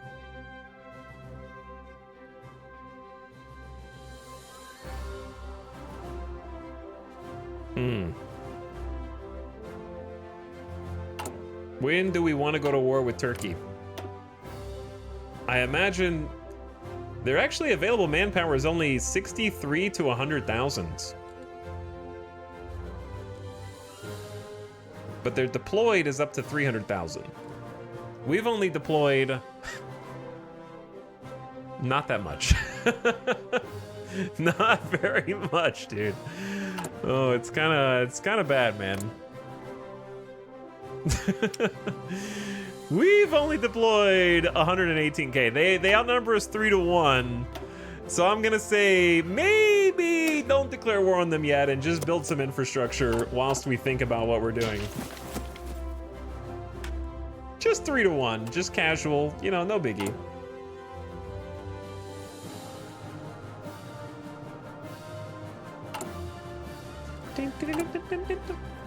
So production efficiency cap slowly going up. Once that hits 73, we'll be cooking. And the artillery as well is going to allow us to make some line artillery soon. Just that single factory. We're going to need more than that, obviously, but I'm going to put a 5th on guns, a 3rd on support. Wait, we're going to need... Oh, we're building, you know what? Just build the military factories first.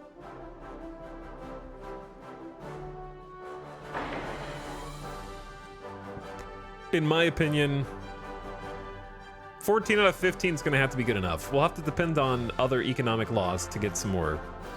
We actually do have 15, but we're trading one. But yeah, it's time to start mobilizing.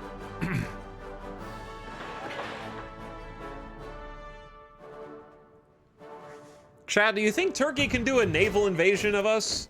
Do you think? It's possible, I guess. Maybe. All right, we actually did just recruit.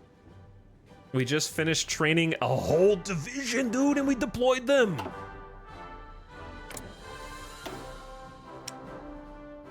Here's the thing about Turkey. They have 13 to 15 ships total.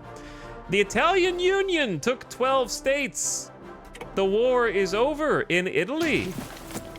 I said that like a 1940s TV guy. The war in Italy is over. Does that mean I no longer am indebted to them? Why am I still indebted to them?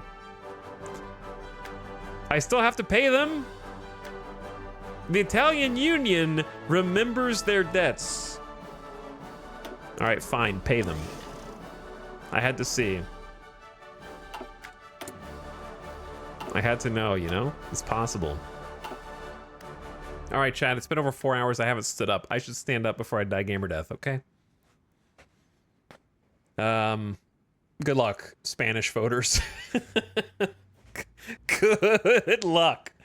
Republican Spain is currently dominating, and it would need a miracle for any of the other factions to pull this one out. I've never seen it quite this dominant, but, you know, it happens sometimes. All right, chat, I'll be right back. Listen to this. Thanks for watching. Thanks for hanging out. Also, thanks again for the bits, Escape Death. I appreciate it. Mad Dog Mac, thank you for the gift sub to Ionic Naga. Appreciate it. And welcome to stream, everybody. All right, hang tight. We'll be back, and we're going to start speeding things up here because I intend to do war with Turkey today.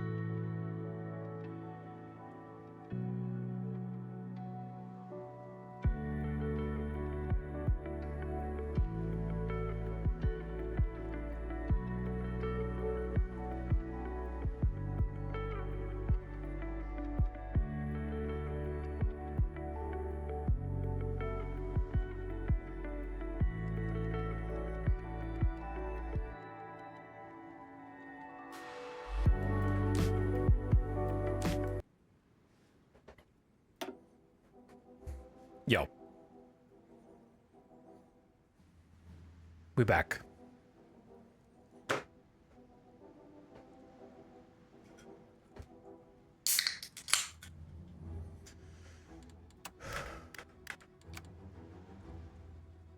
We are so back. You know what's funny? When I was taking Midas out, I was like, I gotta hurry, dude. And I was like, why do I have to hurry? I'm so corrupted by having to make it back before I get AFK kicked from the server. It's been a month since we streamed a single player game, so I'm like, I gotta get back before the server kicks me out. And then I remembered I'm not playing Star Citizen anymore. Or, Minowar 3. You know? Sorry, I had to. Also, I just remembered that I did say I was gonna play it because they did patch. So we're gonna have to try that out at some point. Kind of forgot about it a little bit.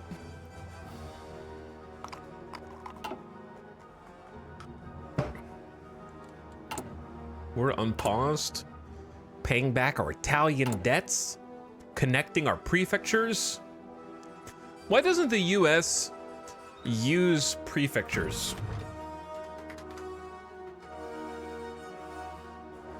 Why is that not a phrase that we use?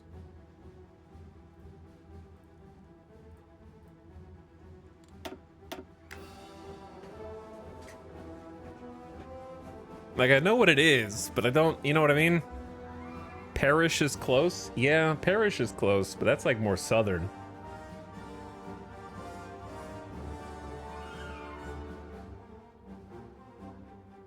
Speaking of Star Citizen, I only made 200k last 4 days due to horrible servers. I have a newfound respect in not quitting your zero to hero run. They've been especially bad over the last few days, chaotic. At a point where it's like almost better just to wait.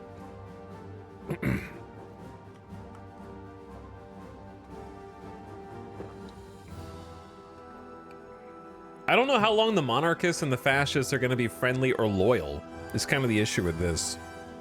Because getting the like 10% PP gain and 5% factory output is pretty strong. War industrialist requires the monarchists to be friendly or loyal. It kind of seems like they are gonna stay loyal because that was the whole point of compromising with them. Right? Therefore,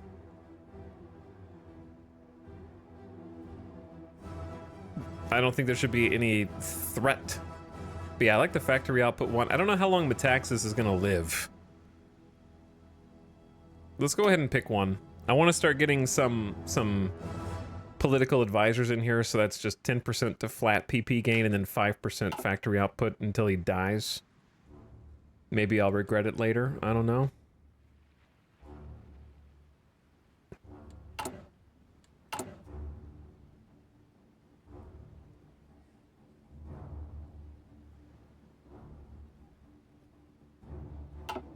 If we waste it, then it's only 100 and something wasted, so it is what it is. Okay, yeah, things are looking pretty good. We're constructing a couple more military factories.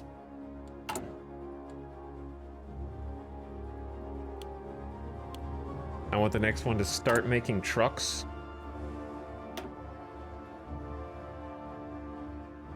And then we'll need one more after this. Yeah, I think it's time to go. I normally like to have a nice clean 15 out of 15, but it's probably worth it to just utilize the recent partial mobilization economy law change, since we're building military factories with a plus 10% instead of a minus 30, and start mobilizing. For war. We have some manpower. I need to figure out how to do this. Like, here's the thing. If I am afraid of a naval invasion, we need to leave some of these troops behind to guard the ports. But we also need to have enough troops to attack. You know what I'm saying? So generally what I like to do is go into the division designer and make a separate division.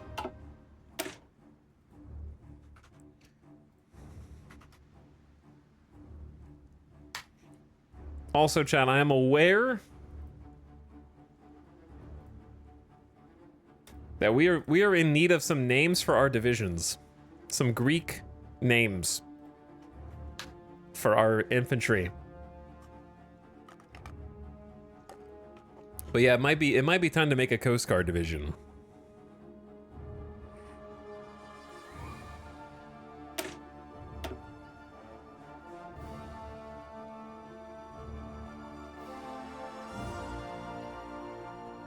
We could just call them hoplites. That's pretty much what they are.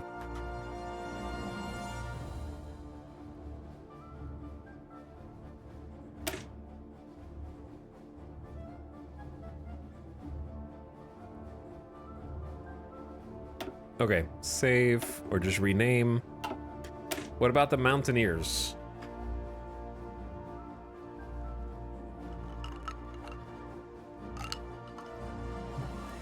How about the people of the mountains? The Olympians? Okay. That's funny. Do we even have any cav? We don't even have cav, so I'm not worried about that right now. So what I'm trying to do is figure out what's cheaper. Duplicating this. It costs points to remove. Is it cheaper to remove or just make a new one?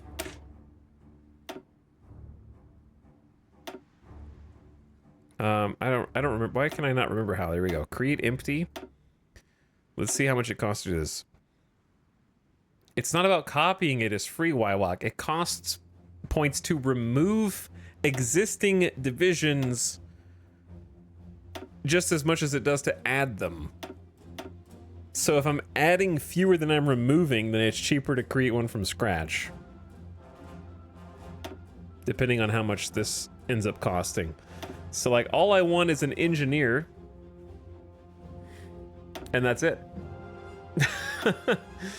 So something like, we don't really have enough manpower to go crazy. So I like to start with 3 infantry and an NG company that's only 25. That's what I'm looking to do right now. This is the Coast Guard. And the Coast Guard gets the typical, I love the shark fin. Where's the shark? There's a shark. Okay, save this.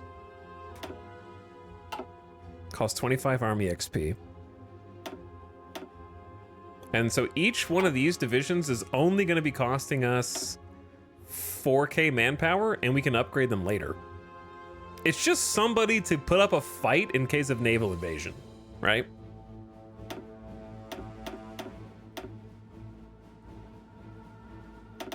I feel like 8. Didn't it say we needed 9? We need 1 in every port. Let me see how much it costs. Έτοιμος! For area defense, minimum divisions is 10.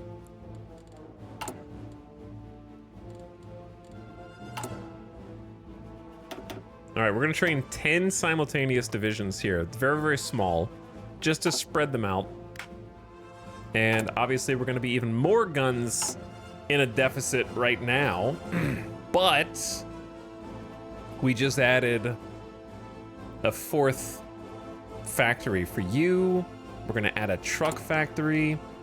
We got a bunch of factories coming out.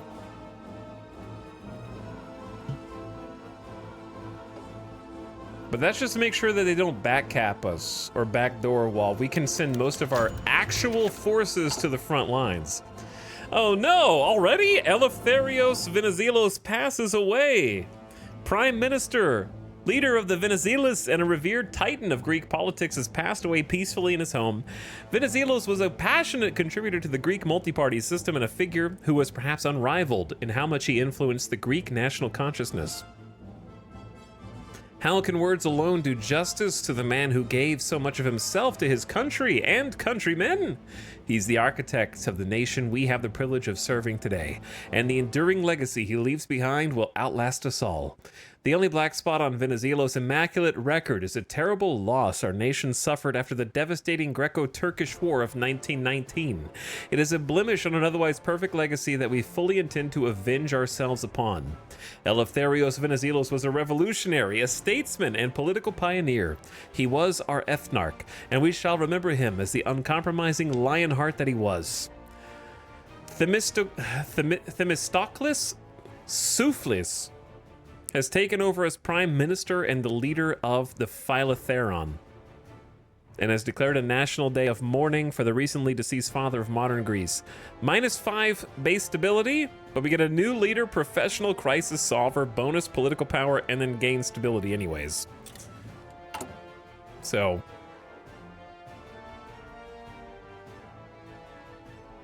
Greeks losing Constantinople a second time, just a minor blemish.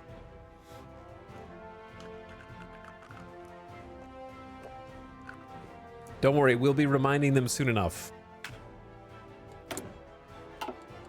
It's only 1938, almost. Declaring a war this early is pretty fast. I mean, when you think about it, the only real scheduled wars, quote unquote, are Ethiopia, who, by the way, was completely saved by the Italian Civil War. And now we've got the Eritrean People's Democratic Republic up here, which is highly unusual. Blocking Alsa. Alsa not allowed to visit the beach at all. The Dominion of Canada seeks immediate patriation. After a breakdown in negotiations with Westminster in an unprecedented 63-hour debate, Canadian Parliament has overturned the British North America Act, enshrining the Canadian Constitution in laws untouchable by British Parliament or monarchy. Although not anti-British in its own right, it signals a move away from the Commonwealth policies of the old empire. An empire coming apart at the seams. It is not just our industrial base we find lacking, but our national infrastructure too. Our neighbors have urbanized their countries. It's about time we did the same. 10% debate. We have insane stability now.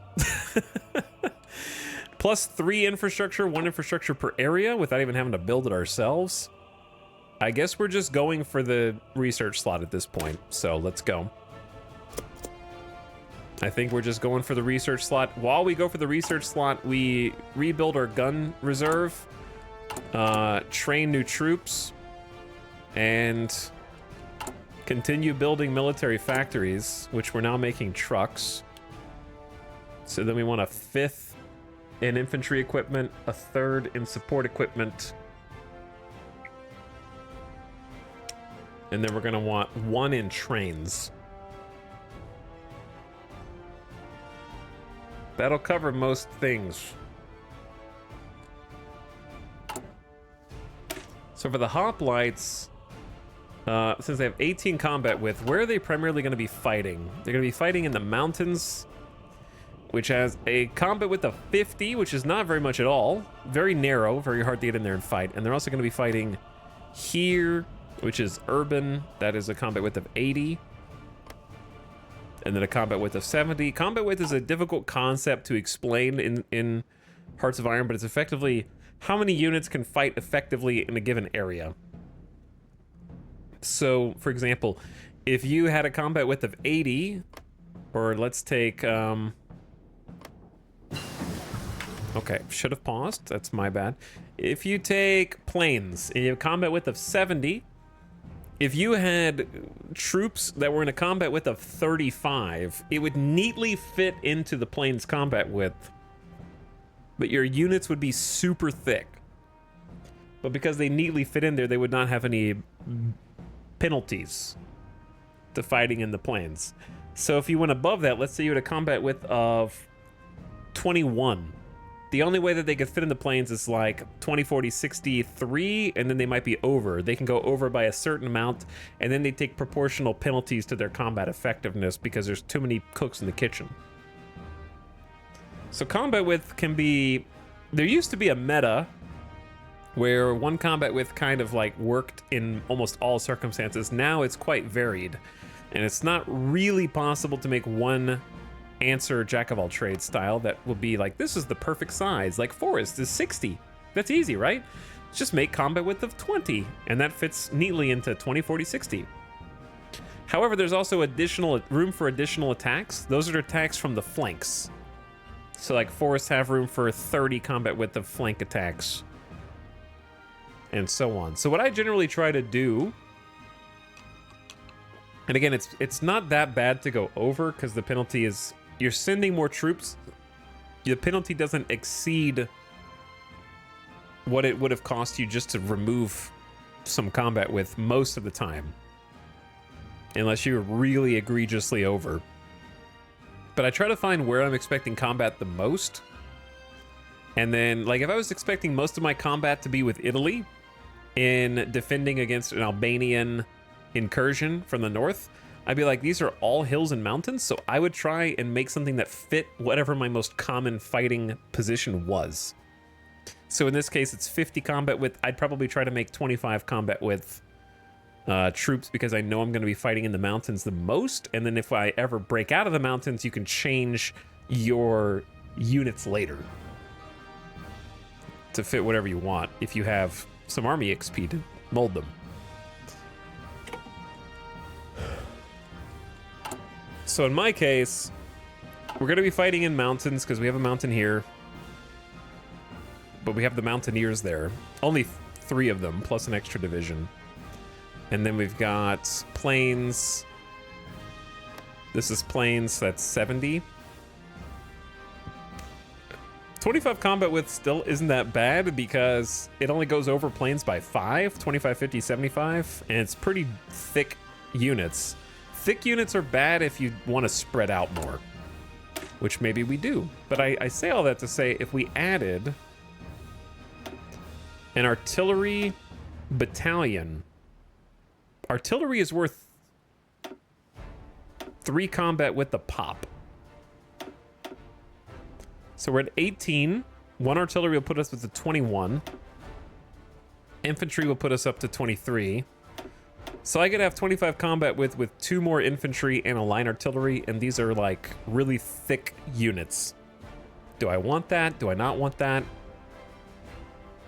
We'll need more guns for that, and we'll also need more artillery for that because we only have 69 left in storage.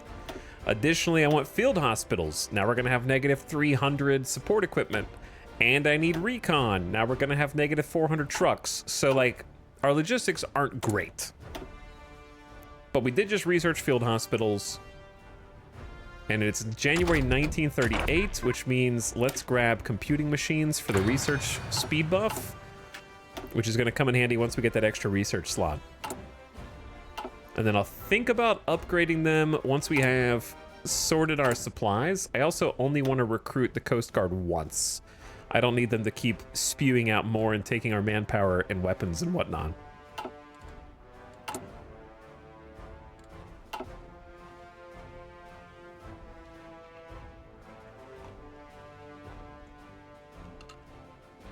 So, I don't know if that explained it well, but that's the shortest, easiest, most basic explanation I can come up with. Grody Fish Fossil, thank you for the 9-month sub. I appreciate you dropping the prime. Welcome to stream. I was going to say, I hope you guys are having a nice Monday. It's Wednesday, bros. My internal clock is all sorts of screwed up right now. I had to stop and think about it for a sec. All right, let's keep paying back the Italians. We only have to pay them 2 more times. And then we'll get rid of our debt to the IFC, which is cool because then we'll have 10% base stability, and we will have the consumer goods factories factor debuff go away. So it adds up. We don't have that many consumer goods factories right now, but you know, every 10% counts, especially if we get larger. I hate the small Aegean Islands. I can never draw a good defensive line on them. That's why I use area defense. And then you can select guard the coast, because yeah, they're almost impossible to maintain. So I think we'll pretty much ignore them. That's also, I don't know if you've noticed why Like, I'm building one factory on Crete, but I concentrate most of my stuff here. Uh-oh. Spain. Spain, channel point betters, your time is nigh, almost.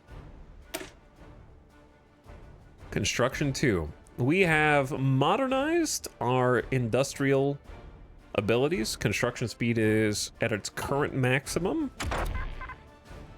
Coordination's fine, but it's 1938. Let's go ahead and improve our infantry equipment, because this is just going to buff for the eventual ground invasion. It's like a 5% buff.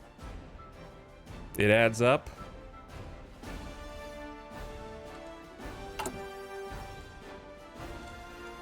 But yeah, we're doing pretty good. We'll have a fifth factory for guns here shortly. And then a third factory for support equipment. And then we'll have one for trains. And then we'll be pretty set on factories for now.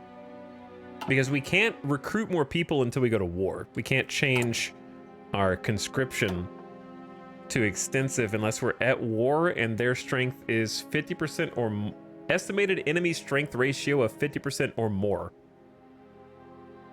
Which I think means they have to be stronger than us by a certain amount for us to even take that. But that'll double our recruitment pool. It'll take time for them to conscript. But then we're just going to need a surplus of guns. Man, it takes forever for us to get going here. I am recruiting a bunch of people, though. It's coming in slowly.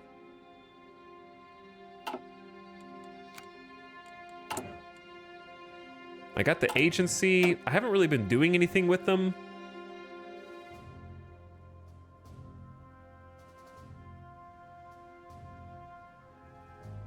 I kind of stopped building the network. I'd like to have another spy, but I could do that if I take a specific political advisor. Trains! Taken over by the military from regular civilian freight, this train is well suited to move a large amount of supplies long distances, but it is vulnerable due to its civilian construction. So we can make our own trains. You can also do armored trains or cheap but effective trains. You know, some trains better than no train.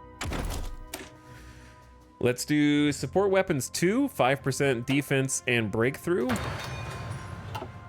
Try to be as strong as possible for war. Which we're definitely gonna, I feel like we're gonna do it and instantly lose.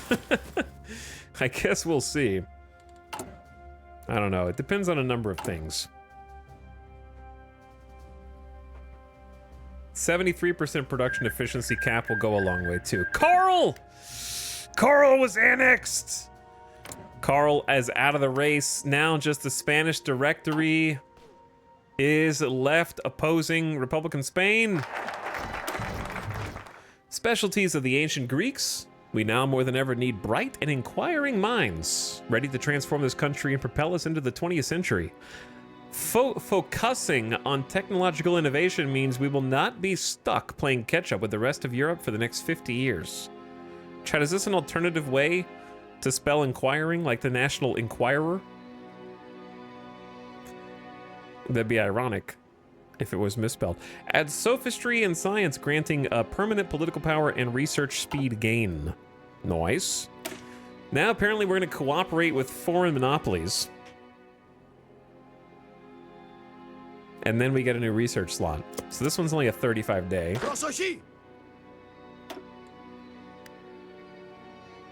We're also gonna like separate a couple of these dudes. Low manpower. You'll be fine, bro, but hold on. We're gonna slow down on that for a sec. Try to let them catch up in terms of supplies.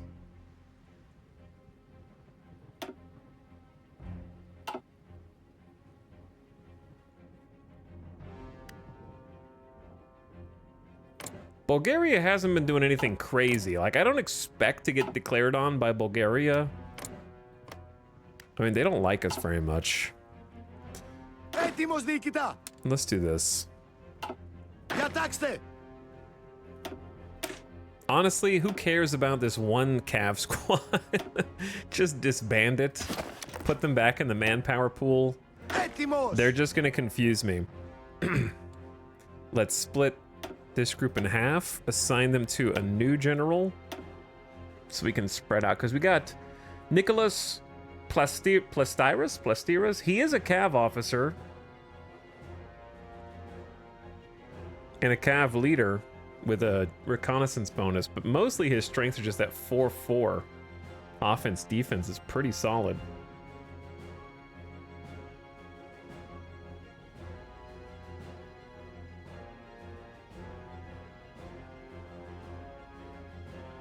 Yep. All right, this is the dude. Why is this not a front line? Right here, isn't this a front line?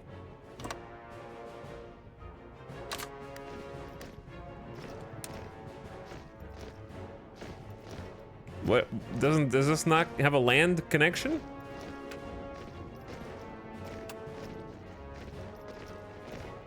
There's a dot right there.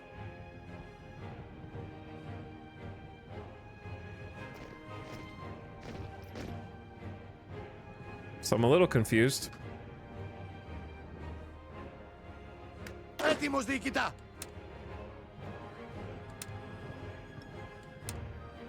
And then I'm gonna send the other army onto the border up here, and then I'm definitely gonna put some people just to make sure things with Albania always stay chill.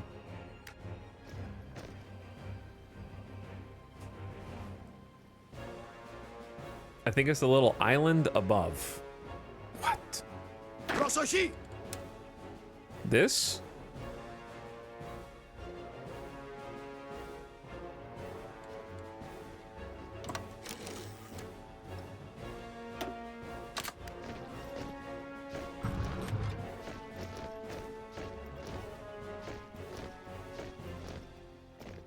Okay. No, yeah, you're right. That's so strange. That doesn't make any sense at all. Yeah, this is the front line, but they stand here. Okay. Either way. Poland! The peasants have taken Poland! Oops, how did I get over here? Poland is green! Maria Kozutska is leading Poland from now on. All right. Show them how it's done. Either way, yeah, I want to have like a sizable number of forces holding these choke points, because these are both really valuable naval bases with which we can just hop over and have 2 other points of entry into Turkey. Besides this is going to be the most difficult front line. And then I want to get some people over here as well.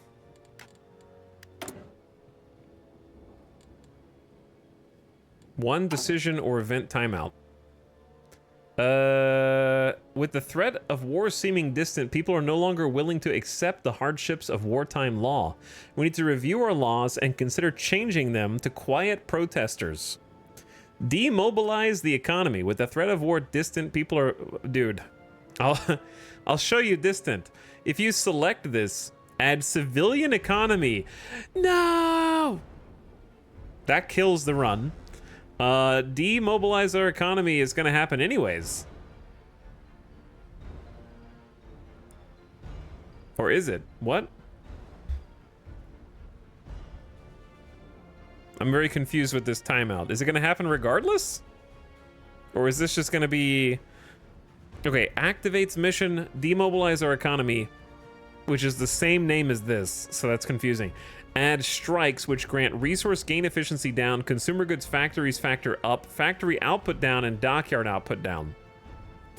Bro.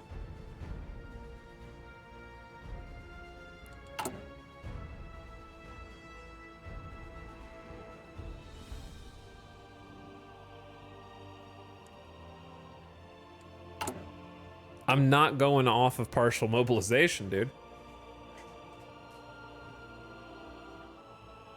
Time to launch. I guess time. I don't have time to launch. I only have 26 days. This is a 70-day research. Because this is Paradox, I'm worried that I'm going to get the debuffs, and then I'm going to go to war, and the people are still going to be striking.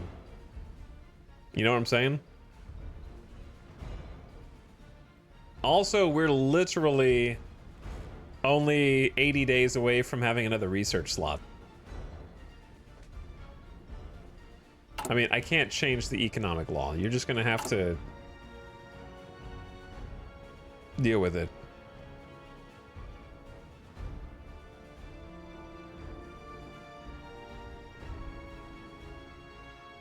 Or do I just have to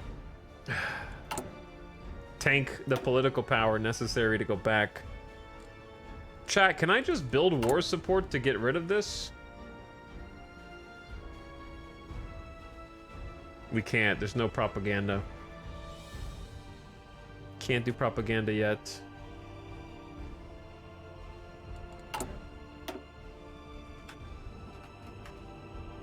This will build war support. 5%. This was a base war support of +5 for mobilizing the economy. There might be an advisor.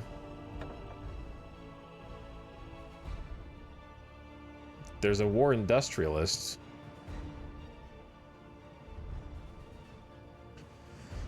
Yeah, there's not one that I can pick.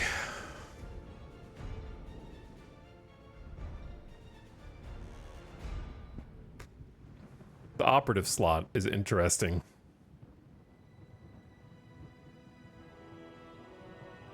If there's a war going on, sending a military attaché will increase it. That's true. I don't think you can do that unless there's a specific amount of...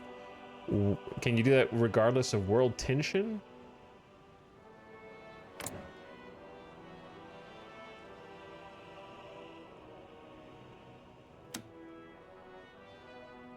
Military, they will not accept.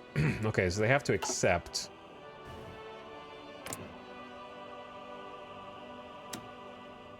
They will not accept.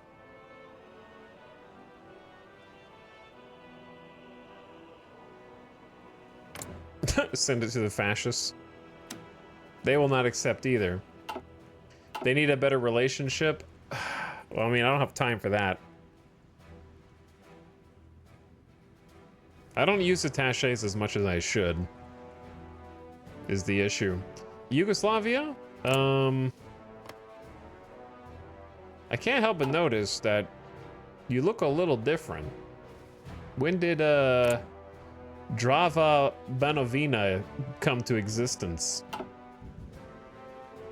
France and the UK like you. Yeah, but they're not at war. It has to be someone who's at war.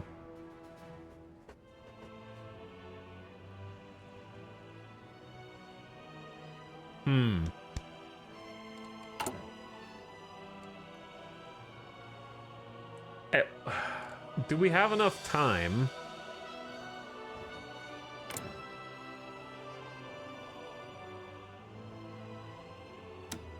to improve relations and send an attaché before this explodes?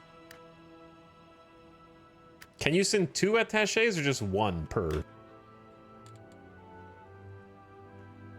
We'll send one to Norway.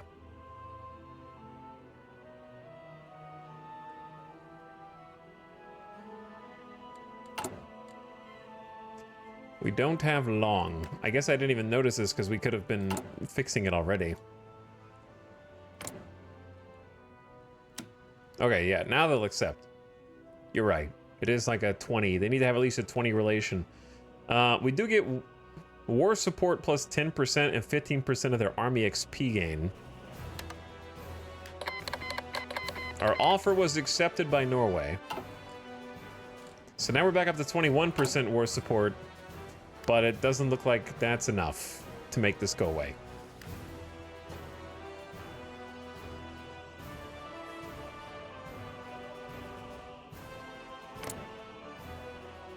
And you can only... I don't have enough political power to do another one.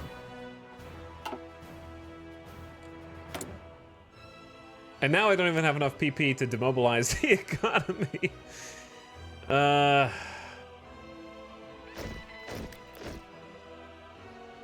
I think it's better to just demobilize. Because the strikes are crazy. Resource gain down, consumer goods are crazy, the factory output's crazy, the dockyard output's crazy. At least now it goes to early. Yeah, it goes to early instead of... Like, I think that's what we changed just now. It was going to go civilian economy, so we changed it, and now it's just going to go to early. Which is still bad for us. Έτοιμος.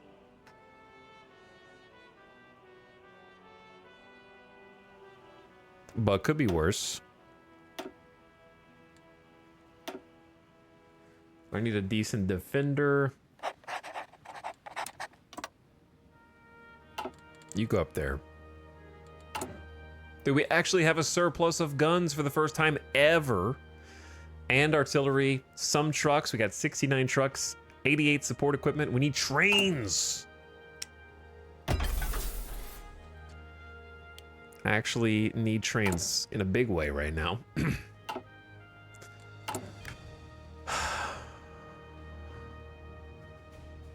So I can't think of another way to raise war support at the moment.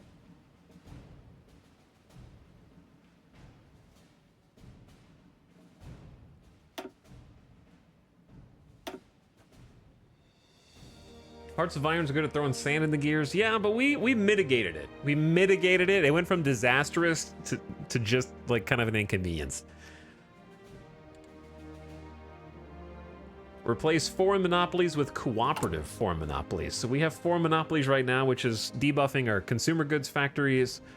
Our trade laws are 75% more expensive, and economy laws are 25% more expensive. And so the trade laws are actually going to be minus 100% cost and minus 50% economy laws cost. So that's huge. That means we can get back to where we were cheaper. So that kind of works out.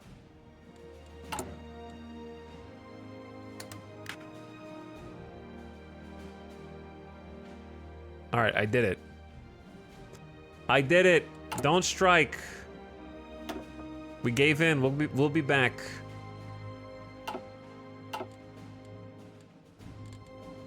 Soon. The attaché is still potentially useful anyway. All right, let's spend some more army XP.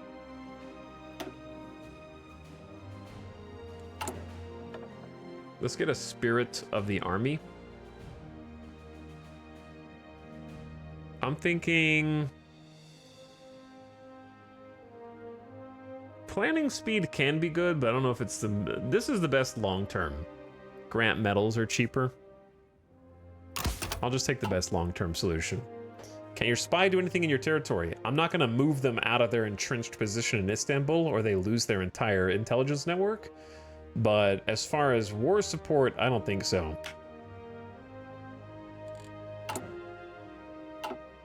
Not that I know of. All right, well, I think major crisis averted for now.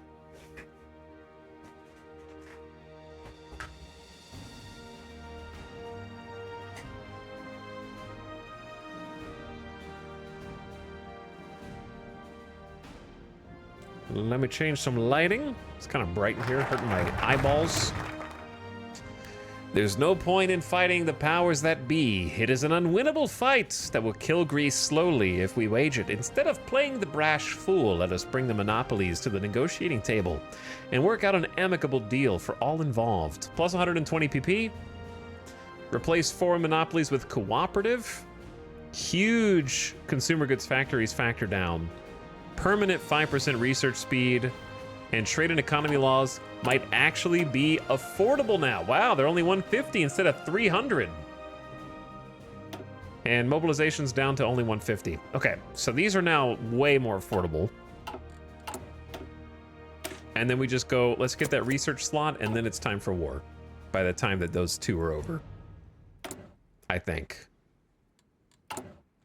But I also want to finish paying my Italian debt. This is the last one. The last Italian debt, and we'll have manually repaid the IFC. That'll boost stability and give us some consumer goods factories.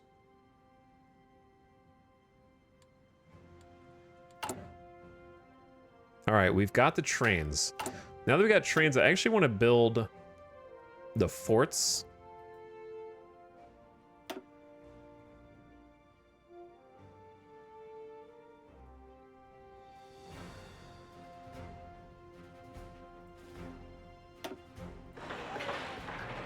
Those are the most important ones. And then you could argue that a couple of coastal forts in a couple key places wouldn't be a bad thing. I don't want to overdo it, though. To be honest, they could naval invade any of these islands in the Aegean. And there's not really anything I can do about it.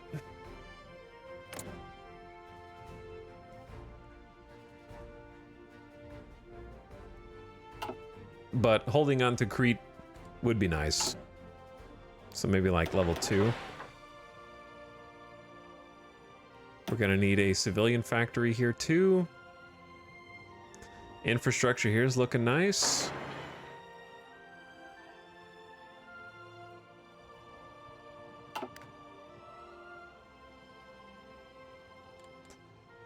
Okay.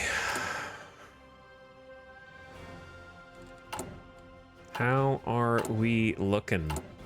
Well, we're starting to make trains. It's gonna take a while because we're actually we need 3 trains and we have 0. I just learned how train work. We can only make 6 per year. I'm trying, bro. Hey, the Coast Guard is here, and channel points are ready to go out.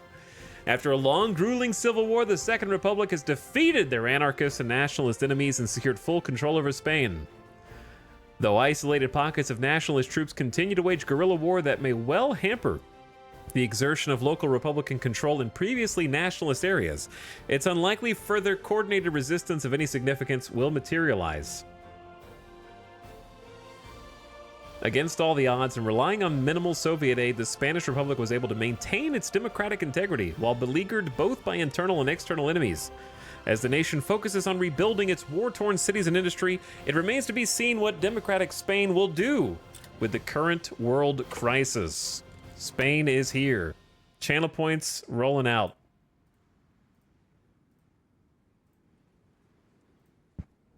$250,000 points from Dudley Manlove.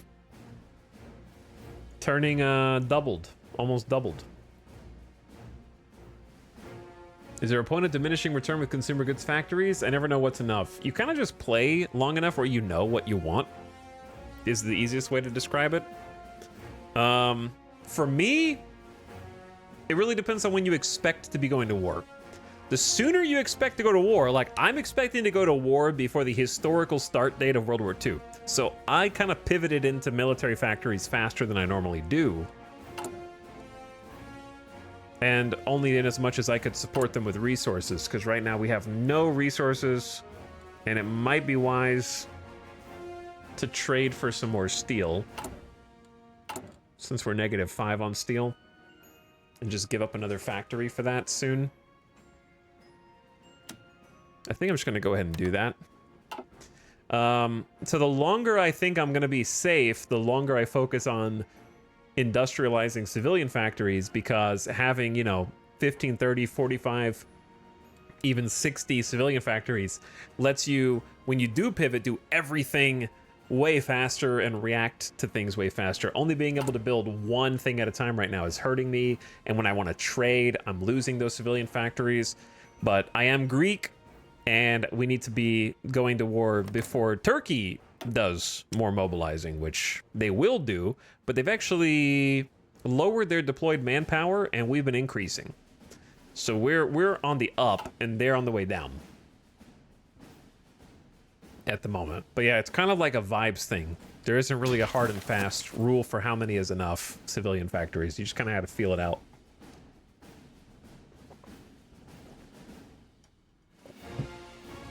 Okay, we just got some fish boys.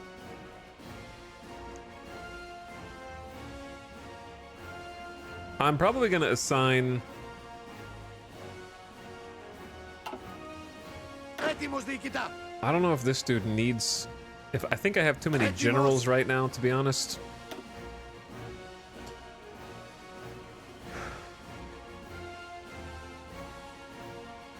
I'm probably just gonna... The Mountaineers' movement, attack, and defense is nice and all, but I feel like that 3 defense is better served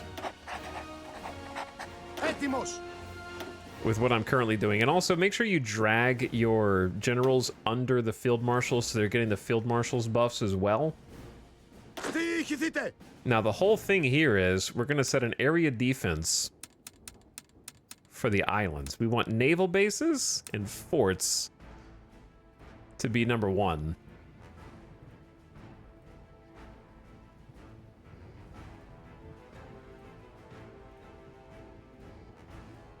Now, if I wanted to do all the islands as well, or just specifically focus on those islands, it would cost us... Coastline is only 7. But that wouldn't guard anything on the interior. So if they plotted any kind of naval invasion in the soft underbelly, I guess we'd have to respond with... I don't know. We just have to assume that Bulgaria is not going to go to war with us. Because I need these troops to be on the front line pushing into Turkey.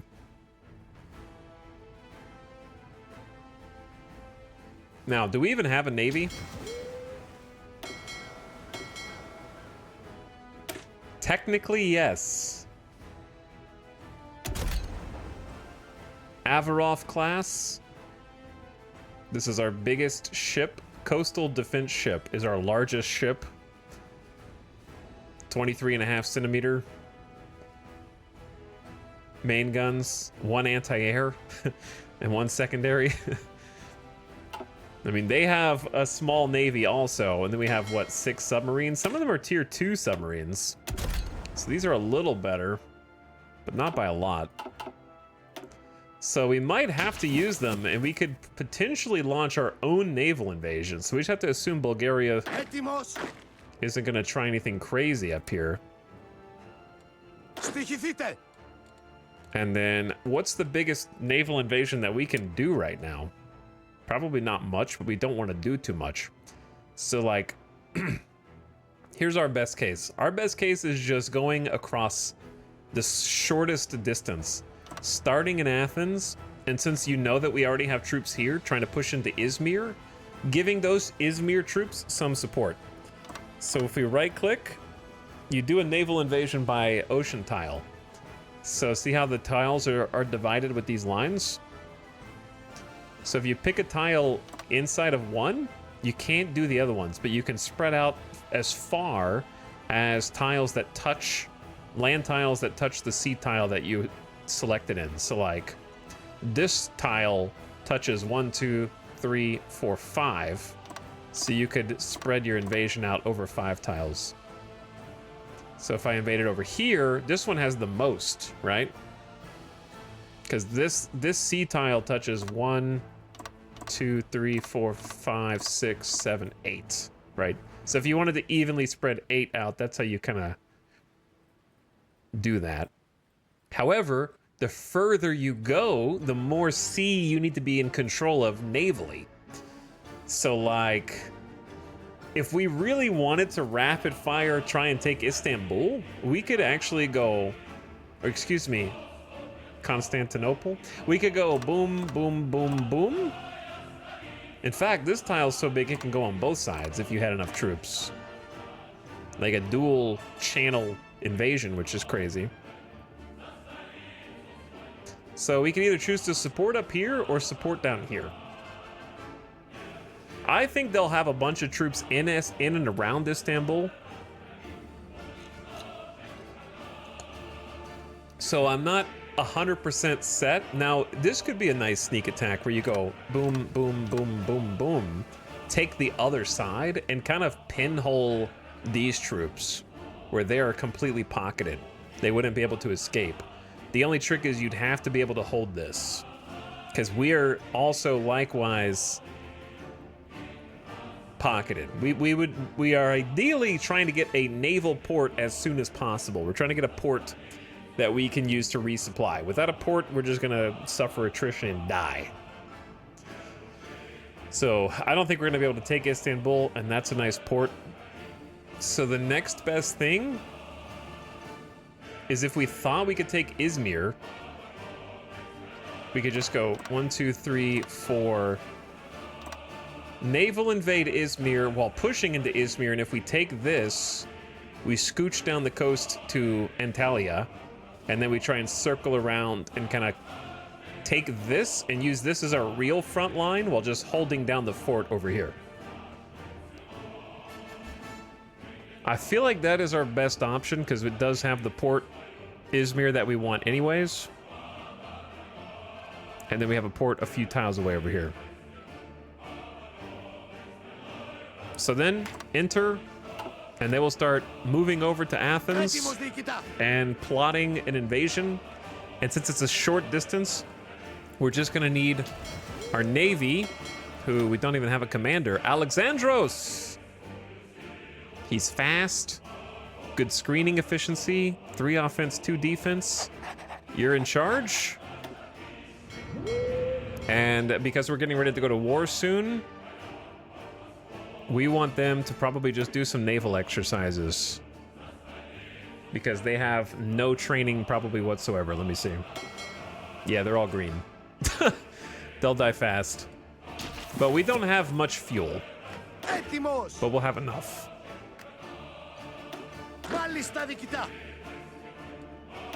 Alright, then we have this dude. These guys. Προσοχή! Πάλι στα διοικητά!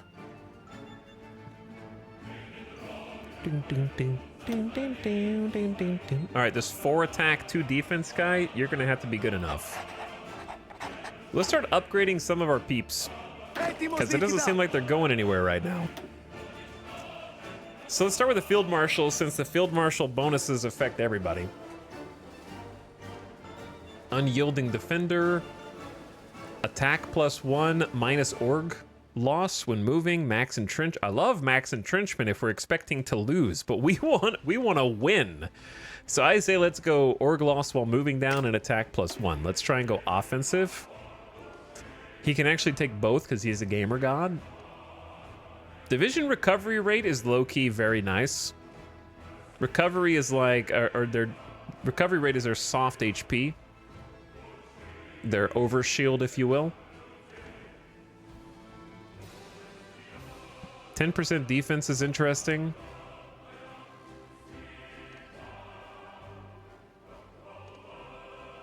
I don't know, they're both good. I'm gonna go recovery rate. And that's costing us command power, which will regenerate over time. Motorized and cav or entrenchment speed. Entrenchment speed is okay. This is the naval invasion guy. Improv expert movement bonus on land plus 10% and makeshift bridges ability. Sounds great. Lock it in. All right, the mountaineer guys. I assume they'll have more planes than us. But I wouldn't mind just having the probing attack ability. Don't really care about paratroopers. Camouflage expert is pretty good if you're expecting... Let me see, what does their air force look like? We don't really know. We know they have 35 to 83 planes. Καταγιές!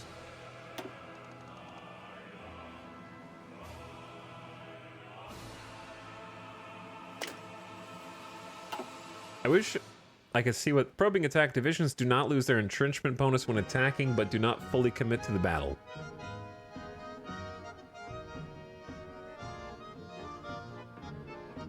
Not sure how I feel about that. I think the air superiority one is going to be better long term, so we'll pick that.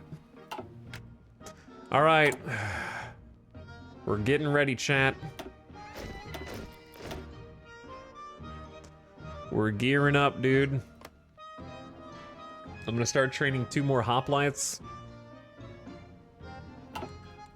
We're still a bit short on guns, but it's coming back. We've gone from 17 a day to 40 a day, and that's gonna increase even more. Also, I had been wanting to add artillery, line artillery. Norwegian envoys have lodged a diplomatic protest with our government regarding the presence of attachés in nations they are in a military conflict with. Bro, you're the revolutionaries.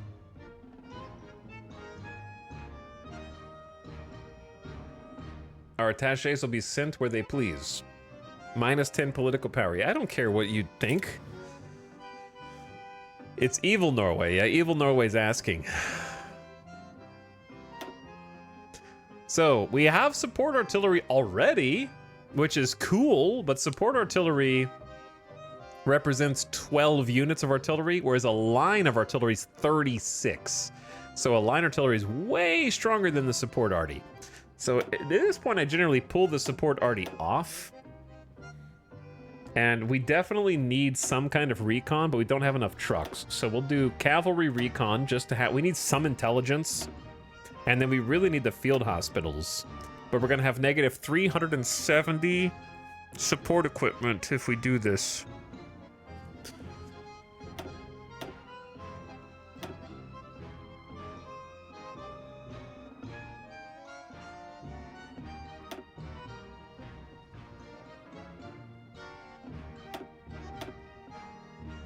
Okay, so we can't afford 2 line arty, but we can afford 1 line arty.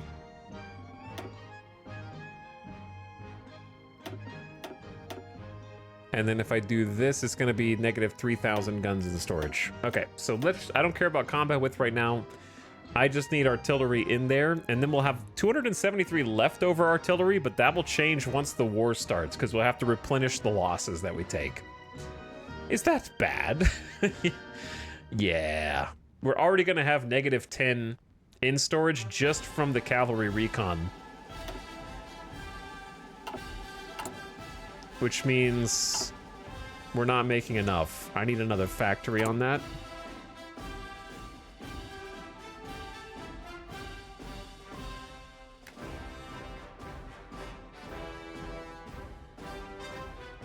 We're trying. We got a lot of stuff going on right now.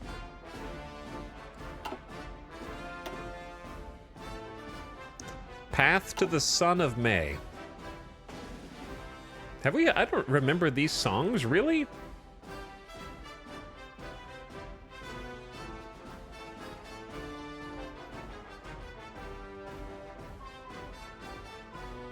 I don't know what it's from. Not 100%. What does Etel think of the international arms market now? What do you mean now? Is it changed?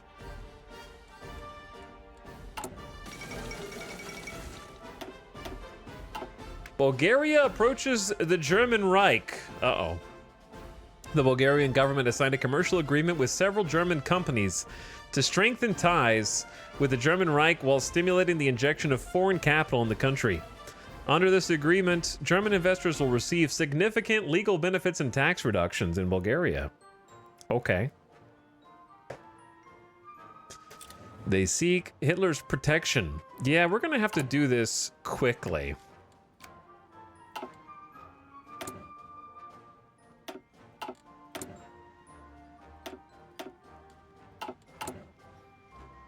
We are going to have to do this quickly.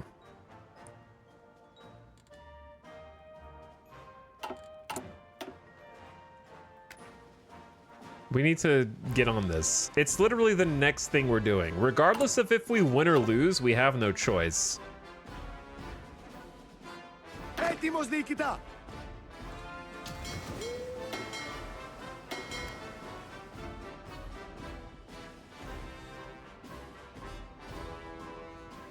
So because of that, basically once these dudes level up to at least trained, because they're getting a minus 10% damage and defense instead of a plus 25% combat experience bonus. I guess this guy's getting a bonus because he's Pride of the Fleet, maybe?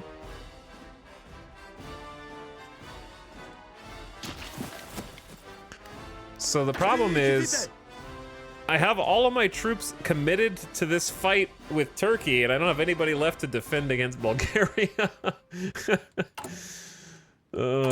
We just have to win against Turkey fast.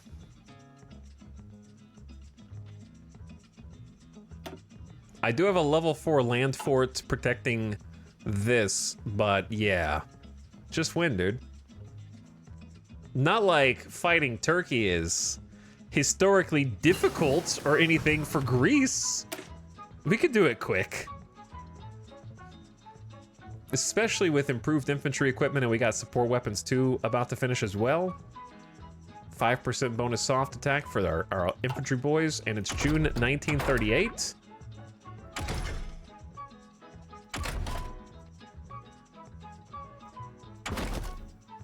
I mean, we're looking good. I'd say let's go ahead and do radio detection for the extra coordination.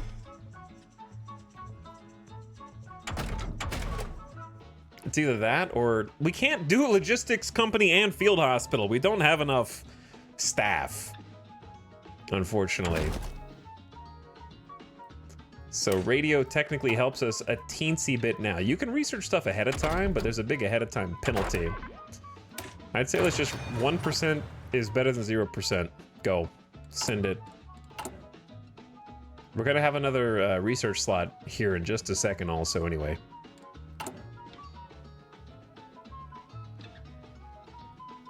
Don't worry, chat. The Coast Guard can defend us against Bulgaria, I think. Right? Look, we have a surplus of 1,000 guns. I'm pretty sure that's what that means. The Academy of Athens was established in 1929 as an institute of higher learning, but it's still young and requires help to grow. With our intervention, we'll make it a linchpin for all aspiring academics in Europe and beyond. 1 research slot. Huge! Very huge. All right, remembering the Anatolian catastrophe, add Martyrs of the Anatolian Catastrophe, which gets recruitable population factor up and war support up with potential unintended consequences. And look at that beautiful 4th research slot. Delicious.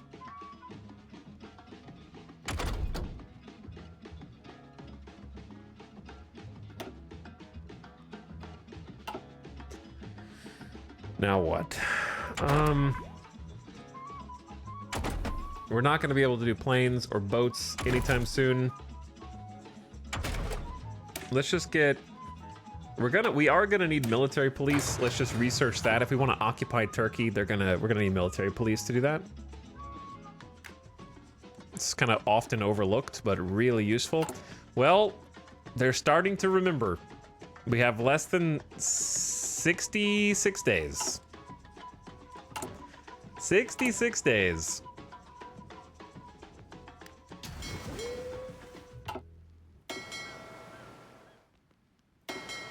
And they're pretty much trained. We're gonna stop the naval exercises and have them do repairs. Usually they will have to do repairs. And we need to contribute. We only have 2 dockyards. Ew. Uh-oh. And, dude, I just turned the volume up. Our admiral has an upgrade. Torpedoes are better at spotting.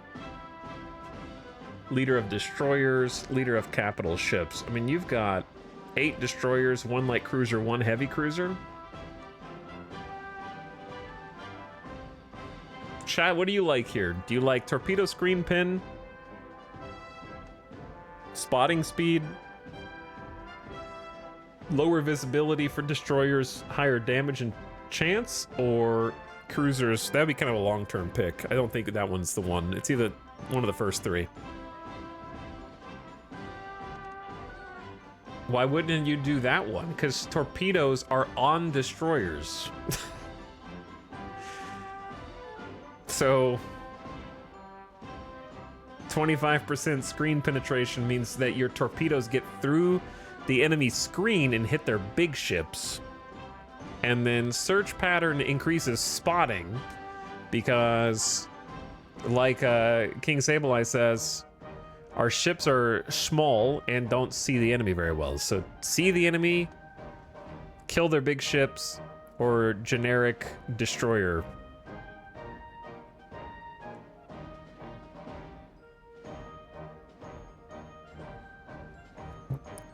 Go max torpedo.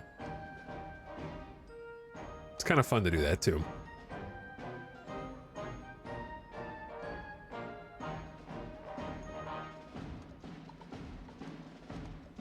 I don't know, these are all interesting.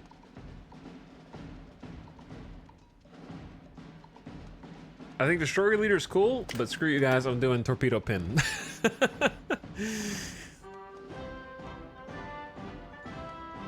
Torpedo cooldown minus 25% or plus 10% hit chance. Just cool down faster, bro. It's easy.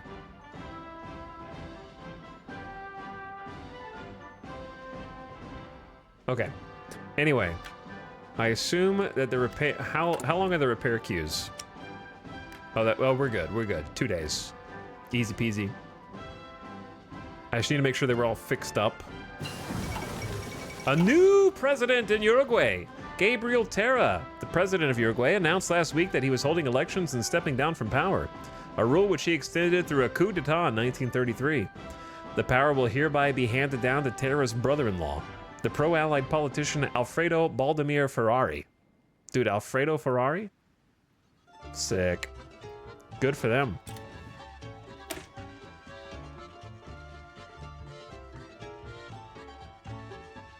Chad, serious question. I exclusively play Hearts of Iron 4 at max speed. Am I cooked? You probably just play worse than if you didn't. Unless you've just played for 3,000 hours and you can't lose. The #1 advice I give to new players is slow down.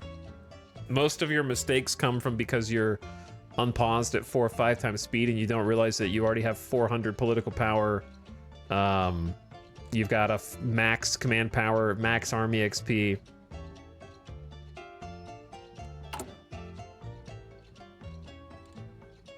And you haven't actually analyzed all of your options.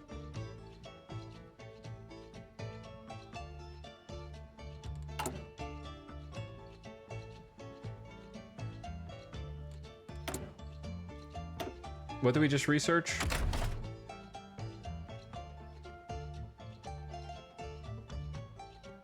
It's 1938.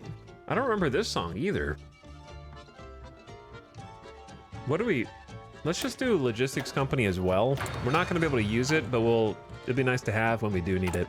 All right, do I want to save 214 PP, or do we need to go back to partial mobilization when the war breaks out? I think we just save political power because we need conscription and mobilization, so let's just save it all.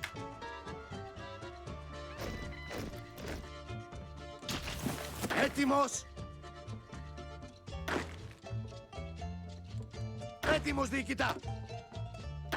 All right, you know what? I'm gonna change this order. They have guard coastline on here too. Chat, the Coast Guard is gonna guard the Aegean, dude. They're gonna make them guard all of the Aegean. And we can even have them guard the mainland as well. Μάλιστα, διοικητά! Στοιχηθείτε! The Anschluss! Uh-oh. It's happening. After a successful coup by the local Nazi party in Vienna, German troops have crossed the Austrian border and taken control of the country. No fighting has been reported. German soldiers were greeted by cheering crowds. In a speech before a massive crowd at the Heldenplatz in Vienna, Hitler announced the Anschluss of Austria, annexing the country into Germany. The oldest eastern province of the German people shall be, from this point on, the newest bastion of the German Reich. Προσοχή!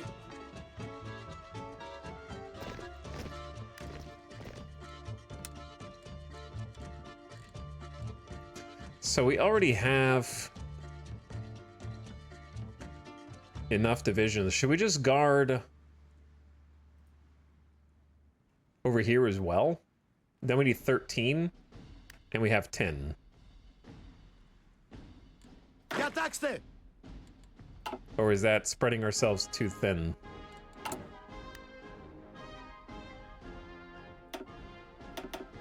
We'll just do 3 more units in training.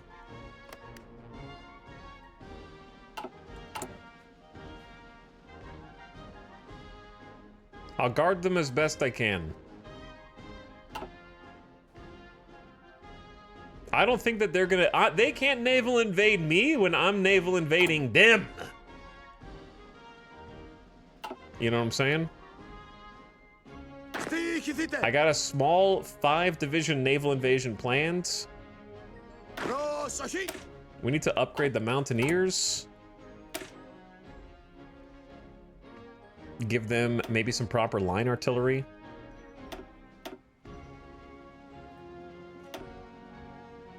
And just give them some, I would like to give them some basic infantry backbone as well. They don't have to all be Mountaineers. This is just boots and troops. Then we can remove this. Throw in cavalry recon. Looks good. We'll still have 284 RD in storage. Computing machines. All right, we're learning how computers work. 5% to all research from now on, August 1938. I'm actually tempted to just go for early excavation with one of our research slots at all times because I don't want to have to keep trading stuff. We already have a slight excess of steel. Give me a factory back then. I wish you could automatically do that and you just set your own thresholds. But we did get that 3rd support equipment factory, which will hopefully let us start to add some more support companies. Oh, you know what else we can do since we're planning on war soon? Let's start getting some offensive lines. What I like to do in making offensive lines is open the logistics map or the supply map over here, and then look. You can also just kind of like move over here. There we go. And then look for where their supply hubs are going to be, and then make those my goal. So in this case, take the port, and then possibly think about going into the river since it has mountains and a river as a defense.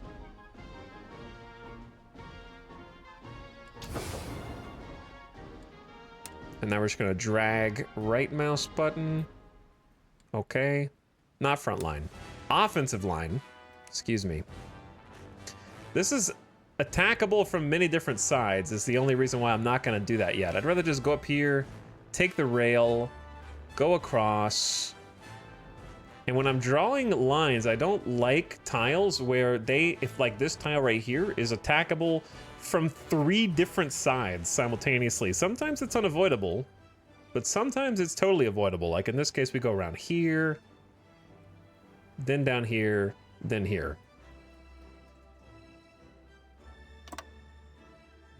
How hard is this game to get into for new players? Well, I mean, it's hard. It's not like easy, but it's also not like super difficult. I would say Hearts of Iron on a scale of 1 to 10 is like, I'd say it's like a 7, 6.5.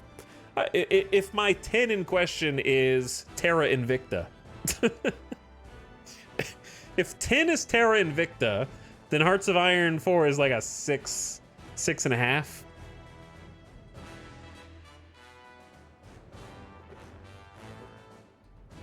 Something like that. But yeah, the hardest part about Hearts of Iron, it's actually a game that at some point almost plays itself. The hard part as a new player is figuring out what information's relevant to you and what information you can ignore. And that just comes with time. Most of the information on screen you can ignore at any given time, and people get overwhelmed because there's lots of numbers, but you don't need to know what those numbers are. You just need to know what your pop-ups are saying and whether you care about them, and organize your troops and where they go, and that's pretty much it. The hard part is when you see like, what is this screen? What is that screen? What is this screen? What is that screen? What is this screen? It seems super overwhelming, but really you just have to figure out how to parse the irrelevant information and remove that from the relevant information. And sometimes the information that's irrelevant now will be relevant later. But yeah, it just takes some practice, some time, and maybe watching some tutorials, I would say. It's not like oppressively difficult or anything like that. I think if you have an interest in sort of this era, like World War II, if a World War II simulation war game that can go wildly ahistorical sounds fun, then you're already halfway to learning it. If you don't like this setting, then it's going to be that much harder to learn, Στοιχηθείτε. is what I would say.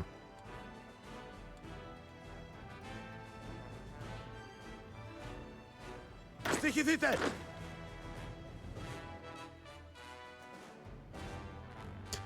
Okay, question. Καταγιές. Yeah, let's just do this. This is gonna be a little awkward because they're technically attacking from two different prongs, but they're attacking the same way. So I'm assigning 3 armies to this, 3 armies to that, so that they're sort of working together. Έτοιμος. These guys are doing a naval invasion. And Έτοιμος διοικητά. Μάλιστα διοικητά. these dudes probably aren't going to push to Istanbul, but in the event that they do,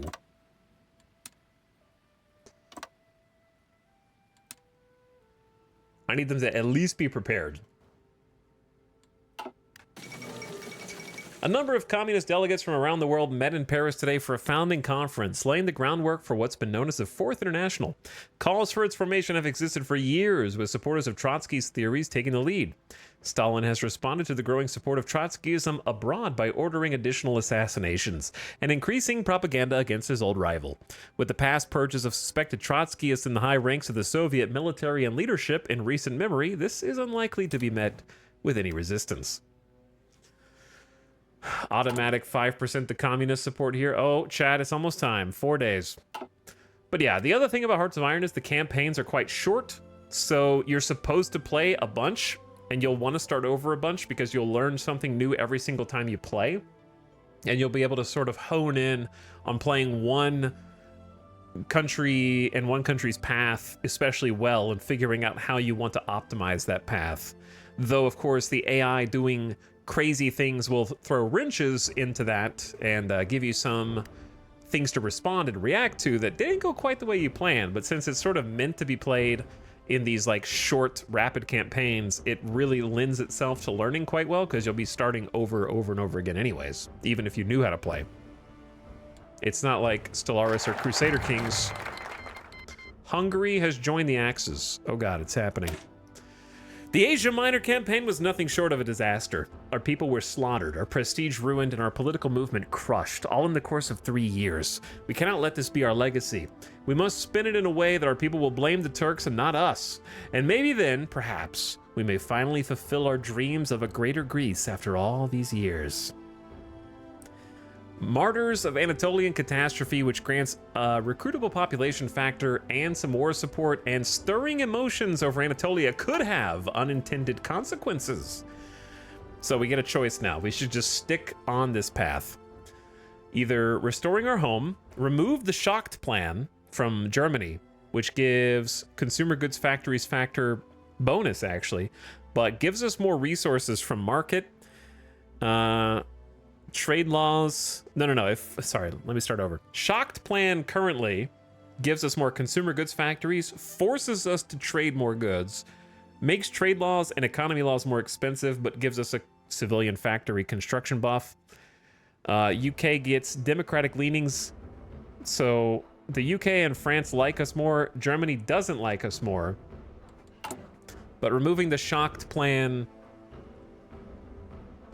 will give us a bunch more of our natural resources so that we can up production.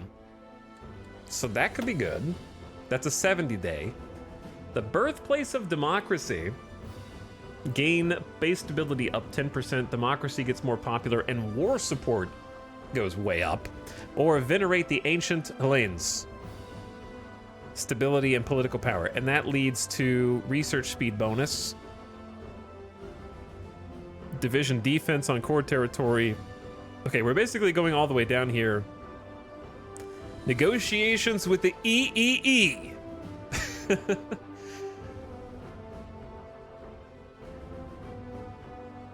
Greece declares war on the Republic of Turkey is all the way down here. So, if they don't do something first, we need to do that now.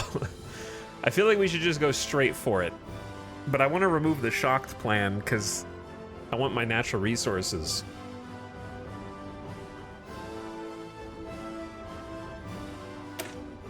But we need, this is going to take like 70, 135.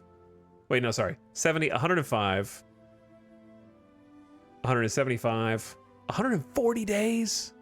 It's going to take a year, man. Maybe we do need to get rid of the shocked plan first. It's going to take us forever to declare war on Turkey.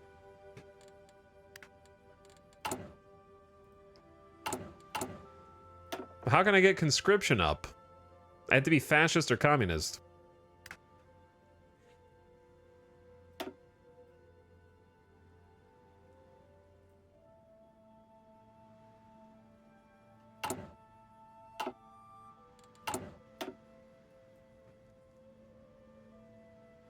Like the right side over here that's like standing with Germany is not this. Like the shocked plan, the only reason to remove it is to get more natural resources, which we could technically get around. I say let's just venerate. I think I'm gonna waste 70 days doing this. Sorry, let me cancel that. Let's just go straight down the middle.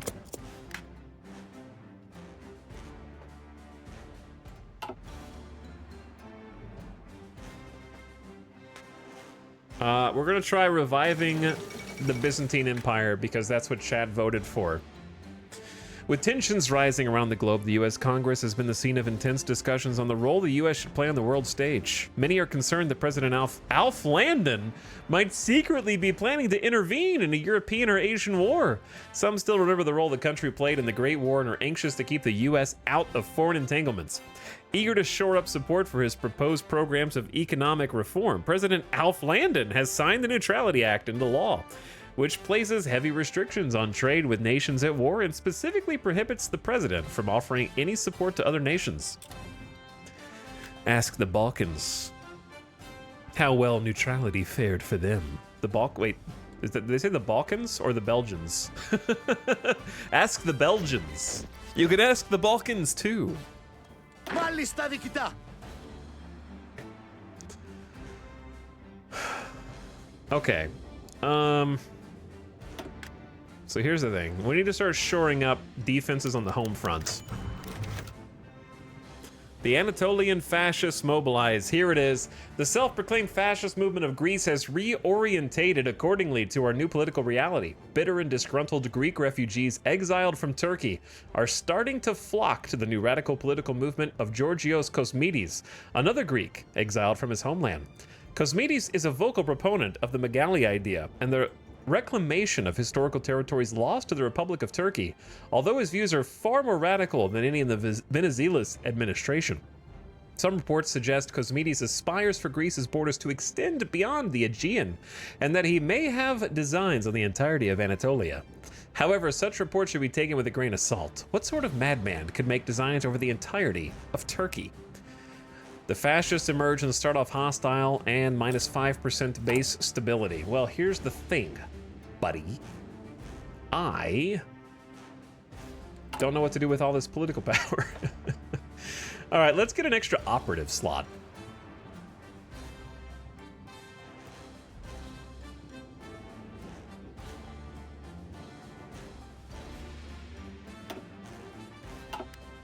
That way we can do another intelligence agency recruit.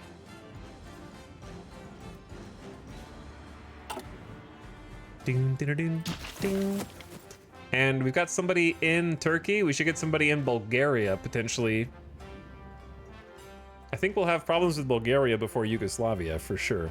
In Albania, we just need somebody here just in case. Because this is just too easy. The problem is I need manpower.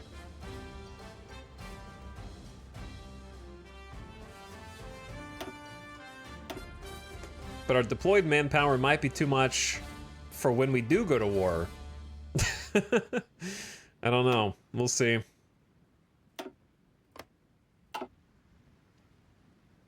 We'll have to figure it out. It's honestly, like, if we just follow our path, we'll eventually be able to do it. Just because we'll be switching government types.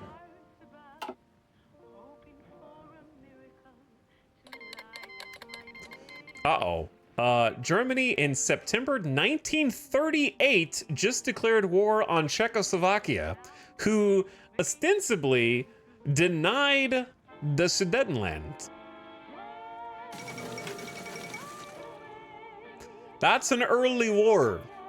That is a very early war, because Czechoslovakia... Wait, is being guaranteed by France. So yeah, France is going to go to war in 1938, basically. Iceland declares neutrality. The Icelandic Althing has issued a statement declaring Iceland's neutrality. In the conflict between Denmark and the German Reich. The parliament also declared Svein Bjornsson regent in the absence of king, and Svein will manage the foreign policy of Iceland. The statement indicates this is a temporary measure, and the pre-war relations with Denmark shall once again be restored once the conflict is over. However, until such a day, Iceland is de facto independent. Yeah, so, I forgot that they're not the only ones. I forgot that communist Sweden is also in the Axis for reasons that no one quite knows. So Denmark has just been pulled into war from two sides. Rip. Ouchies. That one's gonna sting a bit.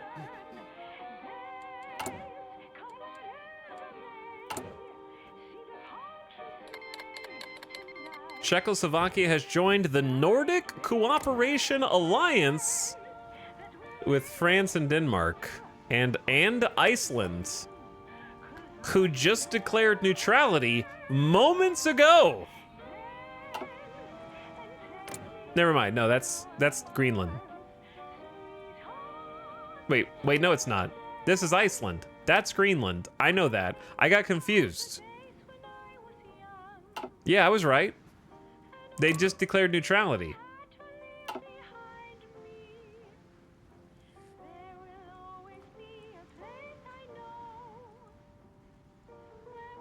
They lied. They just went out there and then immediately lied.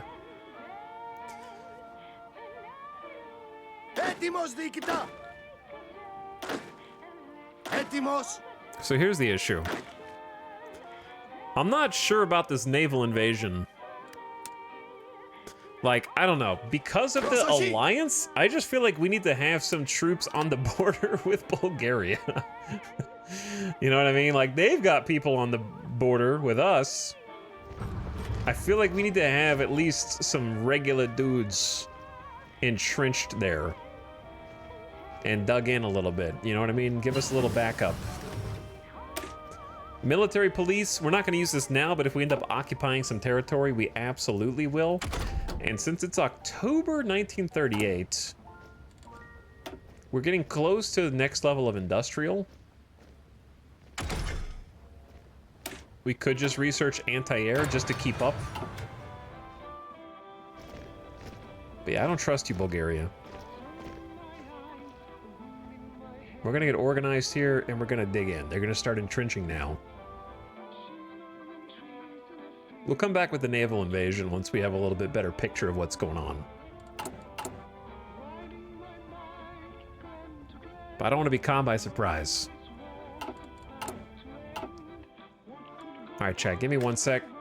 Quick BRB, very fast.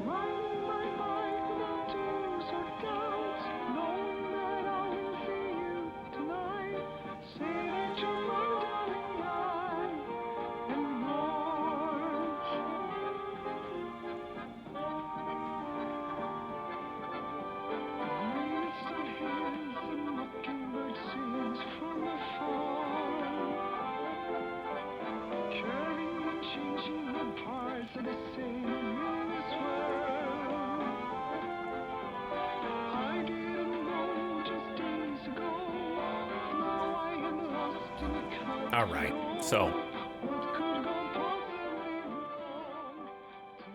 what could possibly go wrong today? Great question. We're gonna have everybody here not entrenched. We're gonna have them start training because some of them are getting green. They're losing experience. We don't want them to be under trained when they finally enter combat. We want combat bonuses, not debuffs. So we can actually train the entire Field Marshal's group simultaneously with this button. And fun fact, if you shift left click it, they will only train until they have reached their maximum rank while training, and then they will automatically stop training. Why didn't we do this sooner, you might be asking? Because it consumes infantry equipment and other supplies that we don't have. It's because we don't have those supplies. I didn't want to start burning them ahead of time.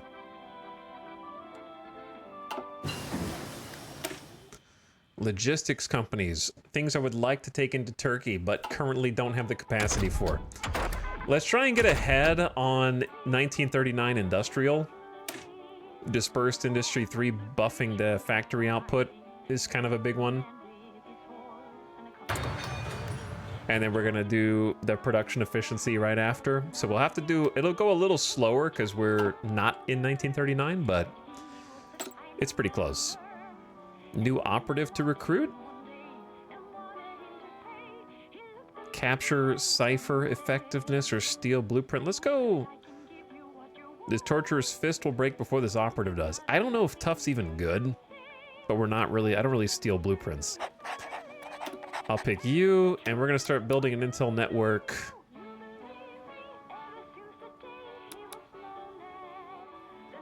Either in Bulgaria. We know we're gonna go to war with Turkey, so I say let's do Turkey down here.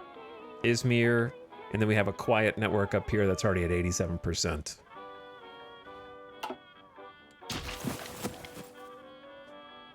What's up, Sudden Laser? Thanks for 34 months of sub. How's it going? Also, Modified is here. Also, KO Fishy is here. Also, Tentacular Time Lord is here. What's up, Tentacular? Happy 45 months. Thanks for dropping the tier 1 sub in chat. KO Fishy has been here for over 3 years. What up, KO Fishy? Modified. Hope you're having a nice Wednesday. We're gonna hopefully have some war here in a minute. Let's go 4x speed. I gotta spend the political power that I got. I honestly think a good choice for us is just getting some military high command, because they'll have infantry buffs. 10% offense, 10%, 15% defense. Sure, take it. We're gonna need to say, I could have done partial. Since when? I should have looked at that first. That'll be the next thing I get. Since when? Oh, we have more than 25% war support, so since that, I guess. Okay, whoops. Cart before horse, a little bit here. Let's get the Navy training again, too.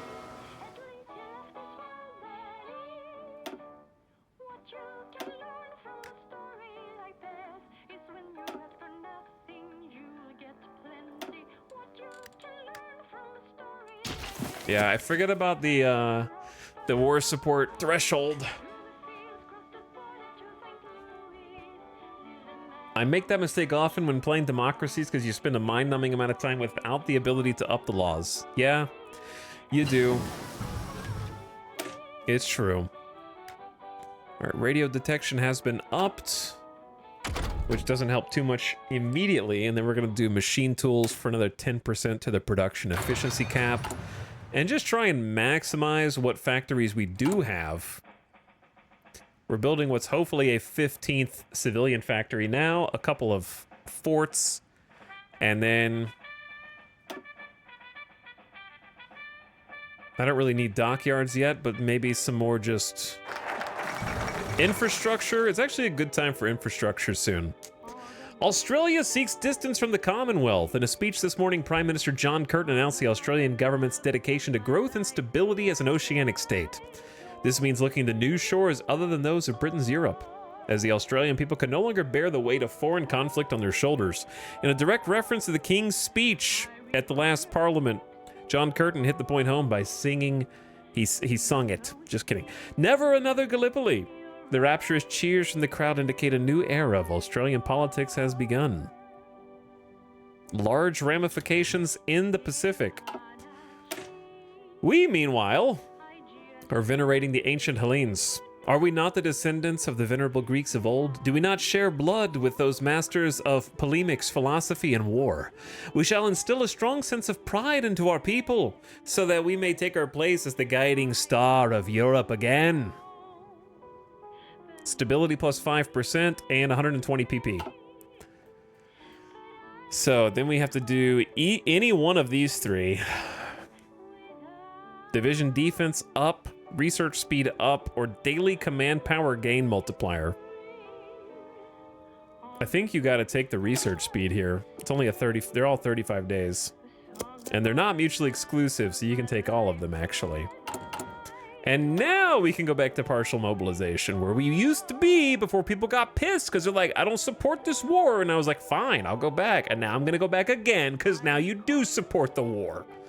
So we should get some more civilian factories. Yeah, back to 15, so I have one extra. Though not every civilian factory you build is turned into something you build with, because it might go into consumer goods depending on how many total factories you have and the percentage that you have to dedicate to consumer goods factories per various laws. But yeah, I think this is actually going to be a good time to up the infrastructure to Thrace, because it's very low.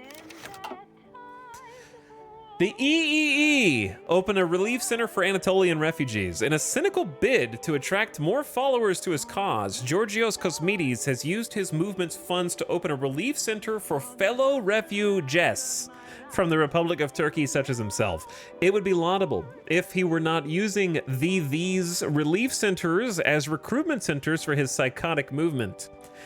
I'm just reading it sick, okay? SIC. We are left in a difficult position. It is obvious Kosmides intends to continue propping these centers up to recruit the disenfranchised refugees of Anatolia. So do we shut them down to stem his poison, or do we preserve our reputation and allow them to continue to operate? Some might argue that having the impoverished refugees working in fascist relief centers is preferable to them suffering in the slums. Chat, I have a vivid memory of seeing this screen before. I think a long time ago we tried to do this run and just never even got off the ground because Italy invaded us first or something. It was how I remember. An initiative worth supporting. Like, maybe we tried it twice, because we definitely did Metaxas. I remember this screen. Close it down. So we want to support this, because who cares about the 5% in fascism, because that's what we're going to end up doing anyways. So go ahead and support it.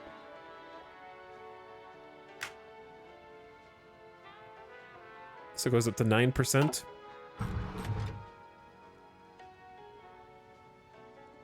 It's been so long that I just don't even remember. Έτοιμος.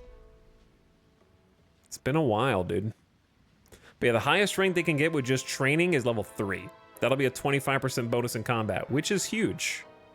That is huge. And they will automatically stop training when they are ready to go.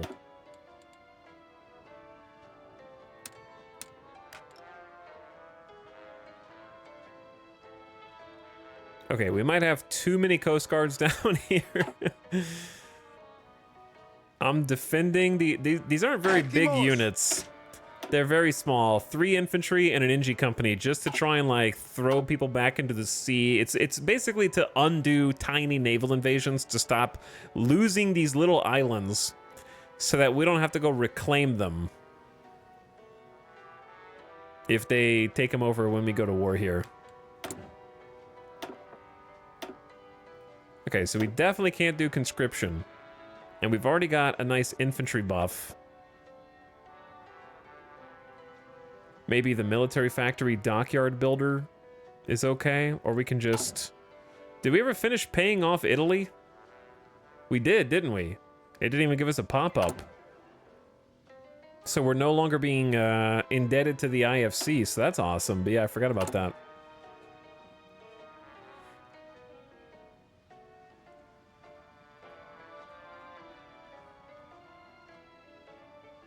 So we can't pick any of these right now.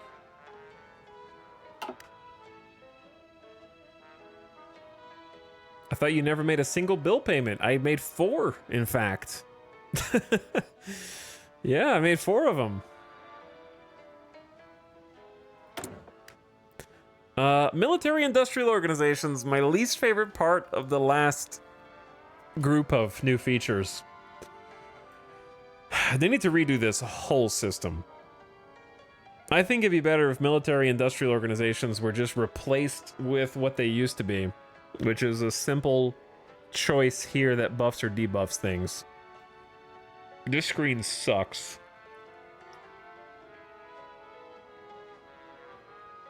What is this even for? A gun? The infield? How about just... I don't care. The one that leads to production efficiency gain, I guess. There you go.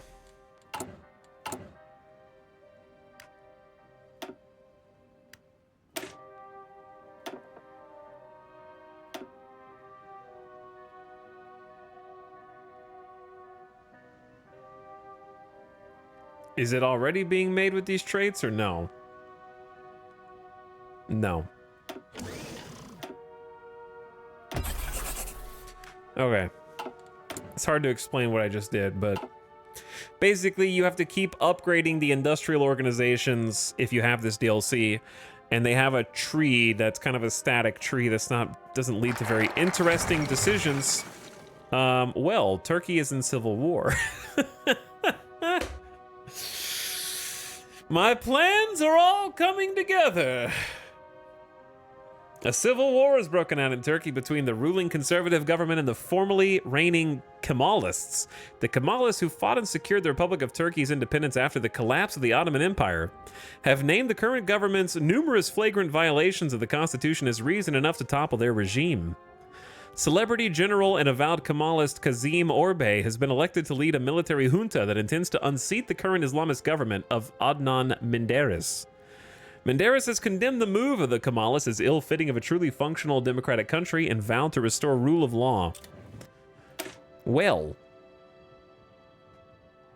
some of mankind's finest thinkers came from Athens, and with a little encouragement paid to the arts and sciences, will once again start to see great minds all across Greece.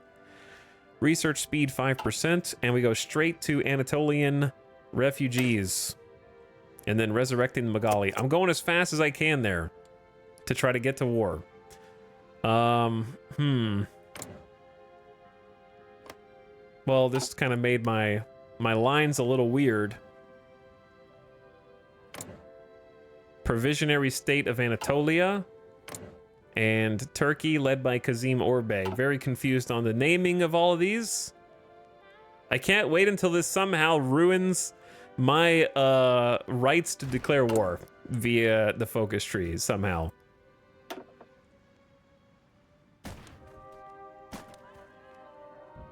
Dude, there's a factory output plus 10% industrial concern. Are you serious? That's like a whole research, and it has electronics research speed plus 15%. I should have just gotten that already. That's amazing. Oh, this is at peace with German Reich, completed cooperate with foreign monopolies. So we only recently unlocked that. That's kind of huge. We actually have 5K extra guns now. Sick. The EEE members engage in street violence with our police. Brawls between EEE members and our own police force have broken out across the country, forming a tableau of a time of political violence we'd hoped to leave in the past. Apparently, judging by all the reports of hospitalization and escalating violence, we've not. Some ministers suggest taking a hardline stance on the violence to show to the country we don't tolerate this kind of thuggery, but other ministers caution that fighting the fascist tit-for-tat is not a winnable battle. The people are angry and discontent, but that shouldn't give them the right to commit such wanton acts of violence. They are legitimate grievances. Basically, this is your opportunity to try and curb the fascist rise or not.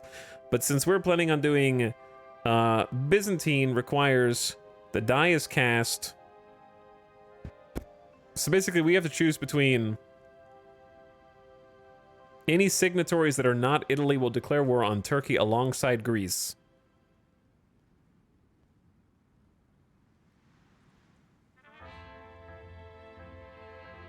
Or Greece declares war on the provisionary state of Anatolia. Oh, I can do it myself.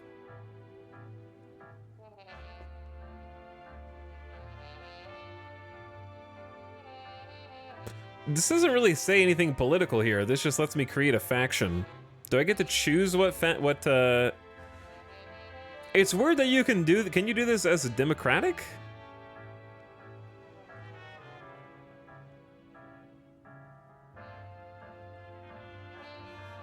Or am I crazy? Yeah, it really depends on... No, yeah, Corin fears current ruling party is fascist. And this requires all. So you have to be... Yeah, you do have to be fascist. Okay, so... Change in popularity to fascism up 7% is good for us, then. But we lose stability, gain more support.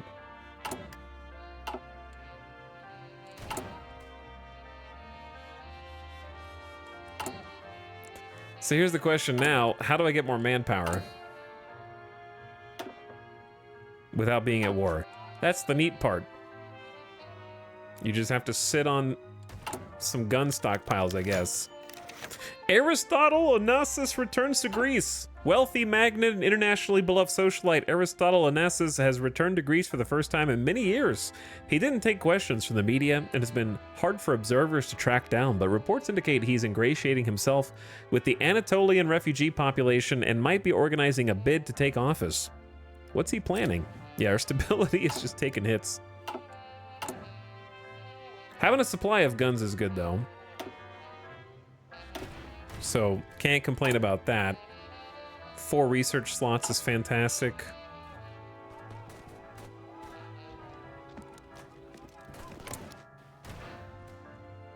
Chat, when do we take the Dodecanese?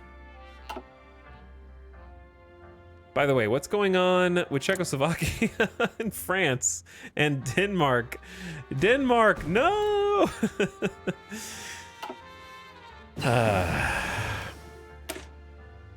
Resource gain efficiency plus 10%. It's helpful. We're only -2 on steel. It's not too bad. Let's finish our 1939 industrial with the construction. Construction tier 3. And then these are actual hoplites.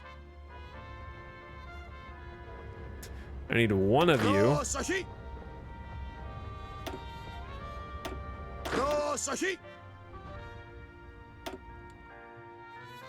to go there. And then one of you...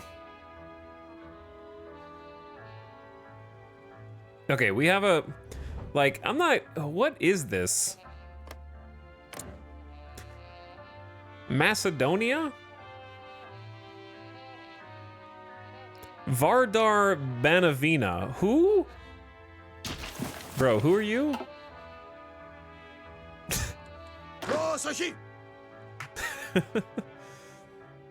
I don't know who that is, dude.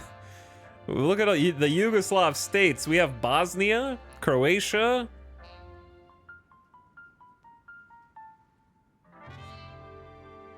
Crazy. All right, where do I want you to shore up? Maybe in these little island squads so we can get over there fast.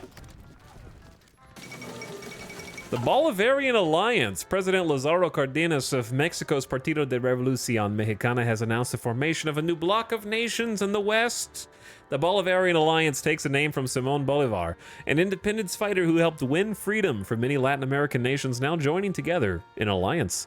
Their declared goal is to seek an end to the continent's domination by old European and American empires, building strong socialist states linked economically and diplomatically.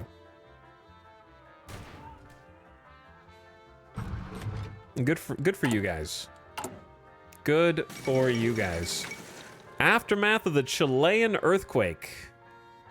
Magnitude 8.3, maximum Mercalli intensity of X has left the Chilean cities of Chillán and Concepcion in complete ruin, with a death toll above 28,000. Reconstruction and relief efforts are on the way, but many have already been displaced, and the countries in the region are unsure how to solve the issues.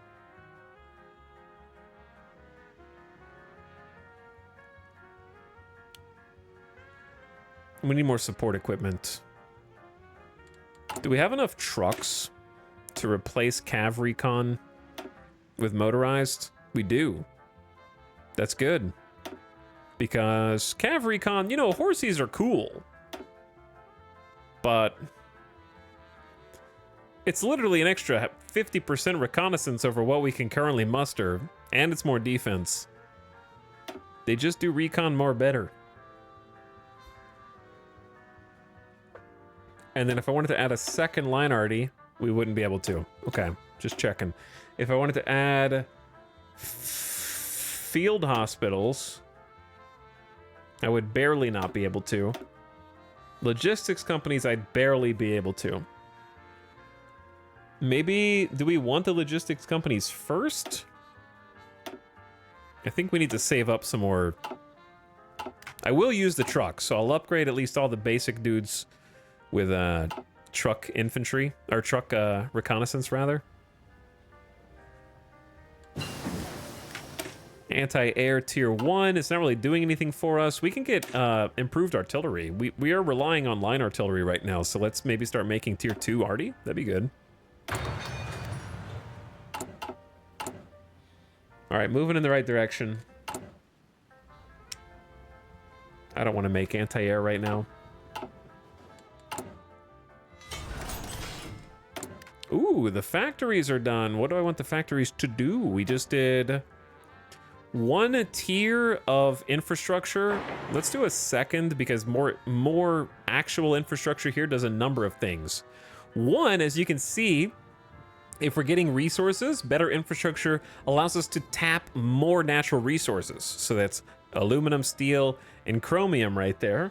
The other thing infrastructure does is allow troops to move across the states more quickly.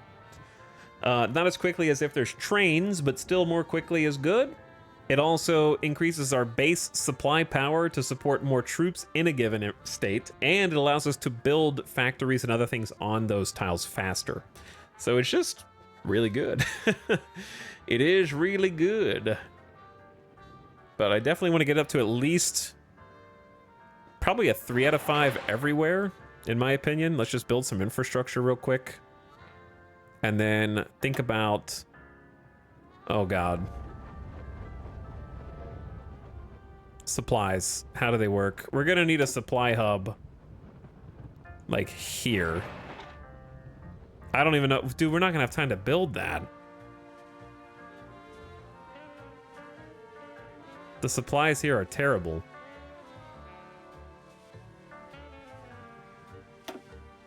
We're probably going to want a rail. I like having a rail that goes all the way around the coastline. Personally. But let's just start with that infrastructure and then go from there. It wouldn't be the worst thing in the world, though, to sneak in one military factory.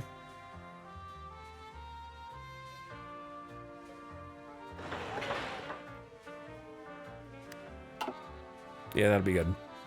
That way we can have that extra factory on support equipment and actually get those support teams involved. Czechoslovakia is holding on for dear life. Romania rejects German arbitration. Negotiations between Hungary and Romania regarding a territorial dispute have broken down in Vienna. The Reich acted as arbiter, but when they decided to return northern Transylvania to Hungary, the Kingdom of Romania rejected the decision. The Romanian government promptly ordered their delegation to return to Bucharest. It would appear the German Reich does not yet wield the diplomatic influence they imagined they did. Well, Romania, get ready to join the Nordic Cooperation Alliance, I suppose.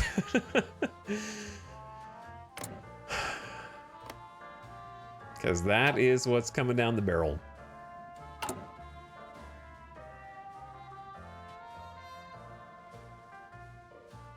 Anyways, Sudden Laser, thanks again for 34 months. I see you a minute ago. I think I did. Yeah, I did. I'm just checking. Chat, in your opinion, how do you think the campaign's going so far? I think that we're getting a little lucky. The fact that Italy Civil War and Turkey Civil War is quite lucky. I think, and we'll see how it plays out. Negotiations with the EEE.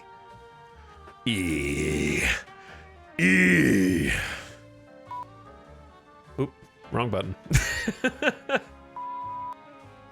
The dastardly Anatolian fascists have been sowing chaos while making themselves unapproachable by the government since the very inception of their malignant movement. However, things appear to be changing. We have been approached with the offer to make the deal of a century. Join our forces with the Anatolian fascists to further mutual goals of a defeated Turkey. It cannot be denied that many of our admin would make this deal with the devils of our nation simply to get them to cease their anti-government actions. And it also cannot be denied there are even some serpents among our civil servants that find the EEE's goals agreeable or even laudable. Thankfully, Magnate Aristotle Onassis presented us with an alternative course. Onassis, also from Anatolia, will form a counter-movement using his fame, business acumen, and personal wealth, and use that movement to sap the EEE's support base. This course of action by no means guarantees the squashing of the EEE, but we have more than enough evidence to suggest Onassis could pull off the caper if we ask him to. The ghosts of the past will not return. No deals with the fascist forever. Well, we kind of have to in order to unite the Byzantine Empire, which chat you chose. You picked fascism. Remember that. Gain war support plus 10%. Coalition with the EEE, which gains stability. Fascism support. The fascists are now friendly. Allying will have serious repercussions when the Heraclian Convention is called. I don't know what that is, but I'm picking it. After the Anatolian catastrophe, we were forced to take nearly 2 million Greek refugees that had been living in Turkey. We were unprepared, and the situation only grew more untenable.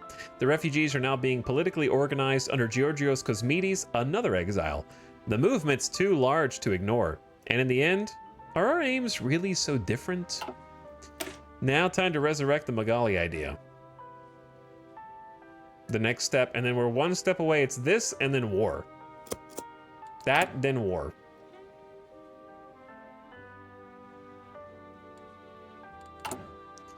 We could get a final political advisor. Non-core manpower up, damage to garrisons down.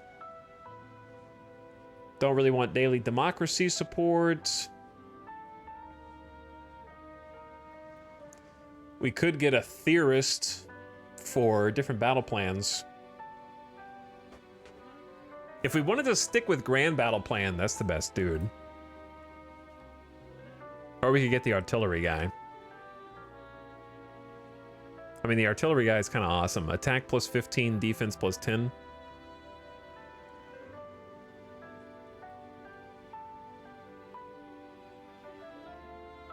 That'll help us win. And then we need to save some political power for extensive conscription when it becomes available.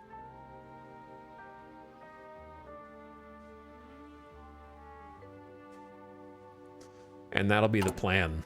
So right now, we need to save support equipment until we have enough to add, I think field hospitals are first. Uh-oh. It has at long last come time to revisit the treaties of Sèvres and Lausanne with the great powers of Europe and also reapproach the topic of the Magali idea. The fate of Turkey cannot be decided by us alone, so we must first garner and cultivate the approval of the UK, France, and the contemptible Italian Union. If we choose to invite them to our conference, a swell. Invite the French and British, or all of them. I don't see any reason not to invite the Italian Union. They're communists, so I don't think they're gonna like us very much.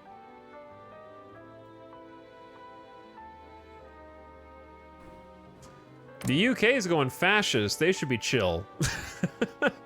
Chad, do you think I should invite everybody or just UK and France?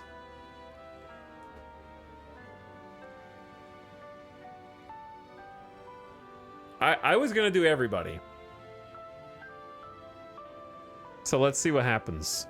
We paid everyone, we're chilled. That's true, I did pay off my debts. I did pay off my debts. They have to remember that.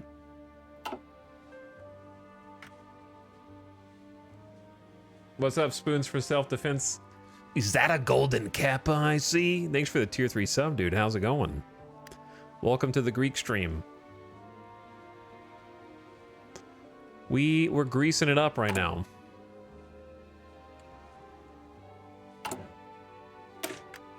Alright, I'm just gonna go ahead and add the field hospital.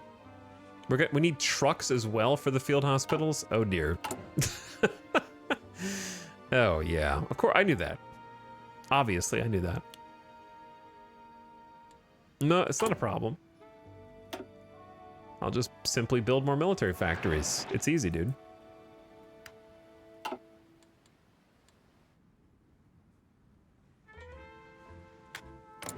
Make Italy like us. I don't know how long I have. I can try improving relations. I don't know if I have enough time, though. We're not really using political power or anything else right now, surprisingly. Yeah, I don't know if we'll have enough time, but why not? It might, like, instantly fire off the event. They have claimed our territory. Meanwhile, in the Civil War, provisionary state of Anatolia is definitely winning, but they're going to be severely weakened for us. Which will be cool. Only the Italian Union attends. Our dejected officials have mulled over the abysmal news that only the Italian Union has indicated an interest in deciding Turkey's fate at the Heraclian Convention, and ultimately decided the only course of action there is to take is to call it off entirely. This is not a move decided lightly, as many Venezuelist officials are all too aware that they staked the entirety of their movement's legitimacy upon avenging 1922, and now the situation has evolved to the point where the entire operation's in jeopardy. The Greek people have already grown restless over the lack of news after so much hype around the event. The EE have seized upon the raging fires of discontent with gusto, lambasting our government for weakness and failing to uphold the promises. How will Themistocles Souflis steer us out of these murky waters? Isn't that what we want, though? Don't we want the EE to succeed? The convention must be canceled.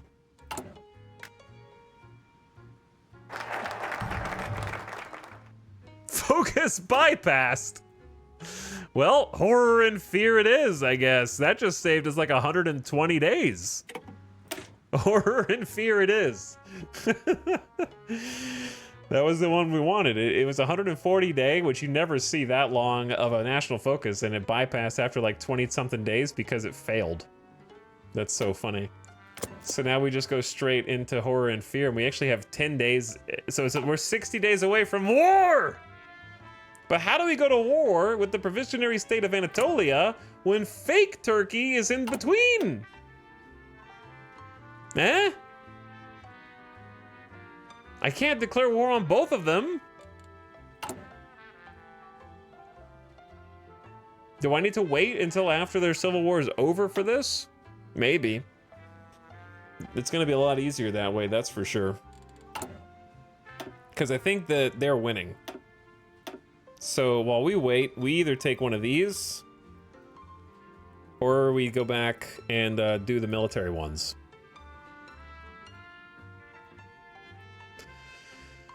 I don't care about base support of democracy. How do we think about the shocked plan? It does have a really nice consumer goods factory factor, but we're losing 30% resources, and our trade and economy laws are more expensive.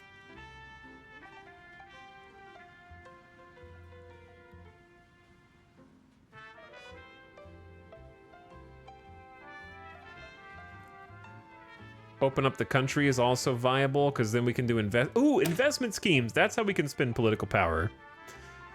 We cannot industrialize on our own. Long have we been dependent on the capital and industrial capabilities of nations bigger than ours. This era is no exception. Let's invite their capital investments into Greece, because tomorrow we'll never need them again. Yeah, let's do that, because then we can spend the political power on the investment schemes. That'll be nice. Let's give them a sec to tend to their things, while I think I just have to throw the field hospitals in and assume that we'll rebuild the trucks and the support equipment. because those are just so crucial. The good news is that the support equipment is going to come a lot faster because we're triple researching dispersed industry and advanced machining tools in construction 3. So that's nice. So we're already up to solid 1939 tech in April. It's not even halfway through the year. Got more room for more factories, more factory retention. They're 10% more effective. And it's 1939. Let's research the next tier of guns, which I'm not gonna make yet, but I wanna know, I wanna have them researched. So I think that's a good plan.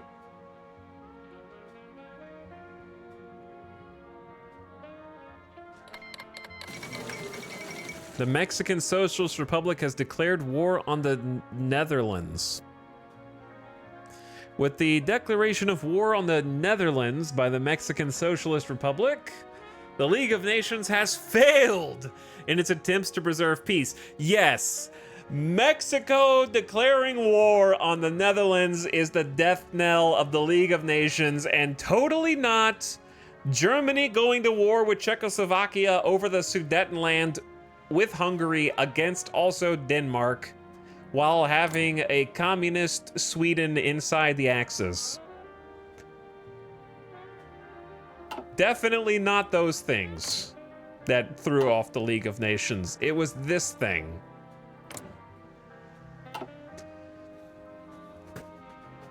While the council continues to meet, nobody expects it to do anything. Whatever it had is lost. Albania turned green. True, yeah. The Italian Union just absorbed Albania, chat. Yeah, I don't think they'll go to war with us. But in the off chance they do, we definitely want some forts up here. You know what I'm saying?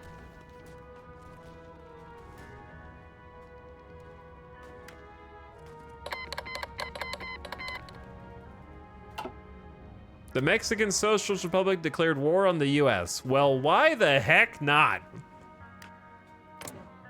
Why not go to the war with the Netherlands and the US, who just declared neutrality? The EEE have launched a coup. We should have known it would end like this. The leadership of the EEE has condemned us as weak and ineffectual and declared us the most immediate barrier to Greek greatness. The ruffians made a massive spectacle in the Hellenic Parliament, where they castigated us all as traitors and declared they would do all in their power to unseat us. Sure enough, after all dramatically leaving the chamber at once, they return hours later with a mob trailing and calling for our immediate collective resignation. Public opinion's no longer with us, and to be frank, many government ministers have lost faith that this administration has what it takes to see things through to the end as we promised the nation. There is a general feeling that by marching on Constantinople without foreign or popular support, we are sending the entire country on a death march from which we shall never recover. We must answer for our failures. The Byzantinist fascist form a government with high war support and lower stability. EEE becomes the ruling party. Athens will never be governed by fascist dogs. They will try to forcibly remove us again soon, probably by civil war. We must answer for our failures. I think is what we're supposed to pick, right? It's him! It's the guy! Georgios Kosmides! We get to be him! The Mustachio Man!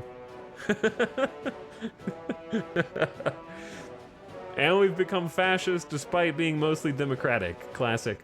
But guess what? We can change conscription laws to extensive, doubling our recruitable population. Begin! It begins! That's why I saved up some political power, just in case.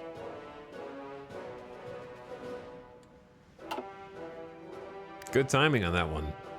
And we have achieved converting government types. German Reich wants to resupply their ships in our ports. I mean, you may as well say yes, just to appease, because we're both We're not going to be in the same faction, but I don't want to go to war because guess what? If we get to dodge a war, the Mexican Socialist Republic has declared war on the UK. Are you guys okay? I did not know World War II was primarily fought by Mexico and the Axis. You don't need to go to war with everyone at once, bro. You could just fight 1 or 2 people at a time even. Just chill.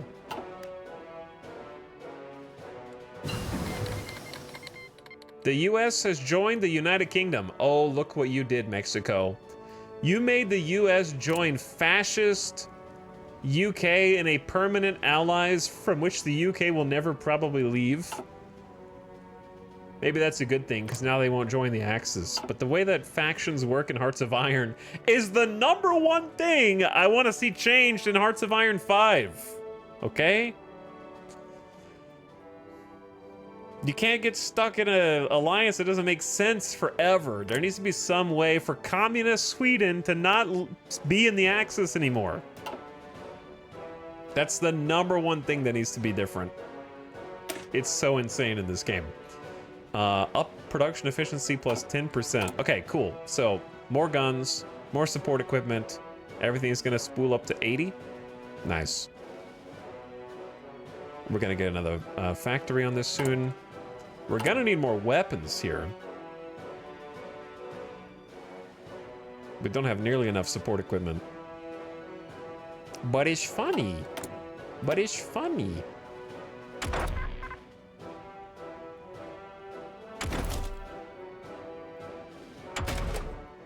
It is 1939. Let's upgrade our support companies. Better engineers equals better entrenchment bonuses. And they get a bonus attacking and defending forts. It's kind of huge.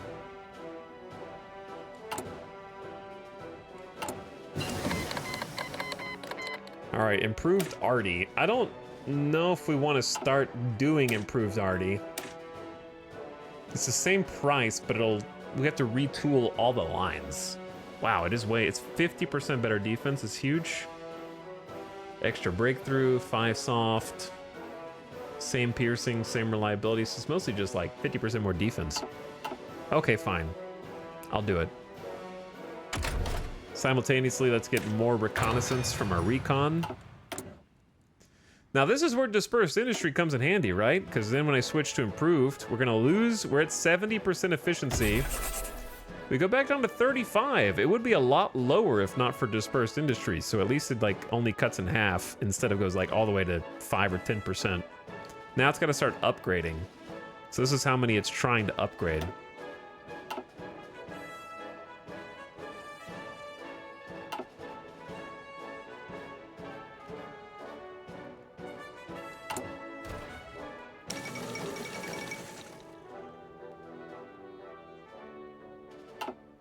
The Molotov-Ribbentrop Pact.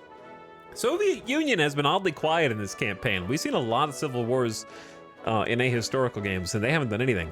Diplomats from Germany and the Soviet Union concluded what observers are describing as a historic agreement with the signing of the Molotov-Ribbentrop Pact.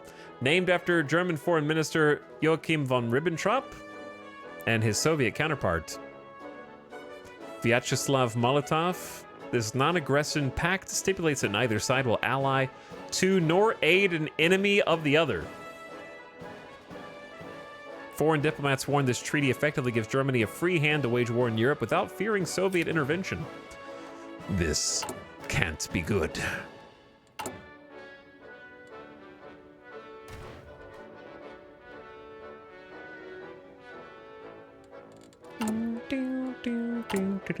Can you guys hurry up and win in Turkey so I can declare war on you?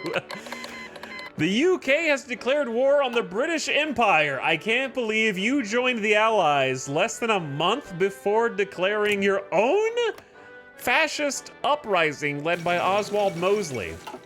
The rising tensions fueled by continuous black shirt marches in the British Empire have now reached a boiling point. The latest series of street fights resulting in these marches spiraled out of control and have escalated to the point where the military has now become involved. While the Royal Navy has remained loyal to the official British government, the situation's quite different in the army, with various units pledging support for either loyalists or fascists. With the formation of an interim fascist government, the stage is set for prolonged conflict in the British Isles. That song kills me every time. Okay, well, we're still trying to catch up on trucks. I'm making factories right now. We need more truck factories. So we'll let that one go into the trucks, and then this one can go into support equipment.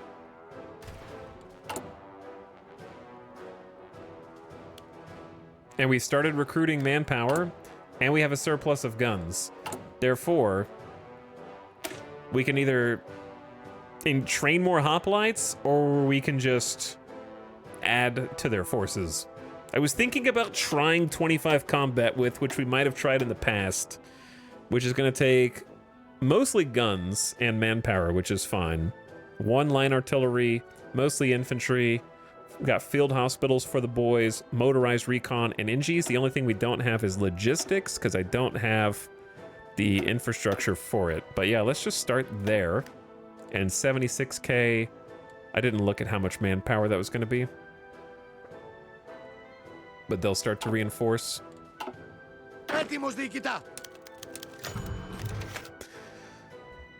Diplomatic protest. Our attaches will be sent where we please. Actually, you know what?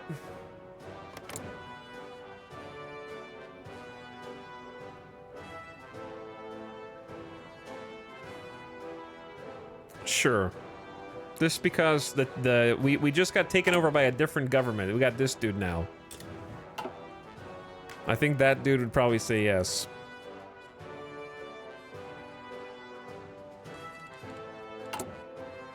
Dude, I was hoping that in 70 days of opening up the country, Anatolia would have already won the Civil War, man. But they got to go all the way across to Istanbul.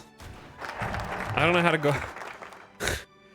I can't declare war on them with only 40% world tension. Or can I? Maybe I can. Maybe I can. Okay, maybe we started doing that.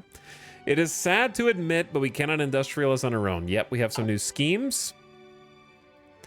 And we could bolster the Shocked plan, which kind of just makes sense now, but also Britain makes sense.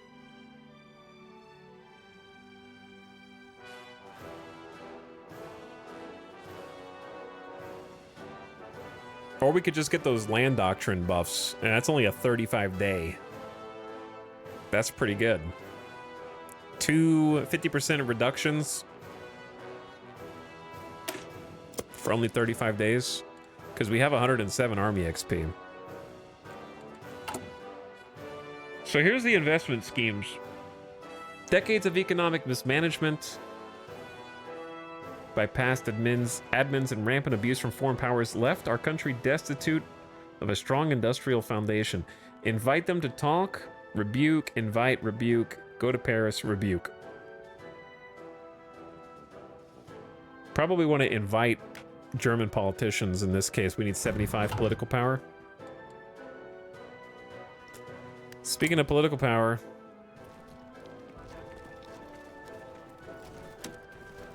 probably want to justify a war goal against these non-aligned dudes who are already at war with Anatolia, and just kind of help them win and then fight them as well, because that could be a fast track to getting to Istanbul.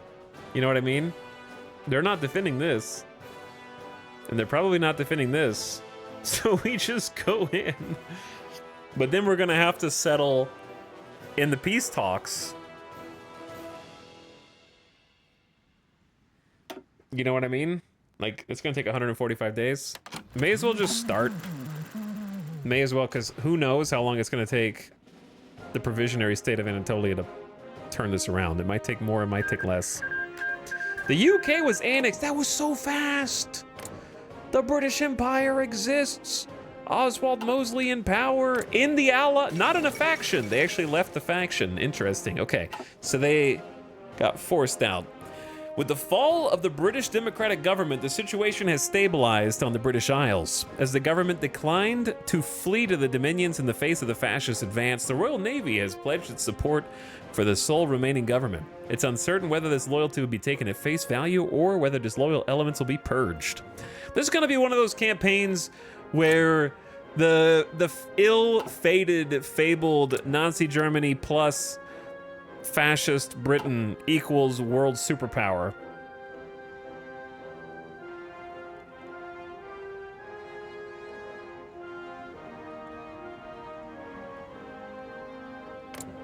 The US is at war with Mexico, and the Soviet Union is just quietly doing their own things. So, like, best case scenario is Japan is not part of the war or in any of the factions. So instead of Japan, it's gonna be a German, Swedish, British axis. And the best hope is the Soviets and the US against them, because France is gonna get backdoored by the UK soon, probably. And we're kind of not in any danger of them. We're gonna be doing our own thing down here. We're probably gonna end up going to war with the Italian Union since they're communist, which might drag us into war with the Soviets. That'll make things spicy. We'll see how it goes. For now, we are still recruiting base manpower. We really don't have that much manpower at all. It's kind of crazy.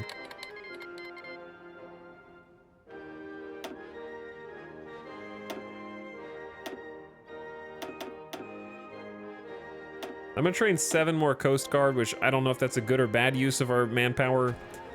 You lose this game by getting naval invaded. Peru has declared war on Ecuador.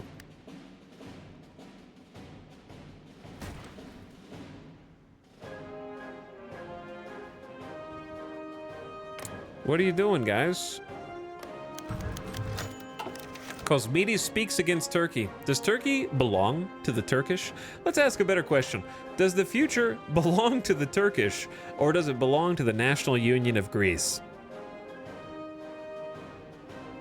Georgios Cosmides speaks against Turkey, suggesting that the Union of Greece is on the path to war. The funny part is, we're actually doing that to the Orbe Turkey. Yeah, chaos is happening here. The Mexican Socialist Republic just declared war on Guatemala. They're going all in. War in South America, stemming from disputes that have been happening in the regions of Napo Pastaza and Santiago Zamora on the border of Peru and Ecuador ever since the dissolution of the Gran Colombia. Skirmishes have started to occur between the two countries' forces. Due to recent settlement in borders with Colombia, Peruvian soldiers have felt confident pushing their claims against the weaker Ecuadorian state, and the skirmishes have escalated into open conflict. This will test the stability of the region as other countries may attempt to intervene. Honduras just joined the Allies. The US and Canada and Australia, South Africa, everyone except the UK is now in the Allies against the Mexican Socialist Republic, who has joined the Bolivarian alliance with themselves. This looks like when I did my Mexican campaign and how badly it went. The AI is doing as badly as me in Mexico. They just went to war with everybody.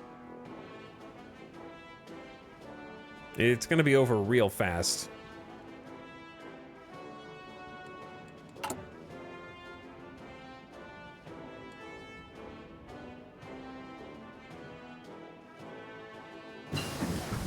Oh, where did my chief of army go? He's not available because the Republicans are not friendly or loyal. RIP 200 PP. That sucks. So it's 5% attack. Nah, I gotta take this dude. At least we already have some saved up. Whoops. Construction speed plus 10%. All right, we are locked in on industrial research. I've been getting all my support companies upgraded since we just put field hospitals in anyways. Let's get them upgraded as well. I am never here. That's okay. You subscribed anyways. Thanks for the Prime sub. Thanks for 34 months. Time for you to learn how to watch VODs at 6 times speed. And also, Spoons, thanks again for the tier 3 sub, dude, with the golden kappas in chat with 5 subs and 1. That's a lot of subs. Small, antiquated, but tenacious. This is how many would describe the Greek army. And it's not an inaccurate description. All we need to do is modernize our tactics and equipment, and we'll be well and truly a force to be feared in the Balkans.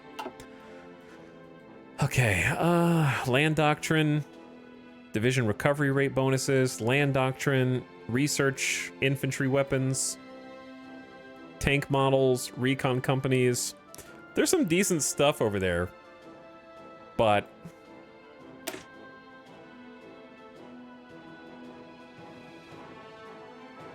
maybe we do bolster the shocked plan so we get the resources. The laws are better. Or we just go straight to horror and fear.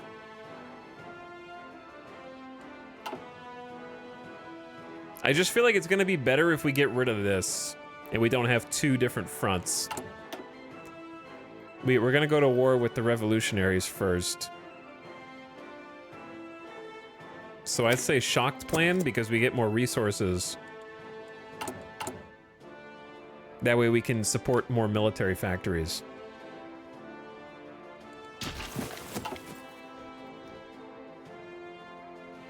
That seems to make the most sense anyway. Plus, Turkey is starting to win.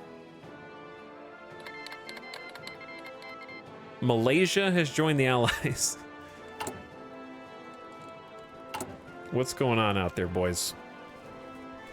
What are you guys doing?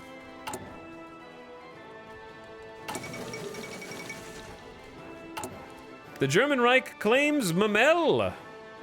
I'm not super surprised by that.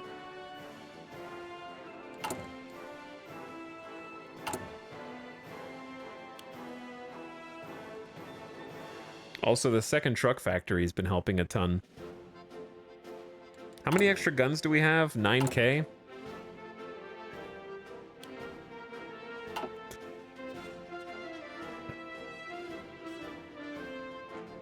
The Soviet Union has given in to a German ultimatum demanding the surrender of the old... Wait.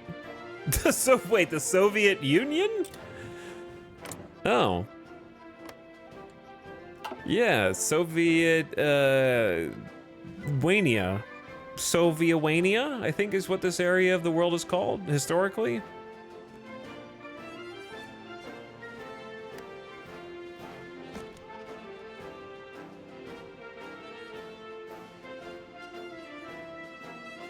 But thanks again, Deutschkans, for the 34 months. Chat, how many of you guys have Hearts of Iron in your wish list and you haven't pulled the trigger even though it's on sale right now because you're intimidated?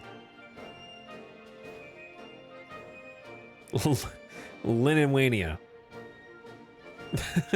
Me. I believe it. Me. No, me. Even though it's like $8. I bought it last year and love it. Nice. Just pulled the trigger an hour ago. Hey, good luck. Who are you going to play first? Zane, don't say Germany. It's on my permanent wish list.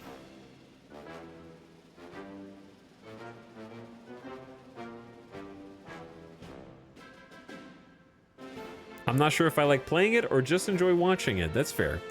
Finland rejects Soviet demands. Soviet diplomats have changed the song to the next song. And then the next song.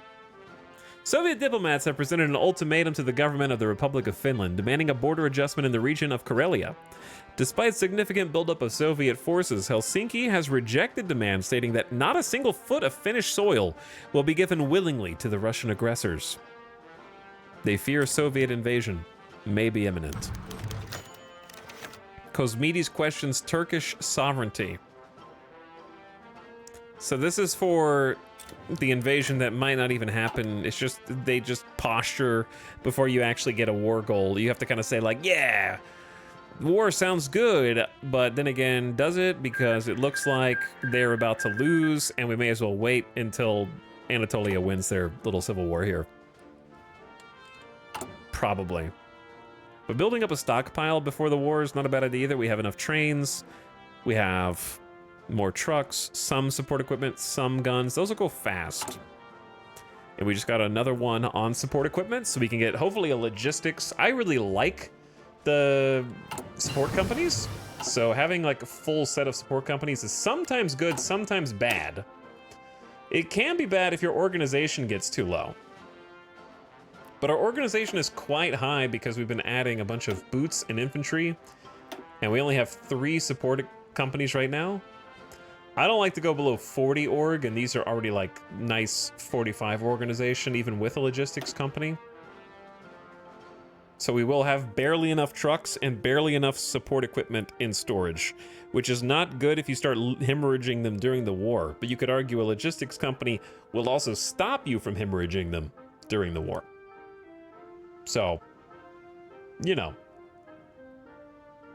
I have Hearts of Iron, but I've never been able to finish a game. I've been bogged down in the middle.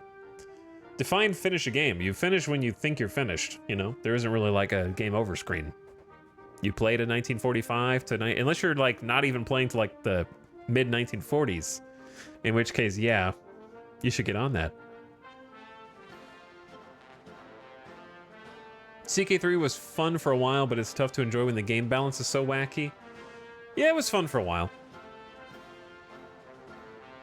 It was fun for a while. But yeah, 45 org, 25 combat width is going to be interesting. Engineers, motorized recon, field hospitals, and logistics companies. Logistics companies reduce your supply usage, so the further they get away from your supply network, the more strapped for resources that they're going to be. So this reduces the burden on that. And gives you a little breakthrough, which is a nice offensive perk. And then having field hospitals now gives you like an actual hit point bonus to all your troops, which is cool. That didn't used to be a thing ages ago. I'm gonna go ahead and lock this in, let them start upgrading them, and then we'll just have to make more. But we just made our engineers able to entrench 50% better.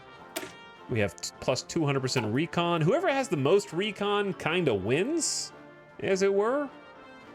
So I like to keep that upgraded. And then since we just put in logistics, I'll do this. I guess we're using Ford. If we want. At peace with the US. I don't think we're going to use Ford for very long, though. So maybe we don't care about that. Once they find out what we're really trying to achieve, they might not support us. And who can blame them? All right, since we caught up our support companies, and we've caught up our artillery, I'd say let's just keep up on radar, because the 1% coordination actually helps even if you don't have radar built, which is interesting. All right, we're building infrastructure now. The Soviet Union has declared war on Finland. As you do. All right, I'm gonna like kind of fortify Albania. And then I don't know what Bulgaria's doing. They're not in a faction right now.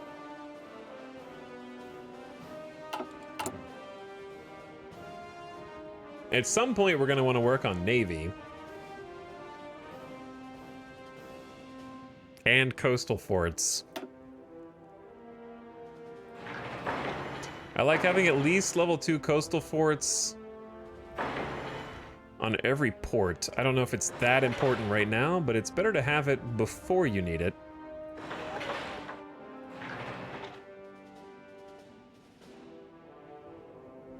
And then higher than that would be nice also.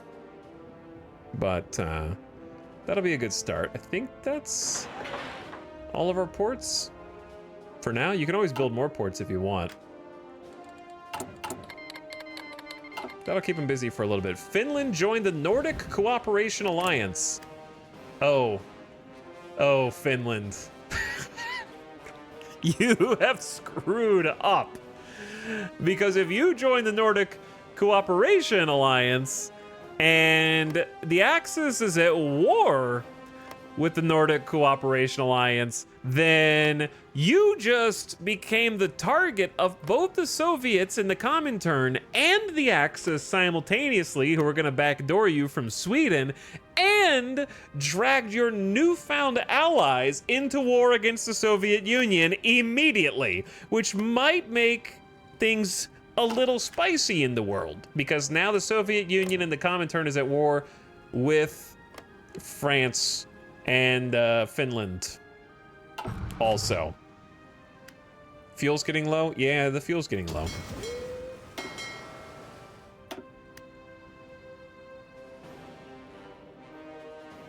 We have at least a little bit of synthetic, so it'll go back up pretty quick. But yeah, we have a lot more trucks now is kind of the issue. So that's a good point. Another synthetic refinery is probably a good idea to support the trucks. Throw that over on Crete. Go ahead and start building it. As war has come to the Republic of Finland, many hunters and Suojelskunta militiamen, I have no idea, and shooting club marksmen have taken up arms to fight off their oppressors. The Finnish sisu flows through them as they stem off enemy attacks, utilizing the Finnish nature to their advantage, something come to be known as the White Death. Well, just wait, because you guys are about to get dragged into war with Sweden, probably. We could do another conscription if we wanted, or we could just, let's get the Chief of Army back. I'm gonna get the 10% defense plus the Army XP gain, because I really want the Army XP gain out of this as the most beneficial. Guns! Now this is gonna require additional steel to upgrade. We're using these weapons on the left. We just unlocked these. We could start producing them whenever we want. Tier 2 is gonna be good for a while, but these are just better on defense. 50% more soft attack is hard to ignore against infantry. Some good piercing. At least we have the tech.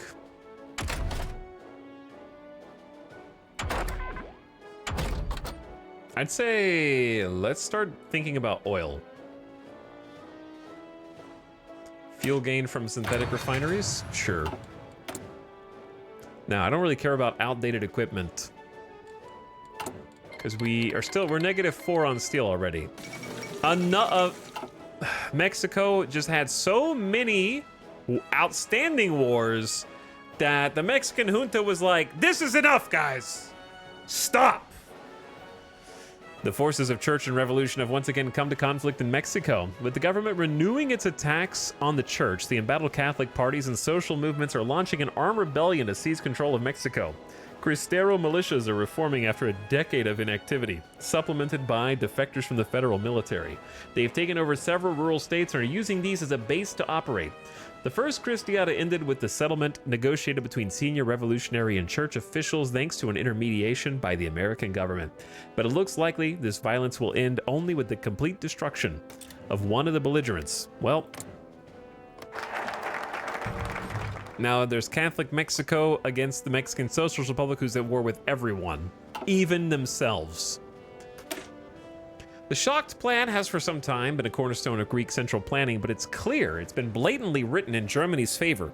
Some of our country's top economists have come forward with a scheme to renegotiate so it's more beneficial to both parties, and we'd be fools not to take advantage of that. So we have a bad consumer goods factories factor, but it's very small. But we get 20% more of our resources back to us, build military factories, and change laws more cheaply. Rapprochement with the Italians just unlocks a decision to request assistance with industrialization. Dude. Turkey. Finish the job, mate. I keep having to research other things while I wait for your civil war to end. I mean, I guess I could just do it whenever. Should I go ahead and invite politicians for investment talks with Germany? show off our vast potential of our people and manufacturing, which should bear considerable fruit if we approach the right people. Investment negotiations in Athens. So basically we can either do talks, exploit errata in the shocked plan. They're pulling out the rule book.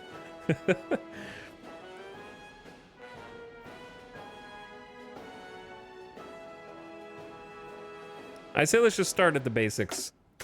Let's just do a simple invitation to go talk, because I feel like they should be amenable. We're letting them dock in the ports.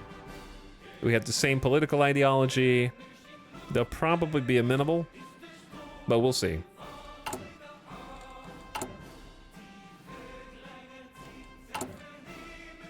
Decent little 13,500 gun stockpile. We need more trucks and we need more support equipment, though. Polish Peasant Republic joins the Nordic Cooperation Alliance.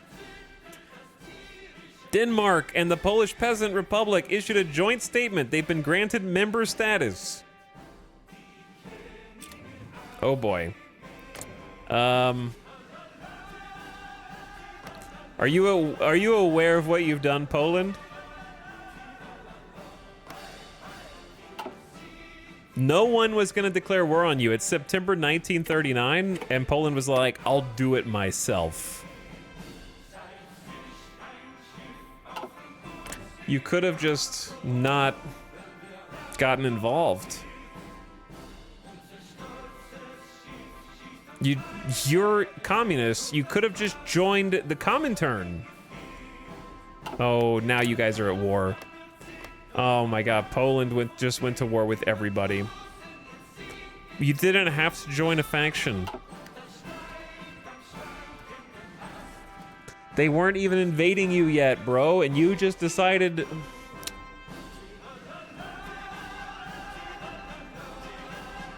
Okay.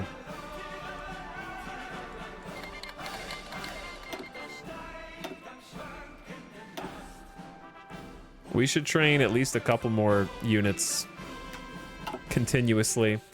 Qing China declared war on the Japanese shogunate.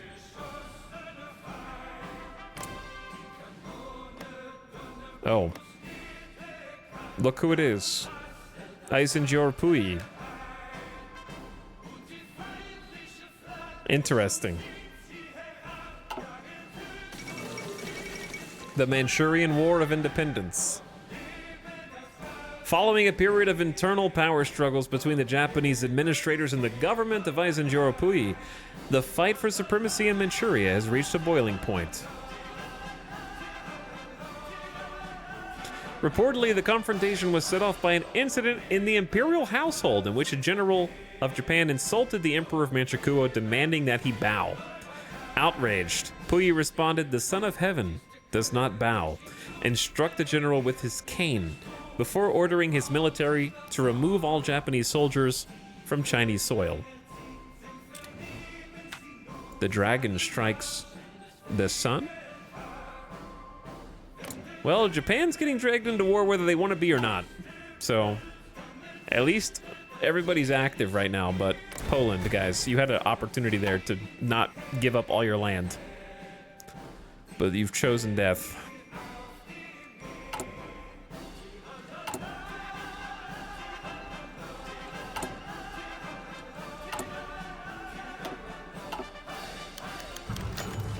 The Germans have decided not to invest in us. Wow.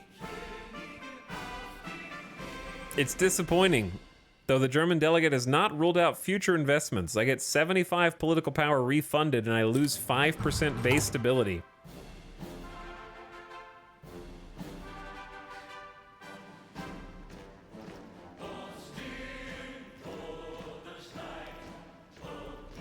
We're gonna need to figure out long-term stability. It's going down.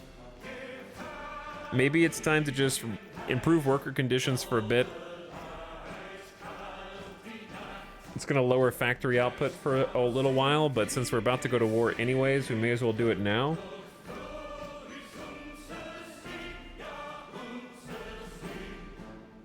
Have we crushed the communists yet? We have not crushed the communists yet. I guess we could do that. Because I forgot that since we're fascists, we can do that now.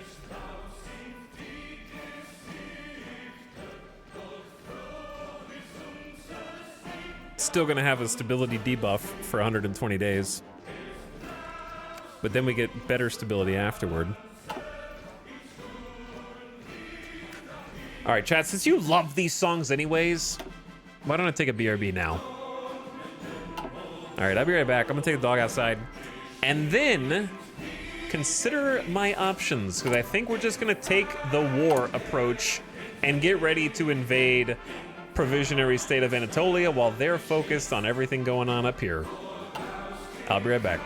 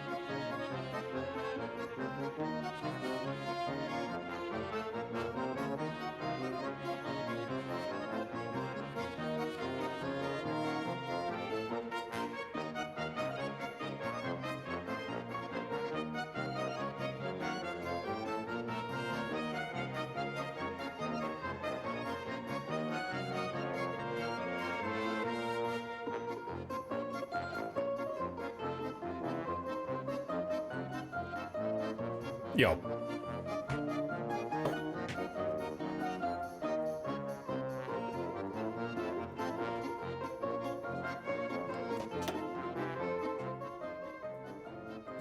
We're back. What was up? What is up? I know what's up. Drastic times call for drastic measures. We must do the unthinkable and approach the Italians for their aid in modernizing our country. How will the Italians blackmail and extort us over this? Only God knows. If an arrangement can even be made in the first place.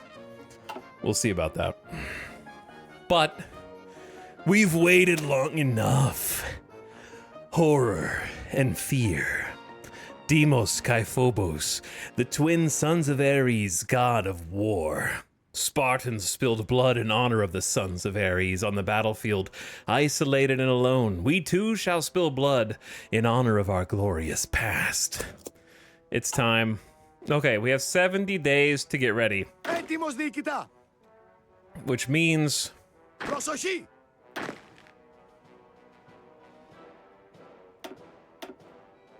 these 1, 2, 3, 4, not this guy, need to make an offensive line to get. We need a unified front. Let's say the river.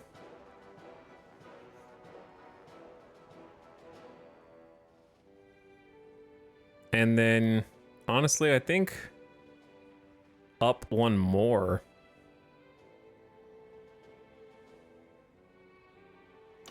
Like that. And then these three dudes have the exact same offensive line. And then we just group up, right? That's going to be like our beachhead area.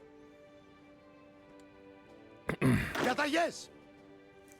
Then we've got 3 mountaineers. I don't know if that's enough defense, to be honest. I'm going to take Έτοιμος διοικητά. that guy, move him over, Έτοιμος that guy, διοικητά. and send him over. I think 5. 5 is much more respectable. 5 chunky divisions attacking over here. By the way, the Olympians don't have field hospitals or logistics companies or 25 combat width.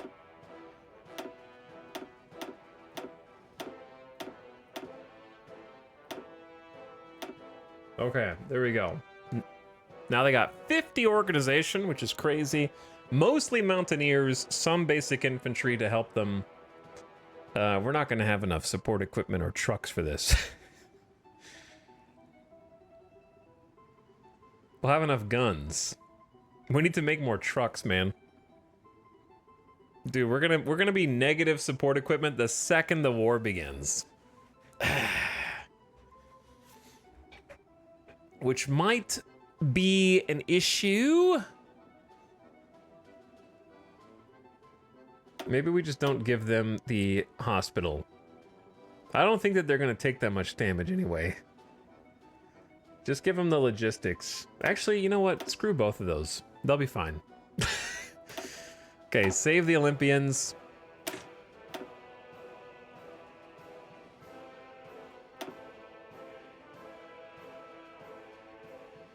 I could make the Coast Guard a little stronger. Yeah, I think making the Coast Guard 8 combat width instead of 6 would be beneficial. All right, anyways. Έτοιμος διοικητά. This team is going to be in charge of taking Istanbul if possible. We got 5 juiced divisions. They're reasonably thick, and they've got line artillery to support, which I doubt Turkey has. Then Προσοχή. we go one step further. Προσοχή. Oh man, there's a lot of Italians on the border with us. I was gonna say let's do a naval invasion. Maybe we won't need to. What do you think, chat? They look undergunned, don't they? Like we should steamroll out of here. I think we get away without a naval invasion here.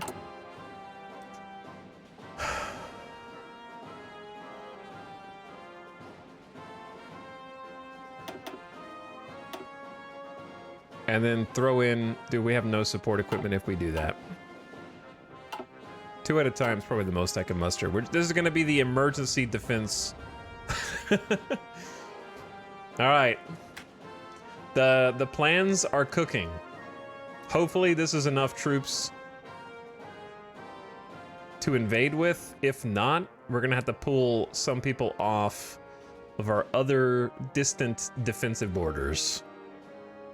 Maybe we're undergunning it a little bit. We'll see. But we have 70 days. They're going to have plenty of time for a full offensive preparation. So when you make these offensive plans, they do take time to get to a maximum bonus.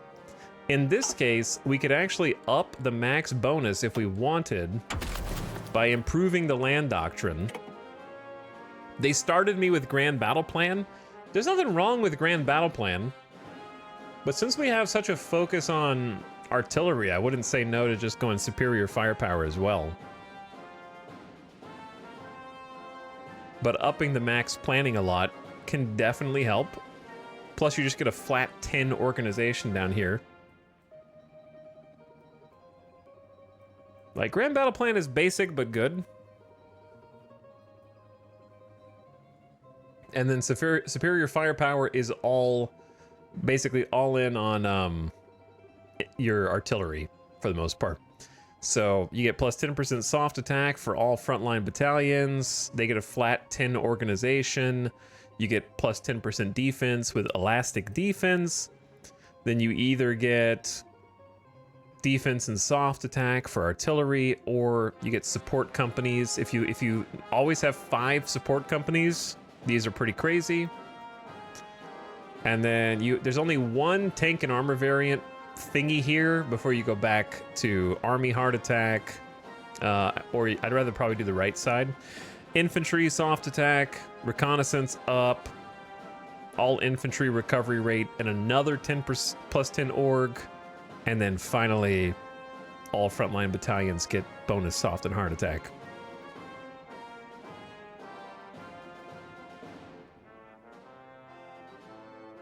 So whichever path you take, we don't really have motorized or mechanized though. There's gonna be one dud on every single tree. Even Grand Battle Plan has one. But if you go left, you have to take mechanized offensive. If you go right, you have to take armored ops. So it doesn't matter which one you take between these with regard to motorized or mechanized. That part doesn't matter. Meadwood Flag, thank you for 38 months. What's up, dude? Map Game, thank you for breaking up the Ionic Naga chat for just a moment. Poggin in chat, what's up, dude? I appreciate the over 3 years. Welcome back, dude. When was the last time you were here? Let me see. 4-4. Thank you for coming back. Nearly. Wait, no, 5-8. It was 5-8. And you said alien, please. you were grooving. Some stuff came up. I see that. Thanks for coming back and remembering we're here and sharing us up, dude.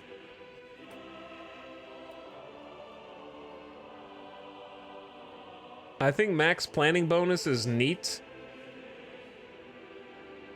but I think superior firepower is more fun.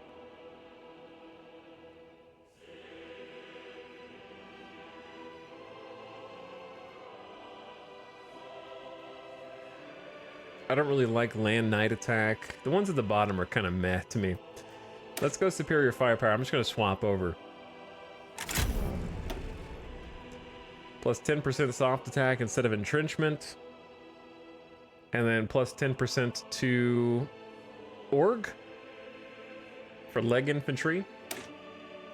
And enables the delay tactic. So basically generals can use tactic cards that you've unlocked against each other. They do that automatically.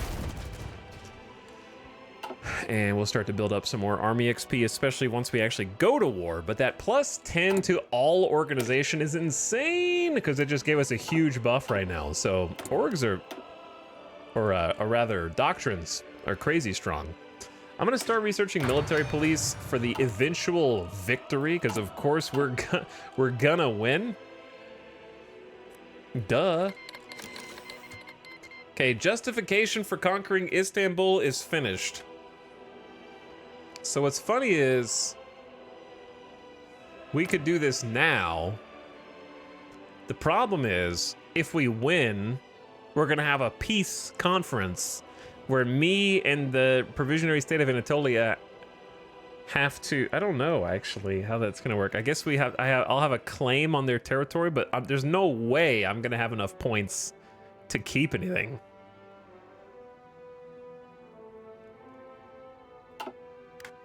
Best case scenario is I leave the justification there for a minute. How long does it last? How long does war goals stay justified?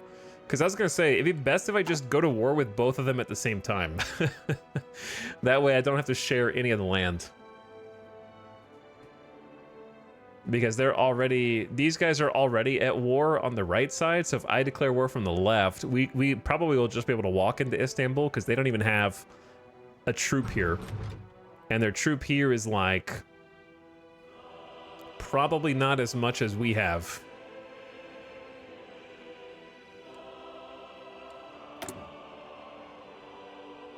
So it's either time for conscription laws to be upped.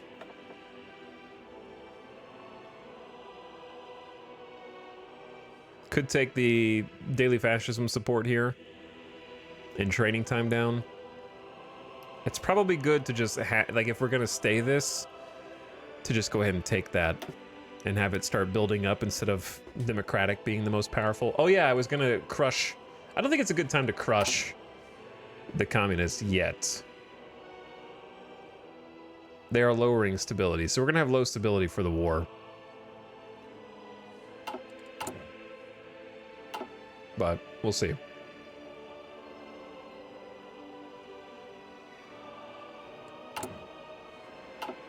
But I think we just do both wars simultaneous. I guess the Italians ignored us. We invited them to the conference and they were like, nah, man, I don't want to go. 85% world tension. We generated 2.8. It's going up. Asymmetric radar. We don't really need radar right now. We just like that 1% coordination buff. And it's almost 1940. So I'm going to go ahead and get ahead of improved computing machine research for that 8% fat research buff. And then continue to try and stockpile some things. Let's see what's going on in the world. The German-French War. Germany is down 500,000 casualties. Czechoslovakia is down 220k. France down 240k. Denmark down 178. That's a lot. Finland down 57. The Mexican-American War is largely being won by who you expect. Japan easily winning their war. Turkish Civil War is almost over. Wow, they lost like 190,000 manpower. We might be able to just walk in. Yo, imagine you're the Turkish player going through your little thing, doing your little civil war, and then the Greece player is just like, hello, thank you so much for the 200,000 manpower reduction that you just did. I'm here to clean up.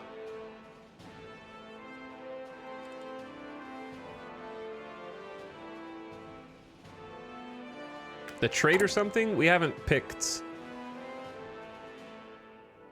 their investment scheme decisions yet. But we have temper Italian colonial ambitions in the National Union of Greece.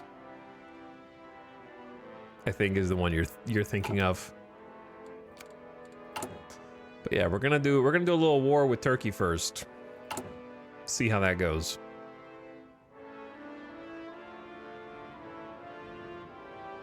Both Turkeys. They actually did put somebody here because we justified war on them. But they're super weak.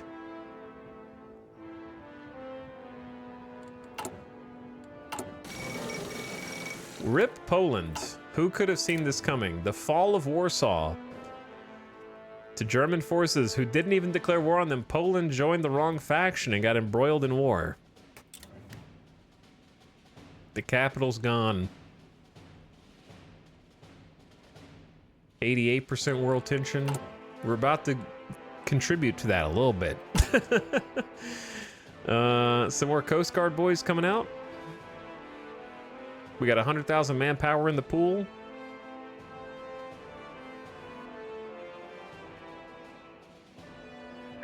We're only mobilizing a little bit more. Oh, wow. Norway won their civil war versus the fascists. Wow, kind of impressive, actually. I wonder if they'll join the Nordic cooperation. Finland is having a really bad time. Really, really bad time. Okay, let's extend the coast. As far as the Coast Guard goes, to the soft underbelly. They want 25 divisions to cover all this, or 20 divisions to cover this.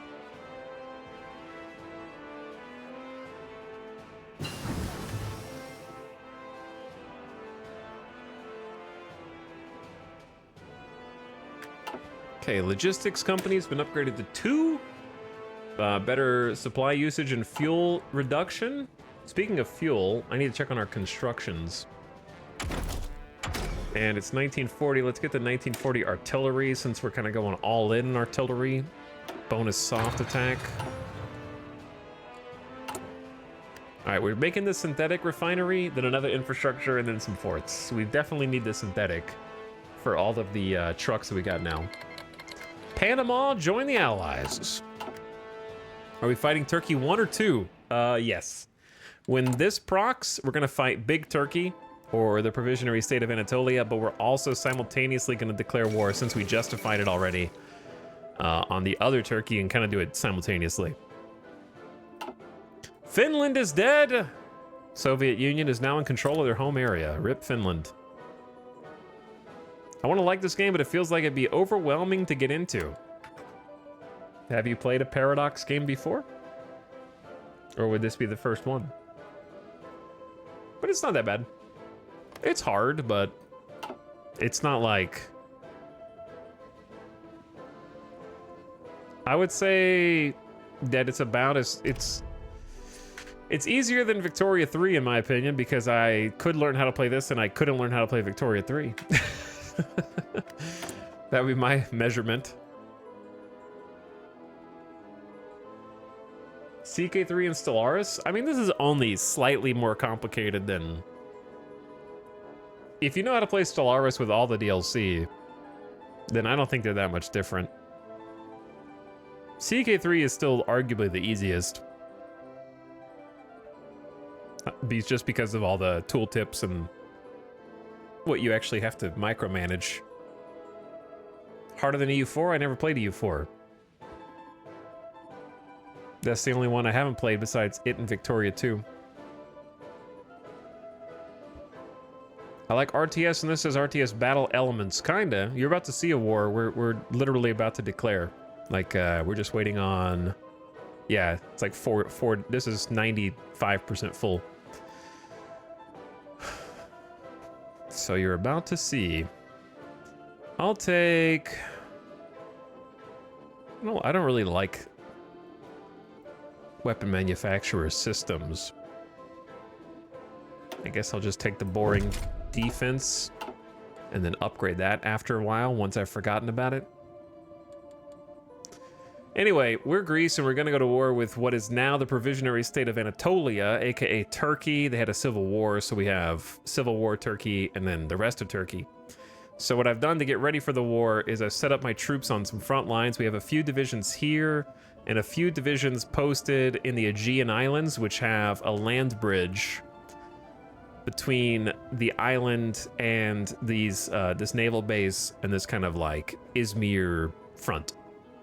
So I have already stationed them there, and I've given them a offensive plan that they have been planning around for the last while, and they have fully completed their plan prep. So once I go to war and launch my plans, we'll get an initial 37% attack bonus for like a couple days, kind of give us a nice offensive push. Now here, Turkey's got 7 troops inside Izmir. So Izmir is now way fortified. So we might struggle initially. Now, I have to choose whether I want to pull more troops off of my borders with Bulgaria and Italy or not.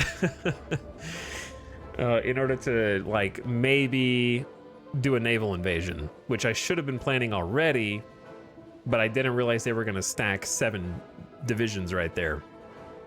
That does make things harder.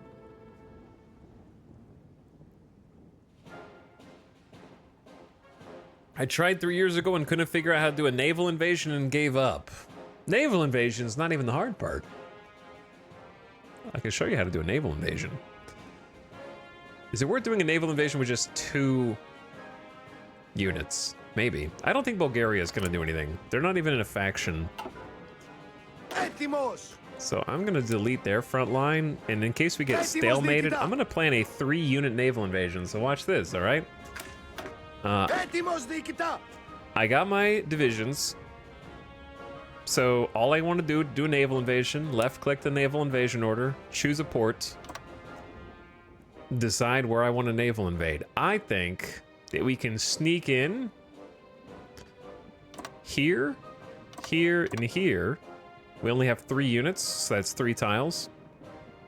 And then we can put pressure on this dude and try to, like, break out of Mytilene. Then I hit enter. Boom, I just planned a naval invasion. They'll now go to the port and start planning. It's gonna take them a while, though. Then I just have to have naval supremacy of the water tiles between where I'm starting and where I'm ending, which is just this. So if I can have naval supremacy over this region, then I can do a naval invasion whenever it's done planning, which is gonna take, like, however many days till this bar fills green. Cosmides criticized for weak foreign policy. We had the chance to strike against our enemies, but the EEE let it pass. Bro, it's the day after tomorrow is the war. Not only is this another damning case in a string of missed opportunities to strengthen National Union of Greece's position internationally, it's a sign that their claim to be acting... The claim expired. I know, that's what I'm saying. My claim on this Greece just expired. A day and a half before I planned on using it. Minus 30 political power, minus 5% war support, minus 5% fascism. Is there a timer somewhere that tells you how long? I would have declared war today. Like, there should be a warning pop up that's like, use it or lose it, bucko. Instead, because Paradox can't code a protocol for me as Greece to take something that's supposed to declare war against Turkey and have it declare war against both Turkey and its civil war constituent, I have to go through these extra hoops of justifying a war goal and paying political power and waiting a long time.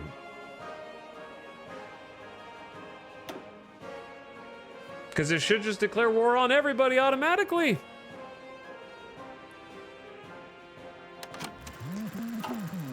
Reload, it's Iron Man, bro. Get good. What are you, a safe scummer? German pressure toward the Benelux following the breakout of war with France. German has applied stronger diplomatic pressure than ever on the countries of the Benelux. With French and British backing, however, they refuse to give in to the pressures. Dude, no one is giving in to German demands. The Sudetenland was not given up. The only people that gave any land was Memel, and the Soviet Union gave them Memel. The U.S. has captured Mexico after Mexico declared an offensive war, and now Catholic Mexico is sitting salvaging what remains. Apparently, the U.S. wanted Puebla.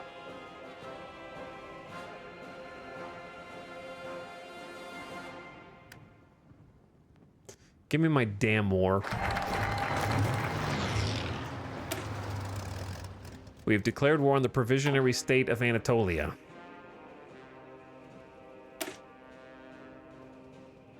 We should probably just go straight to reviving the double-headed eagle, which is plus 10% war support. Our actual stability has gone way down. We should have been saving more political power. Pain.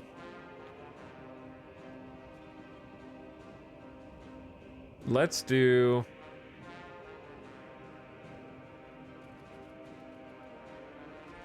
This is a research bonus for Recon Company 1, 2, and 3. It's kind of late, dude. 2 times research bonus for support artillery. No, those are all a little bit late. I'd probably rather have... If we maybe we do just want to go down here. Air wings with no mission. That's because the air wings are not... Okay, I mean, they're about as good as Turkey's air wings, I suppose. We don't even have an airfield, dude.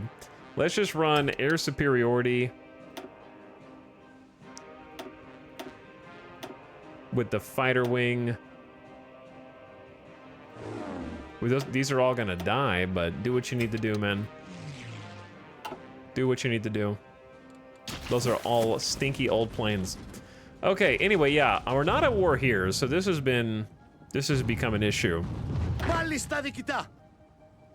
So fun fact, chat, if you have an offensive plan, you don't have to click the arrow to launch it in order to get bonuses from it. You can still get some of the bonuses by manually selecting the troops you want to push with and then right-clicking. And they will still get some of the offensive bonuses from the plan. So we'll kind of poke them and see if we have enough. Where are my ships? We want to patrol out here and contest the Aegean Sea. Because we're getting shore bombardment right now, and they have a fort, so we don't want to get the shore bombardment going at us. Ireland. Turkey has called the Kingdom of Romania as our enemy.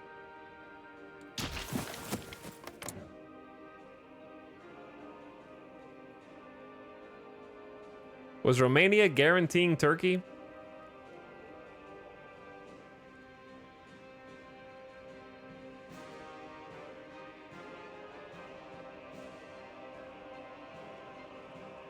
Yes. So, we may have bitten off more than we could chew here, chat. Always check to make sure your war target... The Reich has declared war on Luxembourg. Luckily, they don't have a land connection to us, but they can filter all their troops into Turkey. Good luck. Germany declares war on the Netherlands now. This would be so much better if we could just push into Istanbul.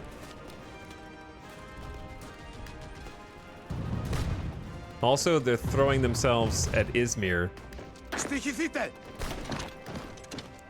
I'm sending everybody into this battle. So basically, here's how battles work. I'm paused right now. Troops attack. In this case, we have a terrible disadvantage of having to cross a land bridge, which is drastically reducing our offensive capabilities. In a given attack, it's kind of a tug of war similar to how, say, Crusader Kings does it, but with some noticeable differences. Number one, you can actually affect the outcome while the battle is happening with outside influences. So, like, I just sent in another small division to go reinforce. They're in the reserves, and they'll enter the battle if there's enough combat width, which in this case, it's plains, so there's probably not enough combat width. We'll see what happens. The defenders have had time to get entrenched, so they're dug in. Their entrenchment can be whittled away through either bombing or various continuous attacks. They can also be supported, say in this case, by shore bombardment, so they have ships nearby that are supporting the ground battle. And we just launched our ships in order to try and stop that from happening by patrolling, so it'll take a moment. Air support is another way that you can get some advantages. Having a recon advantage by having better reconnaissance tech, lots of things like that. So what I'm doing is just kind of poking this and seeing if we have enough to possibly push them out, while letting them run their bodies into my forces who are entrenched down here. They want it to be a little aggressive here, which is fine with me, because if they attack, they'll lose their entrenchment bonus. So if I notice that the battle is starting to go in their favor too much, we have a couple of factors that we can use to kind of analyze what we've lost so far. So the green bar is our soft HP. That's the total organization. So you can go to 0 organization without losing all of your manpower the orange bar represents our manpower and our troops, supplies, weapons, all that stuff. So as long as they have weapons and supplies, they can keep going back into the fight. But if they lose all their organization, they can't continue the attack, or if they're on defense, they'll be overrun because they're disorganized. So we just want to press a little bit, and it's kind of a race of whose organization gets depleted first. And this number is just how close you are to actually being successful. Like 65 out of 100 green means we're technically winning, and then sometimes it changes to red to indicate that we've kind of started to lose. So yeah, I'd like to get a different angle of attack here, because this is going to be a bit of a stalemate. So I'm just going to halt those dudes. Luxembourg is dead, and we just learned about oil processing to get more fuel from refineries, which I want to continue to pursue because we're going to need the fuel to keep our ships up. We could also buy some fuel. So I might end up definitely going to build another synthetic refinery, but we might want to build or buy some oil for a single factory. Soviet Union is not my first choice. The Netherlands is kind of dead. We'll go with Iran. So I'll buy some oil from them. That'll hopefully offset, so we have like 70 days of oil and counting. So yeah, I declared war on them, an instant stalemate because my first plan fell through in a big way. And then we've got a naval invasion that's still in planning. That I can't believe that Casus Belli just evaporated a day before. Unfortunate. The element of surprise is gone, chat. Did I just hear what I think I heard? Okay, it's naval combat. There is apparently a naval invasion happening against me. But where? They're trying to invade the Aegean?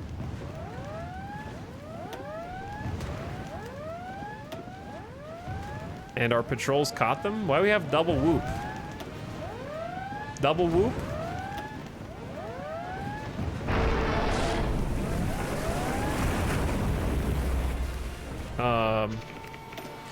We sunk one of their destroyers. Good job, boys. Those are like some pre-war destroyers.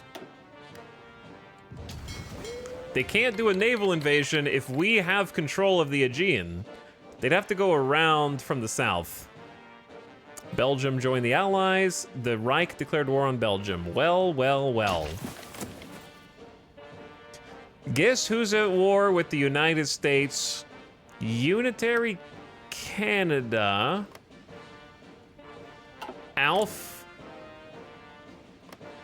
Australia under John Curtin. And Belgium.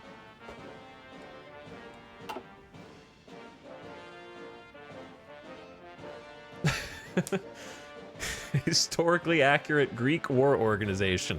Listen, some wrenches were thrown into my plans, okay? We're doing our best here. Also, they have more airplanes than us.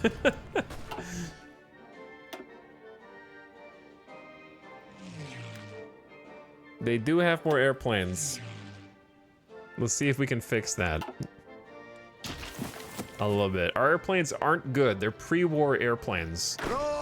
If you want to know what they look like this. We do have actually, this is an interwar close air support wing as well. Yeah. They're not going to last very long, as you might imagine. Dude, I can't believe I have to wait to justify war against these dudes again. We need some radio propaganda just for the war support. Actually, we need stability.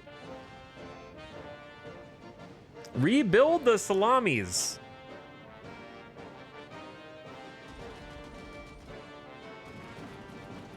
Stability is pretty low right now. It's not good.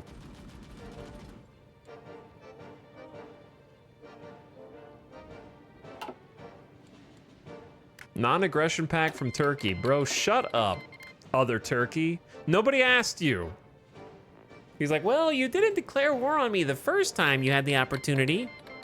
El Salvador just joined the Axis. Yo.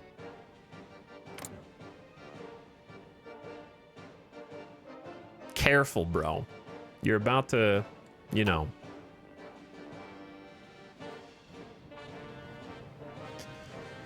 Okay, well, immediate stalemate. You love to see it. The question is, are they guarding these 3 tiles? Probably not. And if they loosen their grip on Izmir to go up here, then we have them. We're almost done with the plans. And we have complete control over the Aegean. They're sending some of these dudes to their death trying to cross.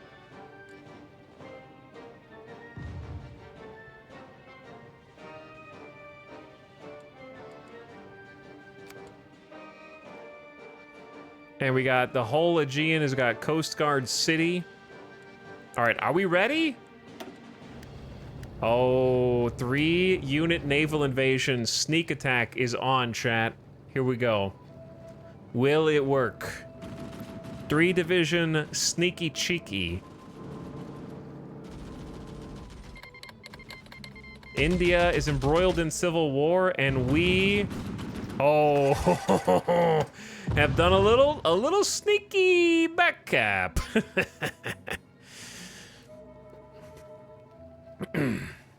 So, here's the trick. Do we go for the port, or do we just stay together? I think we just stay together and push out from here. Take all these dudes, go bam, bam, before I unpause for a 2-prong attack. Then go bam, bam, right?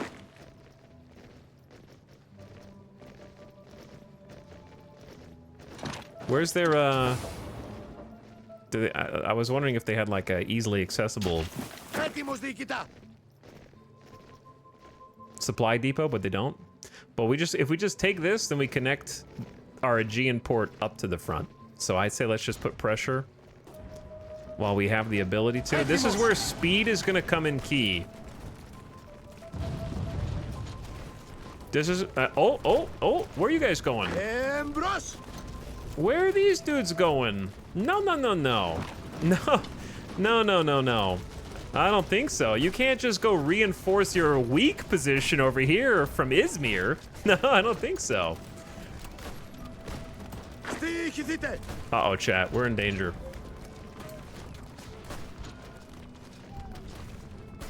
They've got other forces moving in.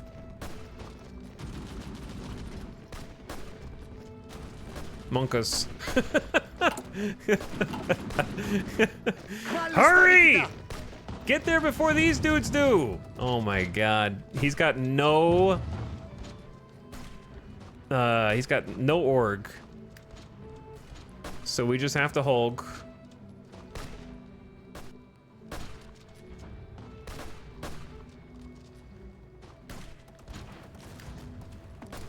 Okay.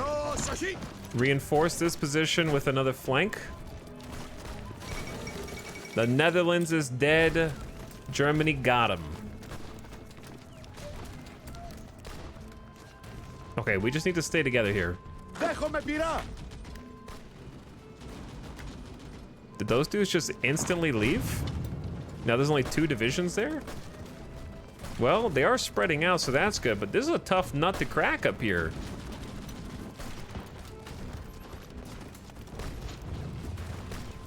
I'm confused why your dudes are not out of supply. Is it because of this? 3 small units can get enough from local supply. Is it from taking the POI? These are 25 combat with units, but maybe that's what it's from. Oh, they just reinforced. Uh-oh. They're gonna cut me off, chat. We got a decoy. Slow him down. Give bro a second to get over there first.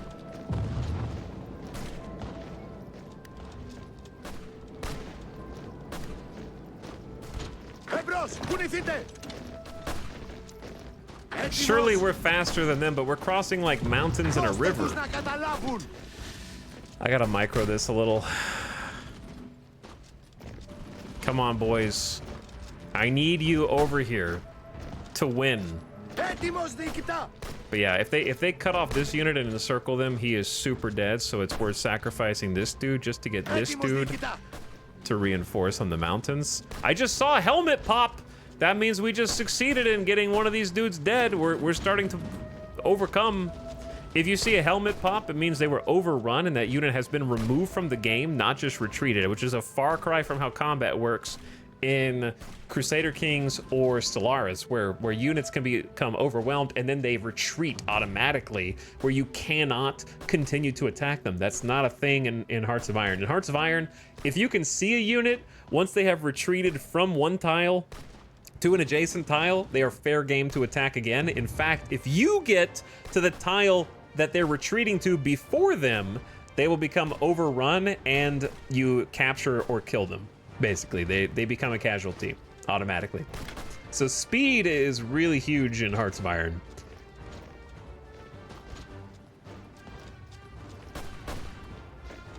They can get supplies from air bases because you have one. Yeah, that's pretty cool. Sadly, EU4 has the same problem. Yep, that's why, honestly, one of the biggest things that makes combat so fun in Hearts of Iron is there's no invulnerable retreat outside of moving one adjacent tile. They can't be attacked on that tile, like while they're retreating, but you can get there before them and overrun them. And I think that is one of the biggest difference makers between Hearts of Iron and every other Paradox game, is the invulnerable retreat is such an obnoxious, boring gameplay mechanic. Καλυφθείτε! Okay, we got some problems up here. Προσοχή! We just need to finish this job. Καλυφθείτε! This isn't going so well down there. Let's reorganize. Oh, we just got another one. I saw a helmet pop. They're down to just one. Okay, yeah, if we can get out of this, oh, that's gonna be so much better. And then just fill this in. Oh, that'd be great. Actually, just stay there, bro. If he's not, let's just hold down this position. Έτοιμος διοικητά!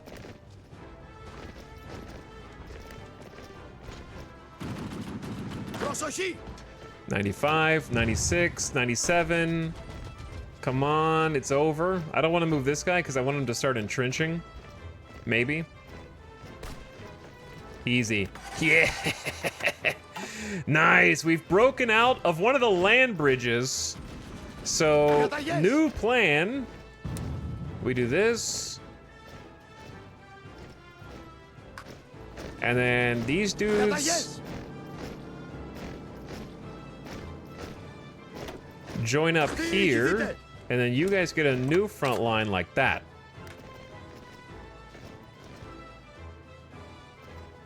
And we'll just put you into a different squad. You only have an attack of 2. This isn't the strongest general ever. But that's going to be like the new front line.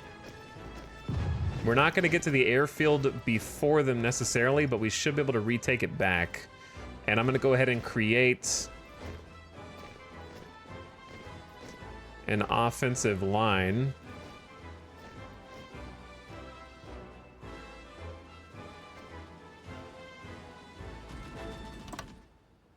That I know is big, but it would be supported by these. Actually, yes. Hold on. Let me do this again.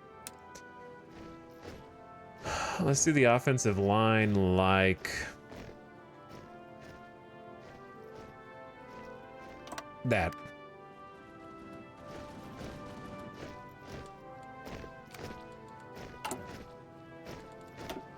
So far, chat, we've lost 4,000 troops. It's hard to say how many we've inflicted 32,000 casualties with those encirclements and only took 4,000 casualties. That's a good start. The Romanian war, yeah, it's so stupid. We also have enough fuel where we're making net positive fuel after building the synthetic refineries. So I'm going to take this one down and kind of build it last and go back to building forts. We also built up our infrastructure to almost a 3 out of 5 everywhere. Building one there would be nice too.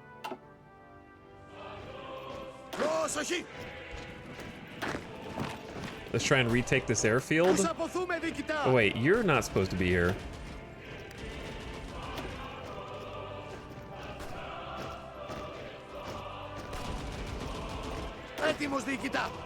Alright, so they're spreading out quite a bit, and they've kind of left Izmir with only 2 people, but that might be enough to defend it. It's hard to say. I say we just let them launch their offensive. We can choose careful, balanced, or aggressive. I'm going to stay balanced for now and just go bop, bop, and start putting some pressure on before they get entrenched. They've just been moving, so they haven't had time to dig in yet. And let the generals kind of handle this and start seeing if we can make some moves here or not. Because this is a weak spot for sure, where they only have 1 unit that's kind of weak. Military Police 2, that'll be useful in a minute. It's 1940. We could do more excavation. We could do more radio. We could actually, it just turned 1940. Let's get our infantry bonuses because we need every 5% soft attack bonus right now, and we'll do it as fast as possible. But yeah, this is a great tile because it lets us put pressure on Izmir from across the river, which rivers obviously give a defensive buff, but it lets us tag team this tile as well with 3 separate flanks. Oh yeah. There you go. See, suddenly start attacking Izmir from this side. We're low on supplies in this spot, but that alone turned this number green. And then they'll redeploy. About to retake the airfield. And then they're gonna march straight to Bursa. It works for me, dude. They left a little bit open, but Turkey's not capitalizing on it. There's a nice improved artillery upgrade, which we're using line already now, so that's 10% soft attack bonus for them. And then let's get the other support weapons for the extra 5% defense and breakthrough, which again we need like right now.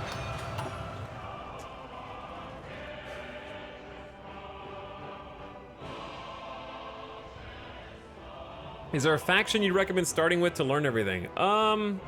It depends on if you have the DLC or not. I think the Spanish Civil War is a great learning vehicle.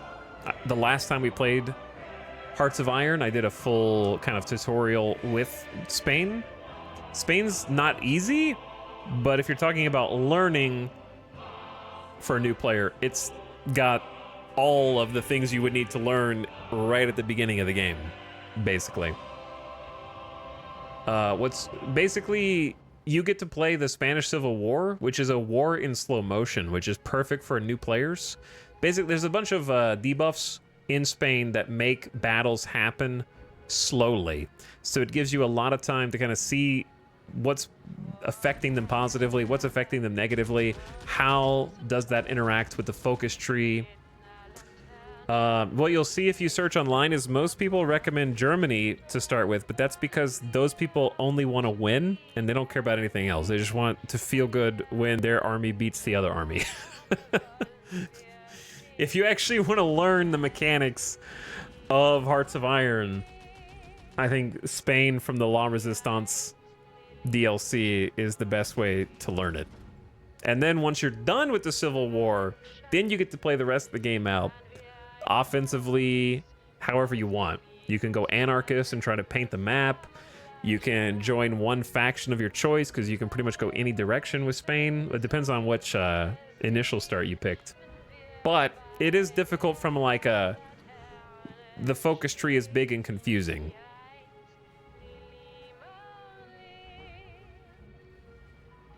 But I would say start with a smaller power and work your way up. Like, I'm trying to think of what another idea would be. Because people get intimidated by Spain's focus tree, which I understand when you're new, but I would say,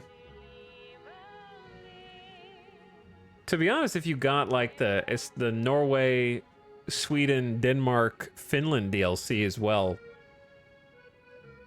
I would say any of those, or other than Finland, I would probably start with like Sweden or Norway have a lot of options. With Spain, once you pick your first focus, it immediately cuts off half the tree. Yeah, I'd still say Spain. It's just the focus tree is intimidating. You could do Portugal also. I think Portugal would be fine. You have some holdings as Portugal though, but not that many. A little bit here, a little bit there, a little bit there, one there. It's not too bad.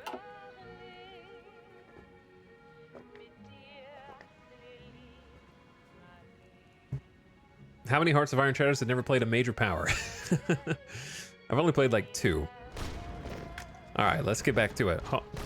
The short answer is pick a country that sounds cool, but don't pick the US because you'll be bored.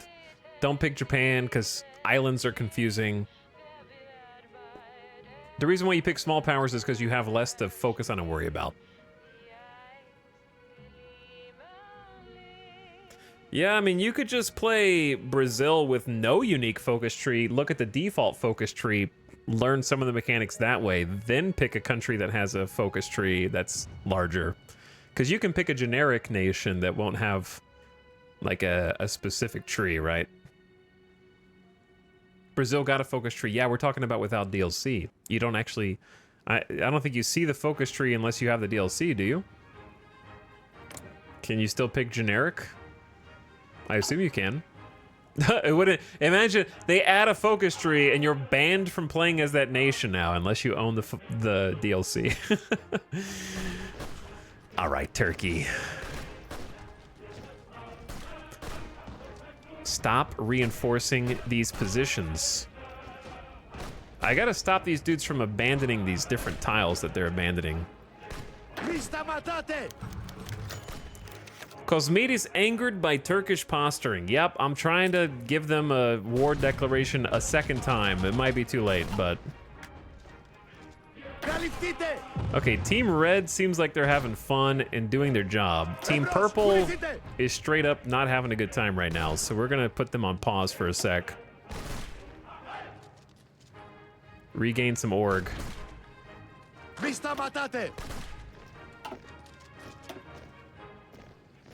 This dude needs some supplies. The Swiss have joined the Allies as Germany declares Switzerland. Is there something you want to tell the class?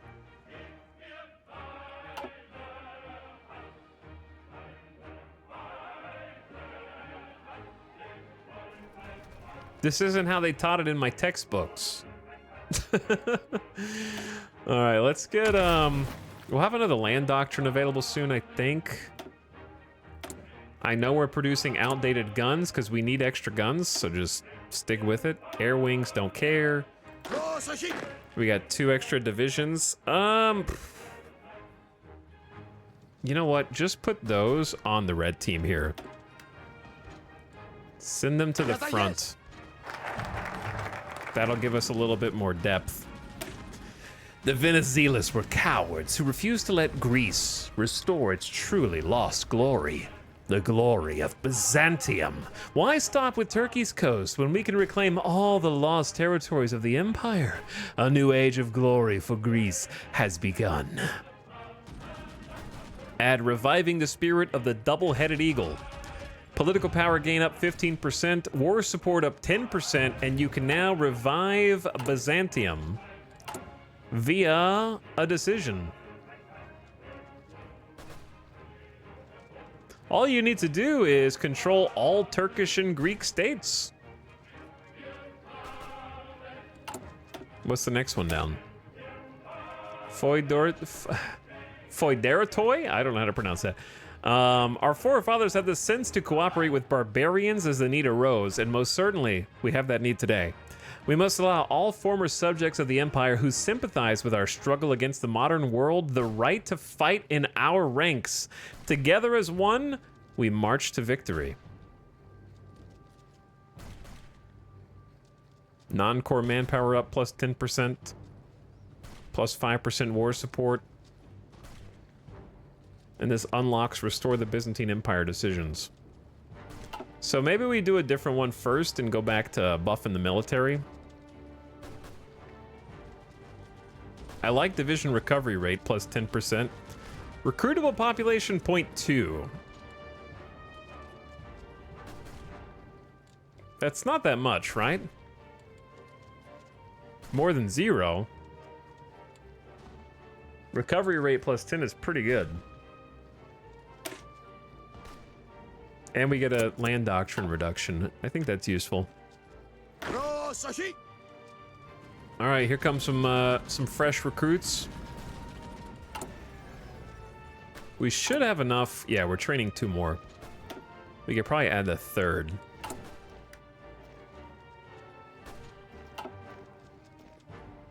Keep, we got 80,000 manpower still.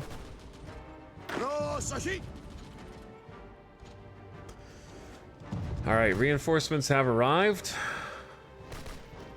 They're starting to run out of supplies. You can see how their orange bar is running out.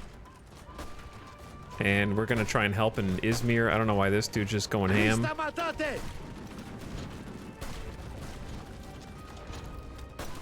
But we gotta grind them down a little bit. The Irish government has gone into exile and their main forces have capitulated to the British. RIP Ireland. I saw that generals have skills. Does that apply to like individual soldiers? Yeah, so like in this case, a general has 4 skill, 4 skill in attack and defense. So it's like a 10, in this case, a 10% attack bonus for their troops, 10% defense bonus to their troops, and so on. So various perks like guerrilla fighter make them get entrenched faster, which I kind of like. So now they get entrenched 50% faster of all the troops under that general. And then your field marshal stats are imparted to some degree on all the generals, but I don't think it's 1-to-1. But yeah, the general can buff your troops a lot, and then if the individual troops have an experience level that they get more experienced as they train up to level 3, and then as they do combat, they become more hardened and get more buffs that way. And you can also give them medals and awards that can give them different buffs as well, if they've proven their valor. So yeah, at this point I'm letting the generals kind of handle. Sometimes it's better to micromanage if you see weaknesses, and sometimes it's better to let the generals go. And right now they're making good headway in through Bursa, so I'm gonna kind of let them keep fighting right now. What I'd like to do is circle Izmir and let these troops break out and then start fighting to the east.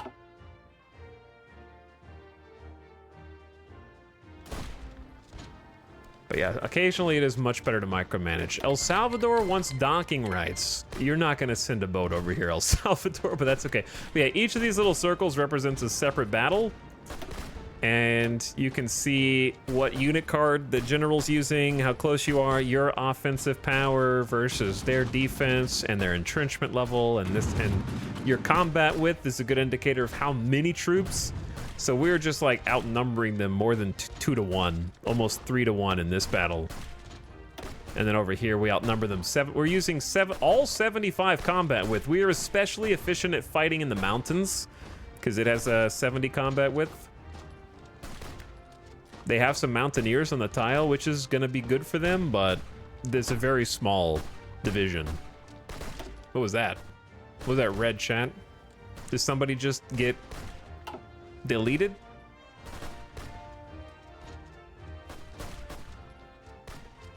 But really just getting into this tip from the bottlenecks was huge. And then soon we'll be able to go into Istanbul. But we're about to have proper Turkey on the run.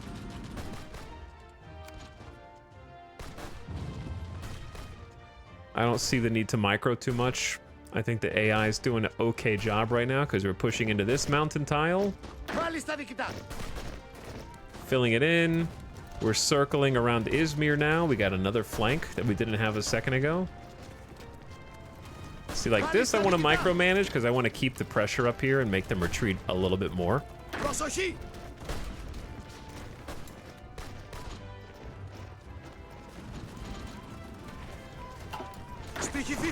And then I'm going to send in some fresh troops because I think this tile is valuable. Bulgarian government supports the IMRO. Chat, is that good or bad for me? Bulgaria needs to cooperate with this organization to liberate the Bulgarian Macedonians in Serbia and the National Union of Greece. Oh, that's bad for me. Bulgaria, don't do it, man. How do reserves work? Do you need to assign units as a reserve? If they enter the battle late, they will be in the reserves until they can enter the battle, if there's space for them to enter, so they'll just automatically do it after a little time passes. If there's no space available, then they'll enter after another unit involved, like, stops fighting in it.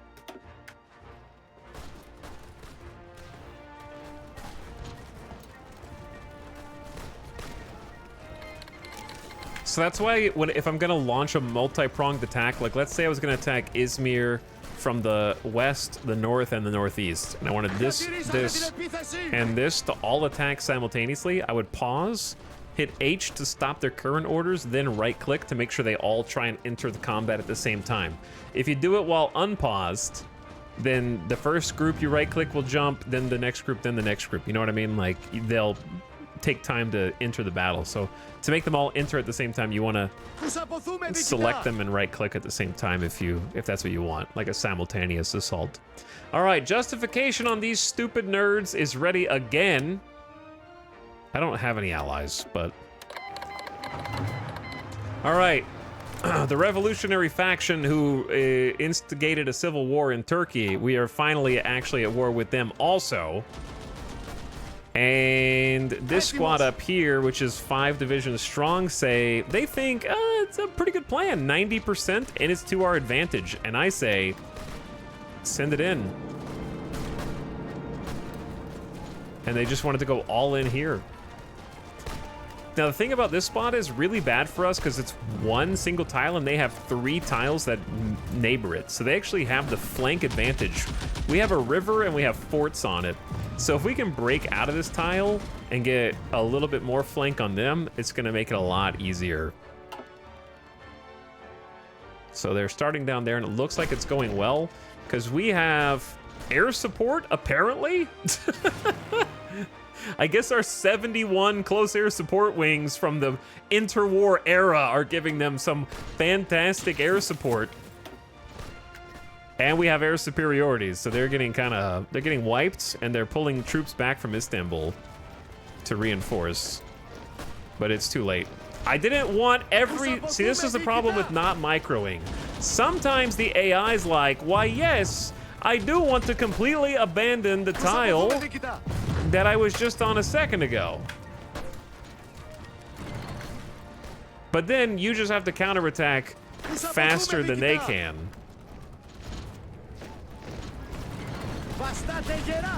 And rotate over. Meanwhile, in Izmir,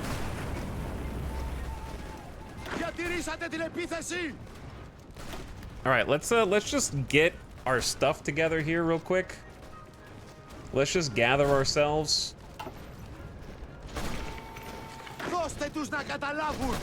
Oh yeah. Oh, it's not looking good for them, dude. It's not looking.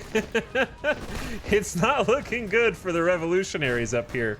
Our 5 divisions are juiced. Theirs are like 15 combat width. Mine are 25 each, and we have line arty. Turkey naval invading. Where are they naval invading me? Is it this guy? No way, it's just this dude, right? Where's he gonna naval invade? we have naval superiority over Turkey.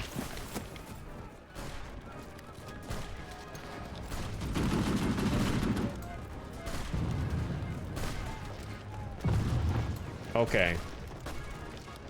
Chat, we just surrounded Istanbul. Well, there's only one tile. Wait, it's 2 tiles. Yeah, we surrounded Istanbul, and they've got 5 divisions in Edirne, so... Not good for these dudes. They're all getting popped. Before that war ends, let's see. We just inflicted 64,000 casualties on them. That Turkey has only inflicted 263 back. So 64,000 to 263. Romania hasn't even sent any troops for reinforcement. I don't know what they're doing, but we're just locked in war. And then Provisionary State has inflicted 20k casualties on us, and we've got 50k on them. So, I mean, it's about 2.5 to 1. Catholic Mexico just casually declared war on Costa Rica and joined the Axis, as you do. And we have taken Izmir. Έτοιμος! Venezuela has also joined the Axis. And we're now in Istanbul! Turkey has capitulated, giving us access to 50% of their stockpiled equipment. All right, peace treaties for the first time. Now we have to take over the rest of Anatolia, so it's not over, but this little section is, we're gonna be occupying Constantinople. Now, in a peace treaty, you have to basically use points and spend them on places that you want. However, we don't have enough points for anything. We can claim Edirne. None of this matters because we're effectively gonna go to war and occupy from the Provisionary State of Anatolia anyways. So obviously they're unhappy with us taking Edirne. So I have to demand it back, and it's gonna be more expensive. So every time a turn goes around, there's a turn button back here, you get more points to kind of bid. It's like a bidding war. You get the core manpower now if you get the state. Well, that's pretty cool. We would get some of that, but I'm not gonna be able to get Istanbul. However, they'll own it legally, but I'll be occupying the western important side of it. So, you know, like it'll still be mine for now until we beat the rest of this faction. So now I have to pass because I can't afford anything. I think that's it if they're not going to contend. There you go. So we took one state. It is officially annexed. Edirne is annexed, and we are now occupying Istanbul. So we have to do something here real quick before these guys freak out. I need to give them a new front line on Istanbul, and obviously we want to break out and we want to try and capture this naval base and sort of create a united front here. Honestly, just keep it simple for now. And we want to try and push across. And then we want to fix our front lines because it's a bit of a mess. Peru has joined the Axis. Dude, what is South America doing right now?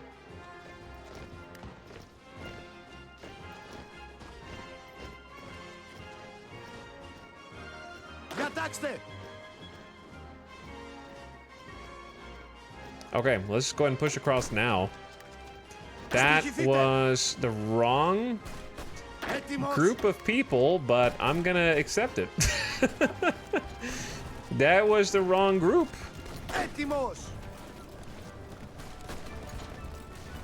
We might be hemorrhaging too much oil now, but we have...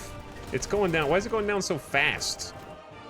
We shouldn't need to worry about air power. We could actually move the air power up. So they're gonna fly to the other base and then start giving us assistance here. That's kind of huge, actually.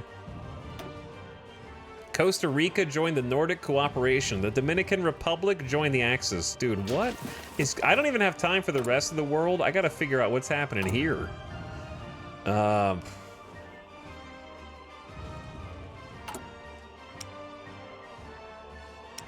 Where do I want this factory to go to? Probably artillery. And then the next one, the guns. 2 to guns, and then 1 to support equipment. Yeah, the pop-ups down there have been really nice. Improve fuel gain from refineries. Good. All right, it is April 1940. We got both the infantry things going. We got 1939 tech. We could go armored trains. I like having armored trains. They don't get bombed as much. They are expensive to make, though. All right, are we pushing across? We're trying to kick this little cavalry squad out.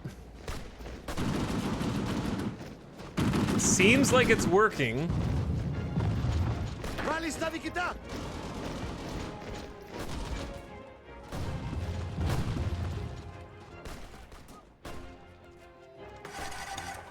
All right, dude, look at this. We're out of Izmir. We need to make a unified front and change our objectives. So let's tell these guys to chill. These guys can keep going for now, because they seem like they're doing okay. Actually, no, you stop. Take this 1 control point and then stop.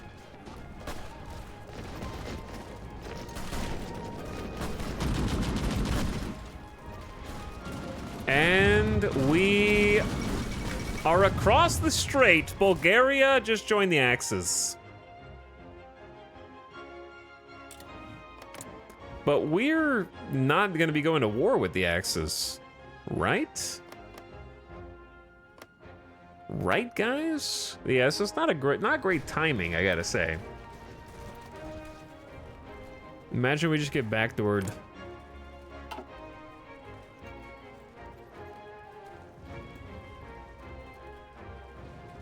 There's 2 different fascist paths for Greece, actually. Clowers. If we had taken the king's government, you could go down to subjugating Bulgaria, and either together with the Axis or separate. We're going for the Byzantine Empire. So it's a different kind of fascism, as it were.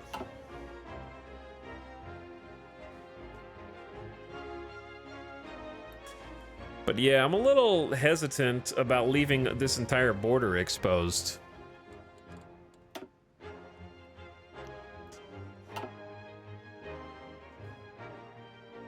Once we have this entire area secure, which honestly, it'll go pretty fast now that we've got this whole beachhead in here.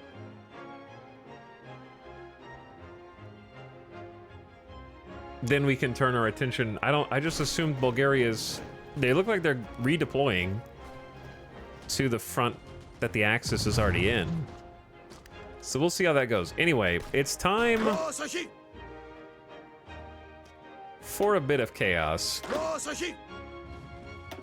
I'm gonna move those 2 dudes out into a different field marshal group. I'm gonna need to promote another field marshal so we can have 2 different theaters of war. And this one, why are you still exercising? I don't know why that's still a thing. We're gonna create chaos, because I'm gonna make a field marshal front line, and it's gonna be a homogeneous front line. So there's different frontline commands you can do. If you shift click on a border, you can set the front line without sub-army fronts, like so. So they'll all sort of be treated as one army instead of separating into different army groups. And from there, now that we have, what, 12, 17 divisions, a respectable amount. I want to see where their supply depots are. I want to capture this supply depot and that supply depot. That way, we don't have to worry about supplies. And we get the naval base while we're at it. So let's go all the way up here, capture the whole rail, and then go all the way over to the sea. That'll be a nice first push. And then after that, here are the next groups. Probably something a little more ambitious.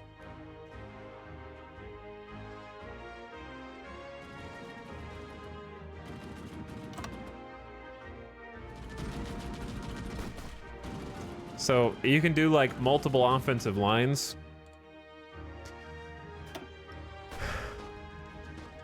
And I say just go ahead and send it in. We don't even need time to plan, to be honest, because some of the plan has already been done. But now we have them working under the same goal, the same leadership, and the same front line. Which should make them way more efficient. They're trying to use this, like, last stand, which is good for me, because it means won't they just fight until they're dead? And we should largely be winning against them anyways, I think. Improve computers. Research speed plus 8% forevermore.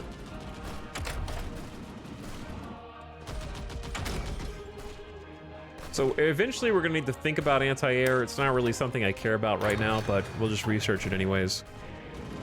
So good headway on the north in Izmit. And good headway in the south around Antalya. So the north and south are looking good. The middle, not so good. We look a little thin.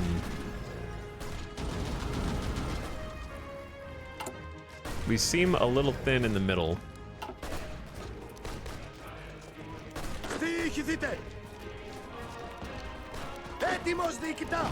I don't know why they're not like, no one's going here. They're just gonna let themselves get encircled. They could also easily spread out over here. And over there. Maybe they just think they don't need to. All right, game. Japanese shogunate has capitulated Qing China. Rest in peace.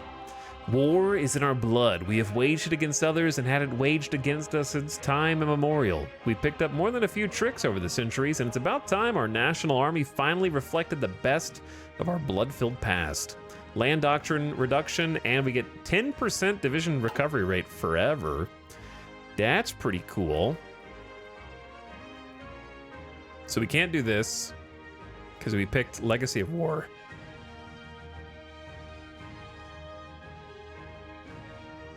This is for tanks, so we ended up not doing tanks. This is mountains, and then modern cataphracts, heavy tank models. These are okay. I think I'd rather just kind of like finish what we started over here with the main objectives. I feel like our focus tree is gonna run out reasonably soon, which is weird. It's kind of early. But anyway, speaking of early chat, it's actually kind of late, and I know it's not a 13-hour stream, but I think the war is not going to end if we beat Turkey. We still have to somehow beat Romania, which we'll have to naval invade through the Black Sea, I guess. So let's finish this campaign tomorrow. And we'll just stream it again until the campaign is done. This feels like endgame, even though it's 1940. Kind of, but it's not gonna be. Because once we revive Byzantium, we'll actually have more decisions to restore the Byzantine Empire. And I think that's where it's gonna go big.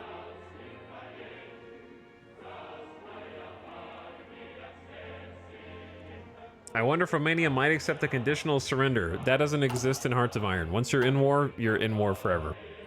Until somebody wins. That and the alliance system is what needs to change in a Hearts of Iron sequel. Unless a national focus can somehow stop the war. It's pretty much the only way. But yes, this does feel kind of in-game, and we got to see some combat, and I think we're doing well. We're definitely winning, but we have to win against Romania as well. And then if we can't go to war with Bulgaria without going to war with the Axis. But the Axis is also at war with France, the US, Canada, Lots of people. So it's gonna be spicy. What's Switzerland doing? Shh, don't worry about it. Don't worry about it. Lots of chaos going on in our game. But yeah, we should be able, this is Iron Man, so I think it just saves, hopefully. And that's where we'll go again. Thanks for watching, everybody. Hope you had fun. Hope you enjoyed. We had a lot of setup for war, but we actually got some war today, and we launched our offensive. Feels pretty good. It feels like the plan is being executed. I think we got a little lucky because Italy did not beat down our door. So that's nice. But we'll see how it concludes tomorrow. I like to play usually till the late 1940s. So I know we only did like 4 years today, but the first stream is always longer than the second in terms of how long it takes to do things. I think it'll go a lot faster tomorrow because we'll just be at 4x speed for a bit. You know how it is. We're going to have to build a navy, probably. Build a navy, get those dockyards up, kind of develop Turkey. Will be fun. And go from there.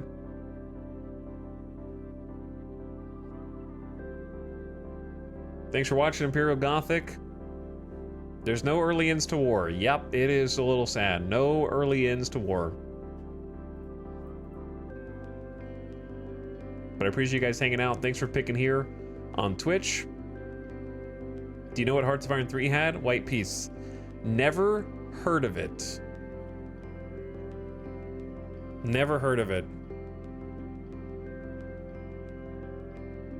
Don't know what you mean. Probably made up. But yeah, maybe in the future, one day, chat, maybe one day I'll actually try a Hearts of Iron mod. Perhaps. Maybe.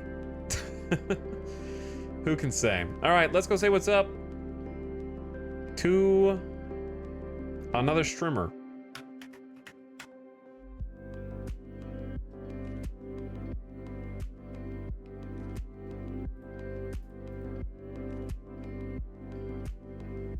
I'm gonna send you guys off on an end of stream raid.